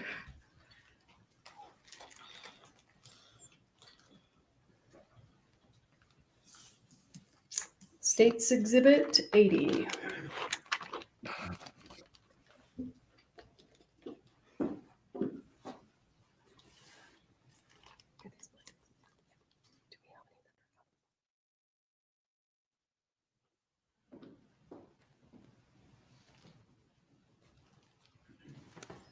What is State's Exhibit 80? This was the other box of ammunition that was located in Lieutenant Benavidez's vehicle. Did you personally inspect what was in that box? Yes. And what is that box full of? Each of these rounds is a blank round, meaning instead of a projectile on the head, they have kind of a crimped end to them. Okay, thank you. State's Exhibit 81.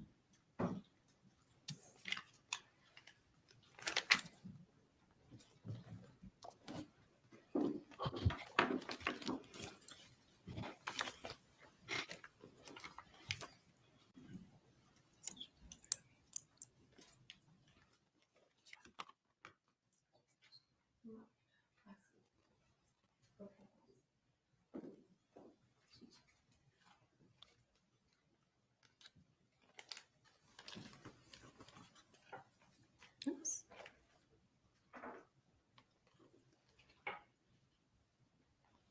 State's Exhibit 81. What are we looking at? This is a 4440 dummy round that was taken out of a box marked 3840. And what does 4440 mean if you know? That would be the caliber of the round. So is a 4440 different than a 45? Yes. I'm going to show you what we marked as State's Exhibit 82.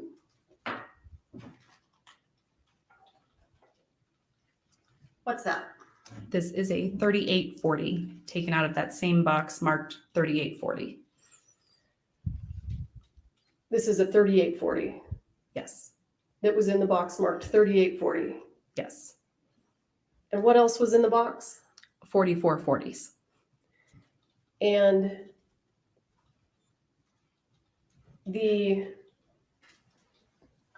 where were the 3840 dummy rounds found?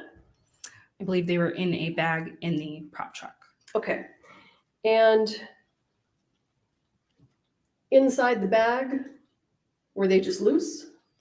They were in an ammo box in the bag. Did you find 3840 dummy rounds in any other location? I don't believe so. Okay. Does it rattle? Yes.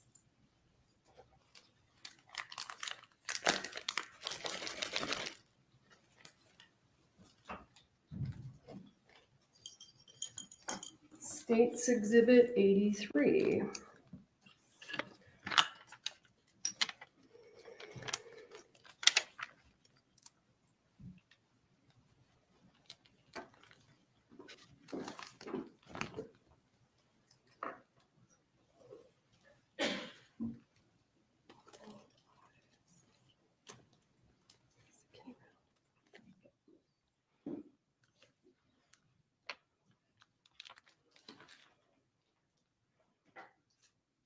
State's Exhibit 83, what are we looking at here? This is a 45 dummy round taken from a box of ammunition located in the prop truck.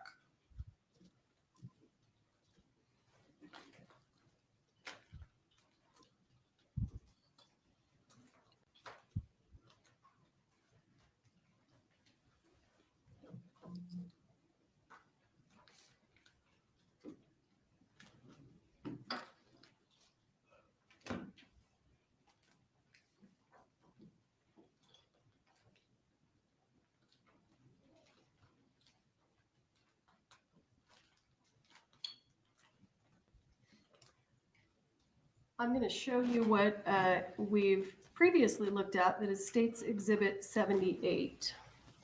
And I don't know how well you can see because of the glare,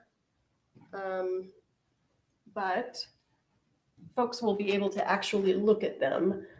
Is there a difference between 78 and 83 visibly? Can you tell them apart?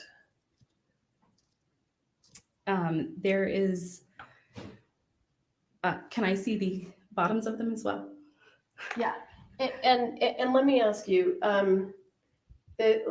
me back up for a moment.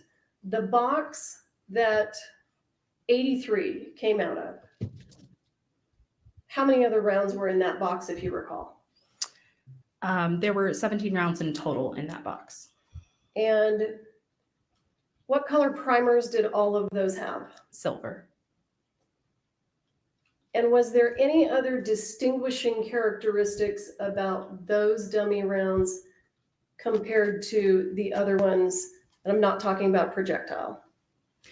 They all had a patine to them, so almost a discoloration, so they were made to look old. And when you say that, are you talking about the brass was actually a different color? Yes. Okay. Why would you make the brass old for a period and piece? The brass would be new in the those- period. The dummy rounds that you found, that you collected, that had that patine to them, did they all have silver primers? Sorry. Yes.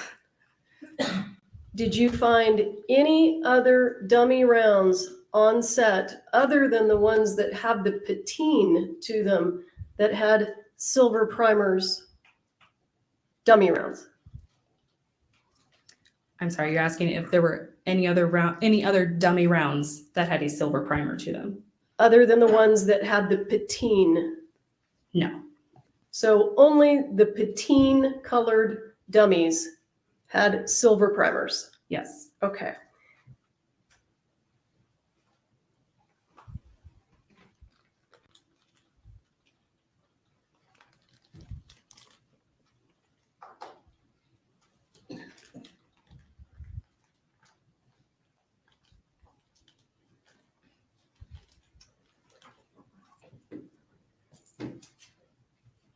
How about State's Exhibit 84?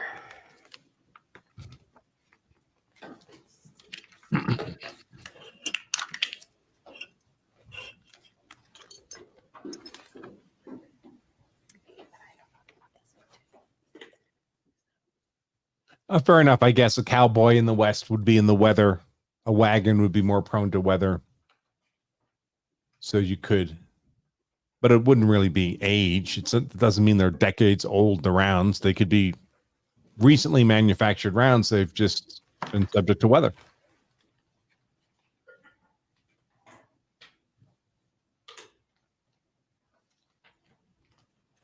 All right, State's Exhibit 84. What is that? So this is another 45 dummy round with a silver primer. And is it patine? That's going to be the joke of this trial, the I'm going to patine. show you what is State's Exhibit 83. It's a little hard to see through the plastic, but is How many there times a are we gonna have to difference hear that? between 83 and 84? No, they are both patined. Is there a difference in the projectile? One projectile is slightly larger than the other right on the nose area. And when you're looking at those, when they're not in the plastic, can you tell that pretty easily? Yes.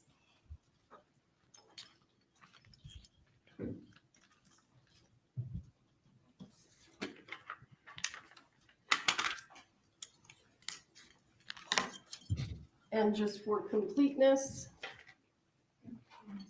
State's Exhibit 85, what are we looking at there?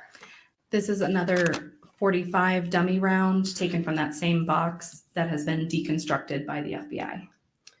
And we can see that there were BBs inside of it. Yes. All right, so prior to it being deconstructed, It would rattle. It would rattle. Okay, thanks. Do you have State's Exhibit 86?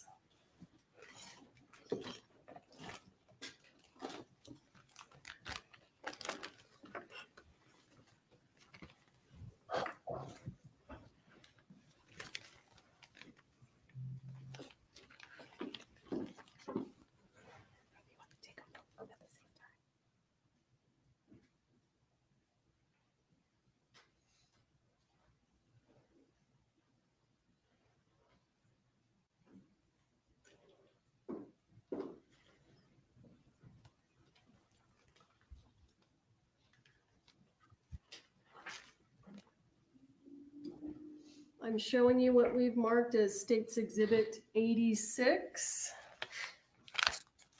Can you tell us what that is? This is a 45 dummy round. On the side of it, it has a hole drilled into it, and there is no primer on it. Let's see if I can manipulate this so we can see what we're looking at. No primer in it. Primer goes into the primer pocket.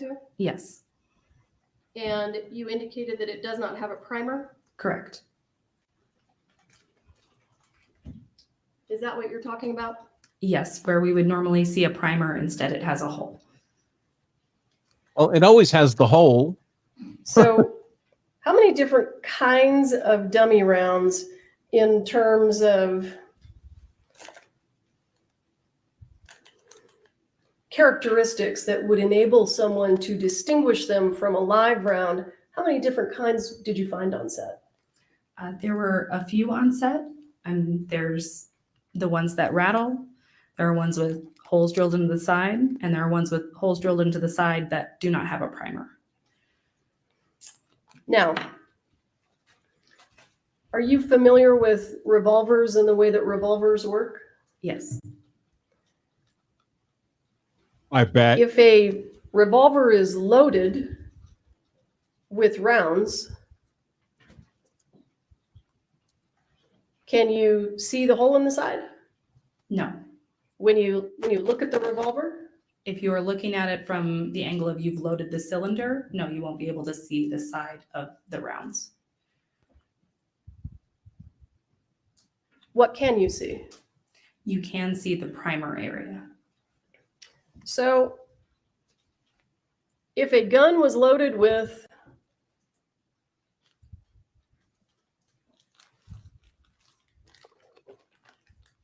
number 86,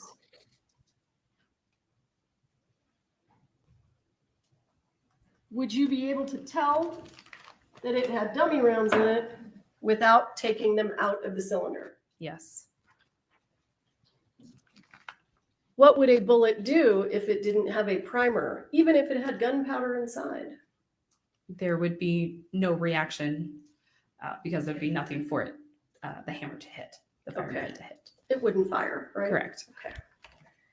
And State's Exhibit 87. What's that? So this is a different type of dummy round that was located. It's a 45, but it's actually made as a replica round. You can see where there was a hole drilled in the side and then it was filled in. And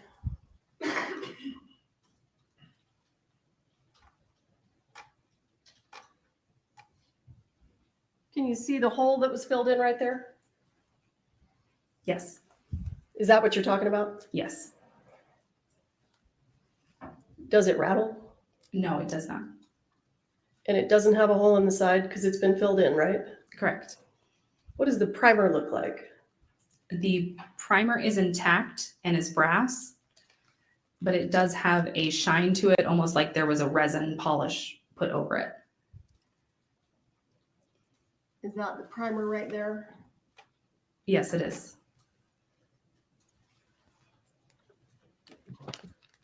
So if it doesn't rattle and it doesn't have a hole in the side and it isn't missing a primer, how do you know it's a dummy round? So even when a live round is shaken, you can hear the powder inside of it move. So this round in particular makes absolutely no sound when you shake it. Okay. What else do you have there? Let's look at 88, State's Exhibit 88.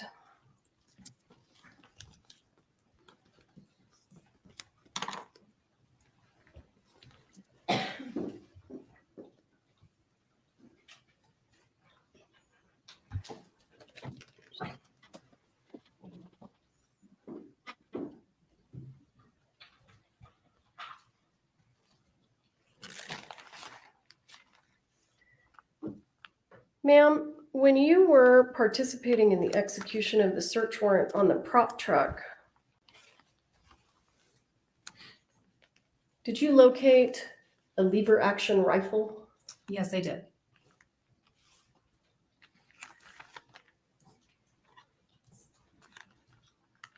Was law enforcement able to easily clear it, meaning make it safe? No. Why not? We were not able to unload it on scene because the firearm appeared to be jammed somehow. So it was taken back to our office for our firearms certified individuals to handle. And do you know what kind of ammunition that lever action rifle is supposed to take? Yes, it's supposed to take 44 40s. And the ammunition that was taken out of that lever action rifle, did you collect it? Yes. And do we have it here as 88 and 89? Yes. I'm going to show you what we've marked as State's Exhibit 89. What are those?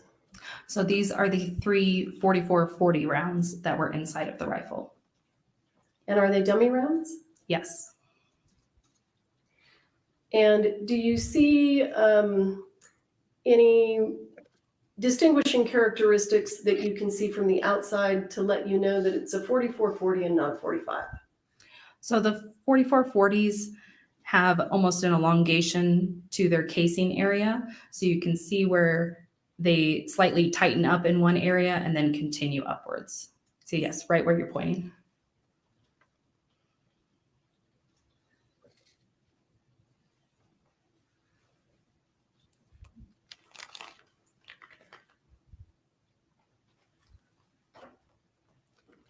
It's called a shoulder. And did you say that you found a 45 in there or not yet?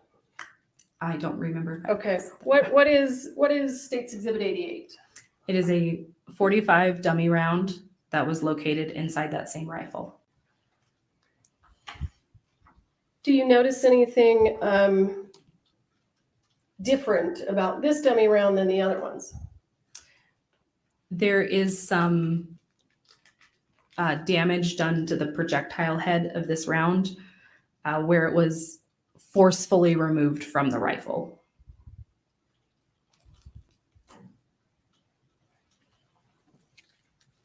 Does a 45 caliber dummy, does it fit in that lever action rifle? It does not fit in a 44-40 rifle. All right. What else do we have? Well, it does. It obviously fits because they got it in there, right? They had to extract it from inside the gun. It won't chamber.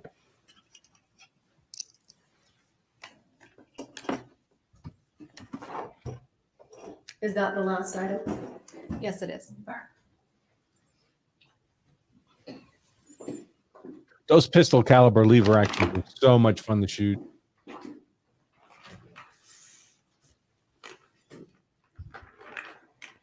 I'm not going to take it out of the bag, but for right now, what is State's Exhibit 90?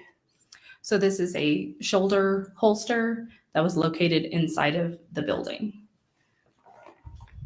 Do you know which actor used this prop? Yes, this belonged to Alec Baldwin. You collected this from the scene? Yes. You took a whole lot of photos, right? Yes. We're going to switch over to pictures from Elmo.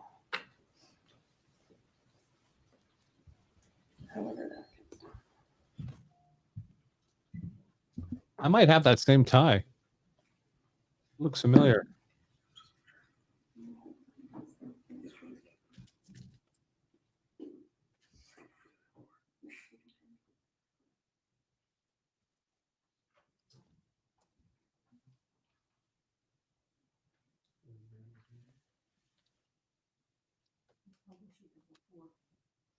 Oh, I'm sorry.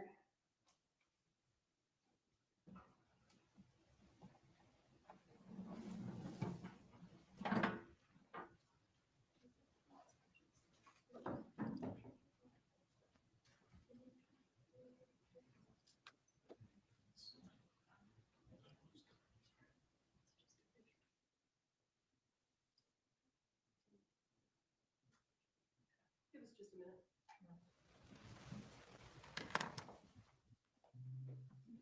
a minute.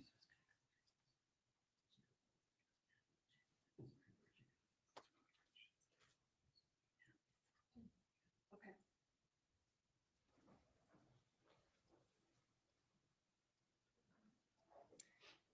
Without objection, I would ask the court to admit States Exhibits 3 through 73. No objection, Your Honor. States 3 through 73 are admitted. That's a lot of pictures. Thank you, sir. Going to publish them as it is. We're going to just All right, well, allow publication. Okay.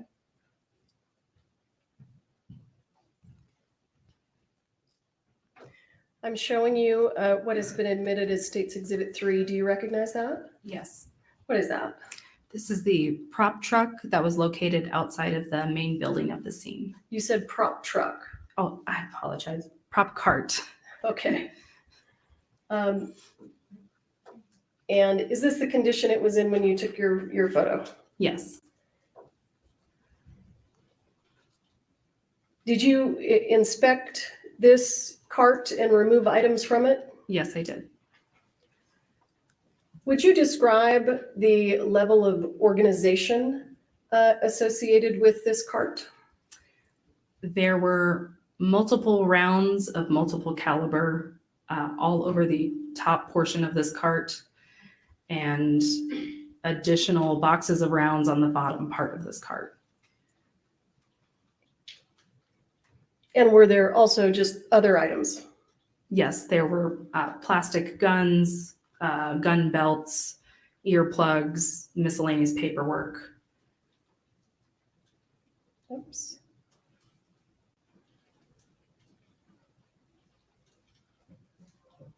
Let's do it this way, it'll be easier.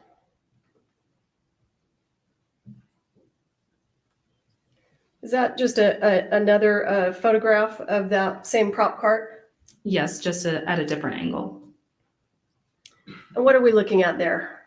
Here we can see the spent cartridge casing that was located on top of the cart, as well as additional ammunition that was located there. Okay, and that spent casing that we're looking at, you collected it from the cart? Yes. And did you send it to the FBI? Yes. Thank you. States Exhibit 5. What is this? This is a close-up of the bottom portion of the cart. States Exhibit 6. A different angle of the top of the cart. I'm going to zoom in. Can you see that right there? Yes. What is that on the lower right-hand corner? It is an ammunition round. Not in any particular box? Not in any box, no. States Exhibit 7, what's that? This is, again, the top of the cart and one of the firearms that was located on top of the cart. I believe this was the one with a blocked cylinder, so it was not a functional firearm. So this was not the gun that was used in this incident? No. And States Exhibit 8, is that just a close-up? Yes. And what is this? This is States Exhibit 9. What are we looking at? This is the firearm that was used in this incident after it had been collected and put into an evidence box. And this is the firearm that was sent to the FBI? Yes. States Exhibit 10, what's this? This was the rifle that we were required to bring back to the office to safely unload. This is the one that was jammed? Yes. States Exhibit 11. These were the rounds that were removed from the rifle. Again, there are 3 44-40s and 1 45. Do you know why this round here seems to have a shorter projectile than the others? The 4440s all had more square tops, and I would assume. Your Honor, I'm gonna object Sure. to the speculation. Yeah, no worries. I'll withdraw that. Yes. Let's go to State's Exhibit 12. This is a close-up of the 45 round that was removed from the rifle. Is that the damage that you were talking about? Yes. State's Exhibit 13, what's this? This is a close-up of the bottom of that same round. Thank you. And State's Exhibit 14. This is a close-up of the bottom of the 4440 rounds. And can you see here on the head stamp, does it say? It says 4440. Thank you. State's Exhibit 15, what's this? This was all of the ammunition that was loose and not in boxes that was located on top of the cart. And the rounds on top, what are those? Those are all blank rounds, and they can be distinguished by that crimped end instead of having a projectile. And these rounds over here on the left, if you recall, were those dummies or not? If I can refer to my report. Sure.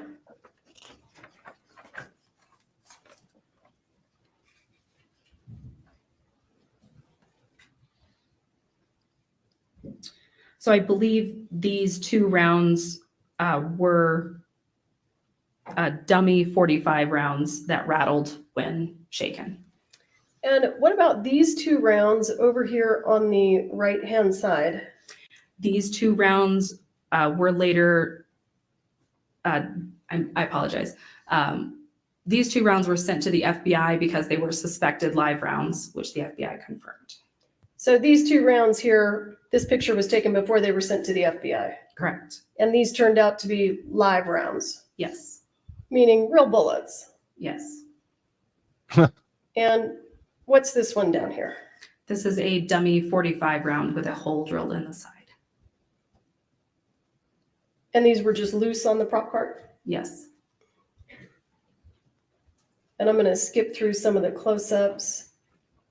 That was State's Exhibit 16, 17, State's Exhibit 18. Is this a close-up of something? This is a close-up of the two live rounds. And what is this a picture of? The bottoms of those same rounds with silver primer.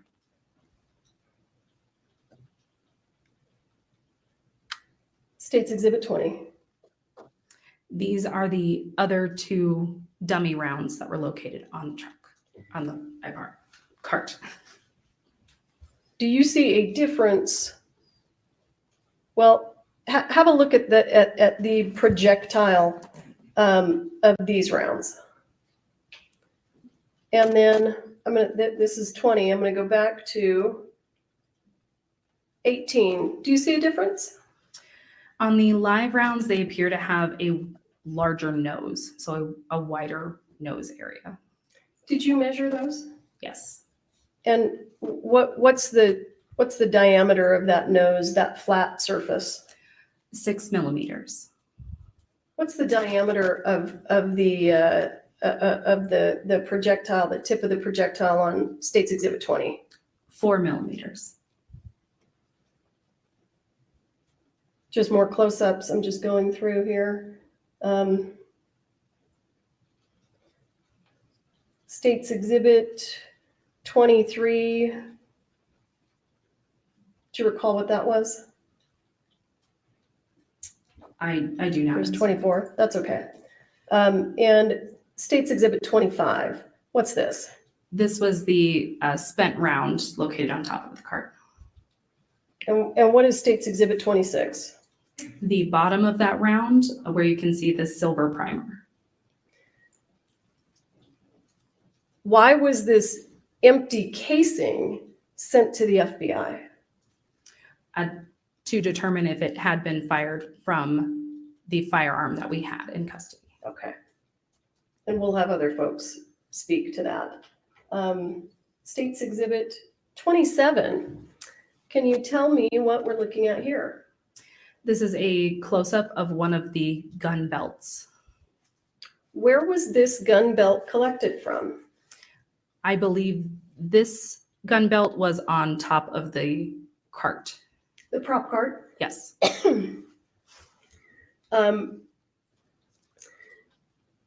Were any of these rounds sent to the FBI? Yes. Which one? The one with the silver primer.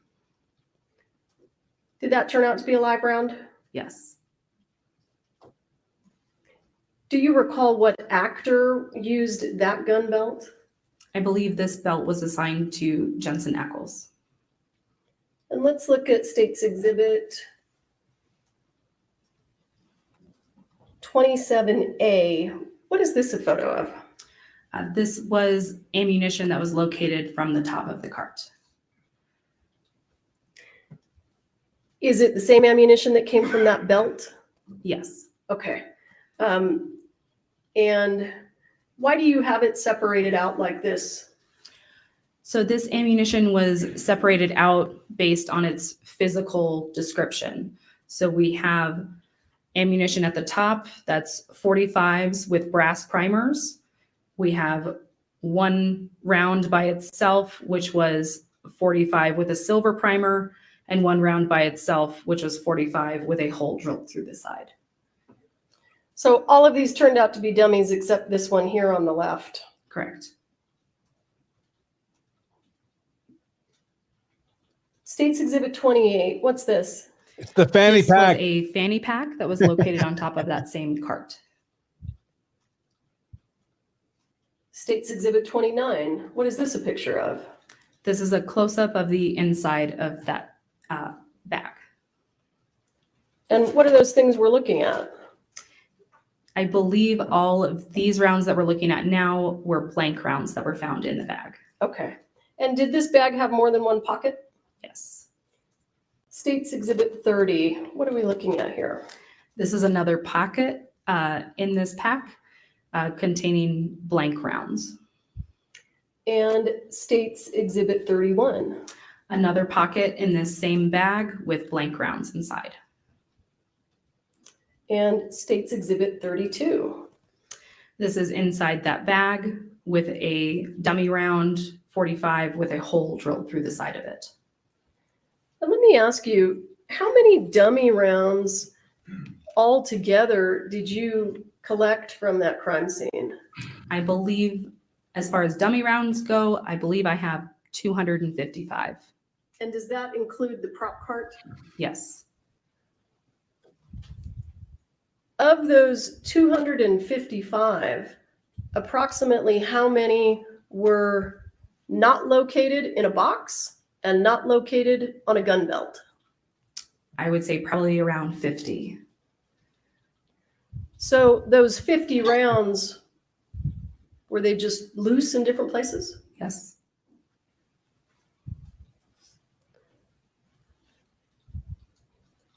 Where were some of the places that you found loose rounds? They were found loose in the bottom of boxes, loose inside of the prop truck, just on the floor. Pretty much any boxes that were located. If there were ammo boxes inside of it, there were loose rounds also underneath the ammo boxes. All right. State's Exhibit 33. I think these are close-ups. We can go through them quickly. Okay.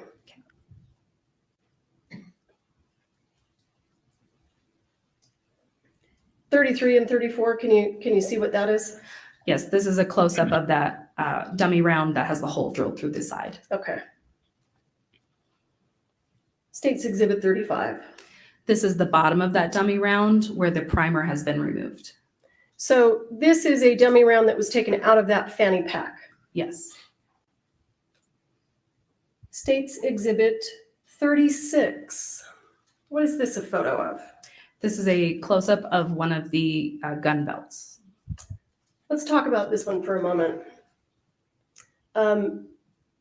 What actor was using this holster as a prop? This holster was assigned to Alec Baldwin. And are we looking in this picture at all of the rounds that were located in that gun belt? Yes. I see that on the left, we have 2 rounds with silver primers. I want to ask you about the first one. This first round that my pointer is on, was that a dummy round? Yes. Why is this a different color than the other rounds? This round had that patine wear look to it that we had previously seen. So the dummy rounds with the patine looked like this from the top. Yes.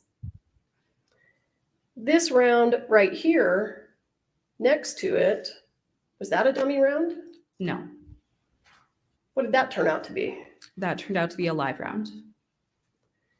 And these 3 here, these 3 rounds to the right, what did those turn out to be? 2 of those were 44-40 rounds, and one of them was a 45 dummy round with ball bearings inside. Were they all dummy rounds? All 3 of these, yes. Okay. The only live round that was found in Mr. Baldwin's holster is this one right here? Yes. And you sent that to the FBI? Yes.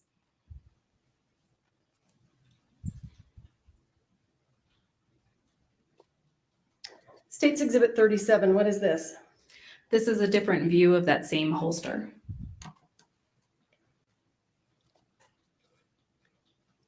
Is this the live round right here? Yes. I want you to look at this projectile. Is this projectile different than this one to the right? Yes. And is it different than the one next to that one? Yes. And is it different than this one? Yes. How is it different than this one? The one that your pointer is on right now has a more elongated nose to it, which makes it a smaller nose width. And what's the measurement of that nose width? 4 millimeters. And this round over here on the far left, can you see a difference between this projectile and this projectile? Yes. And what's that? The projectile on the far left has almost a crimping around the base of it.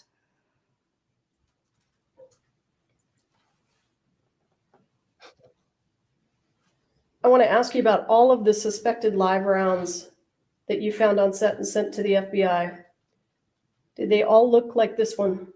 Yes. Did they all have silver primers? Yes. Did they all have the same head stamp? Yes. What is that head stamp? It states 45 Colt and has a Starline Brass logo. And did they all have the same shape projectile? Yes. Did they all have the same color brass? Yes. Meaning they were not patine? Correct. Okay. State's Exhibit 38. What are we looking at here? These are those same rounds from the holster removed from the holster. So we just get a better view of the casing. Correct. All right. State's Exhibit 39. This was a gun belt that was located inside of the prop truck. And what kind of rounds were in this belt? If I can refer to my report. Sure. In this belt were 22 45 Colt rounds with ball bearings inside and 1 Spain Denix replica round. And do we have the Spain Denix replica round here in evidence? Yes. And all of the rounds in this gun belt, did they all have the patine color? Yes. And were any of them found to be live? No. State's Exhibit 40. These are those same rounds removed from the gun belt. Thank you. State's Exhibit 41. This is a close-up of the silver primer on the rounds. What state's Exhibit 42? This was a box of ammunition collected from the prop truck. Is this the condition it was in when you collected it? Yes. State's Exhibit 43, what's this? This is a close-up of a different box located in the prop truck. And what's in all those white boxes? Different types of ammunition. And what's this here? I believe it was a Red Bull. All right. What state's Exhibit 44? This was a Mary Kay bag that was located in the prop truck. And what's in these white boxes? Various types of ammunition. And we can see some brass things down here in this little pocket. Do you know what those were? I believe those were spent blanks.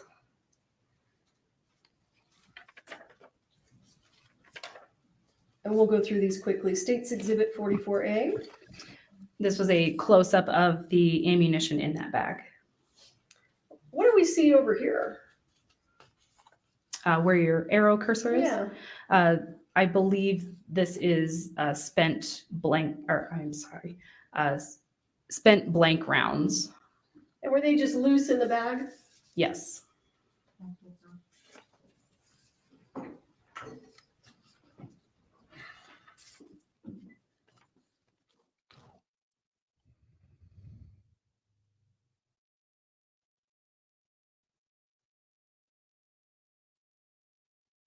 We just lost court audio.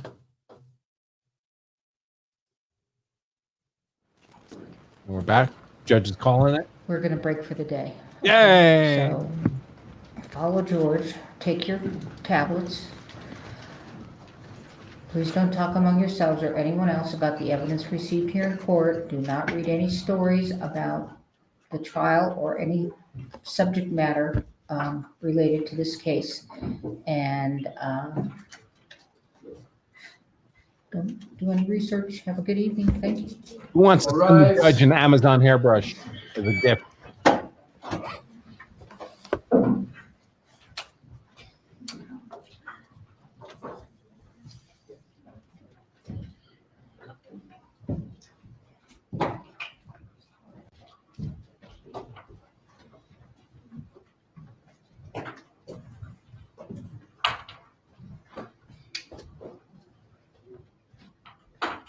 She's yawning.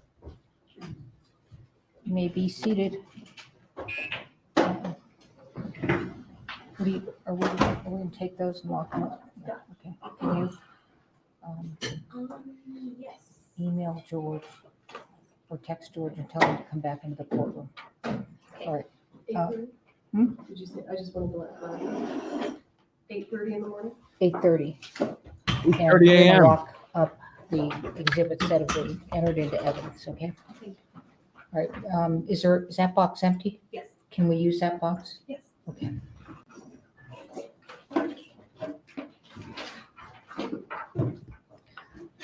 Counsel, can you think of anything that you need to bring to the court's attention so that we don't take up jury time?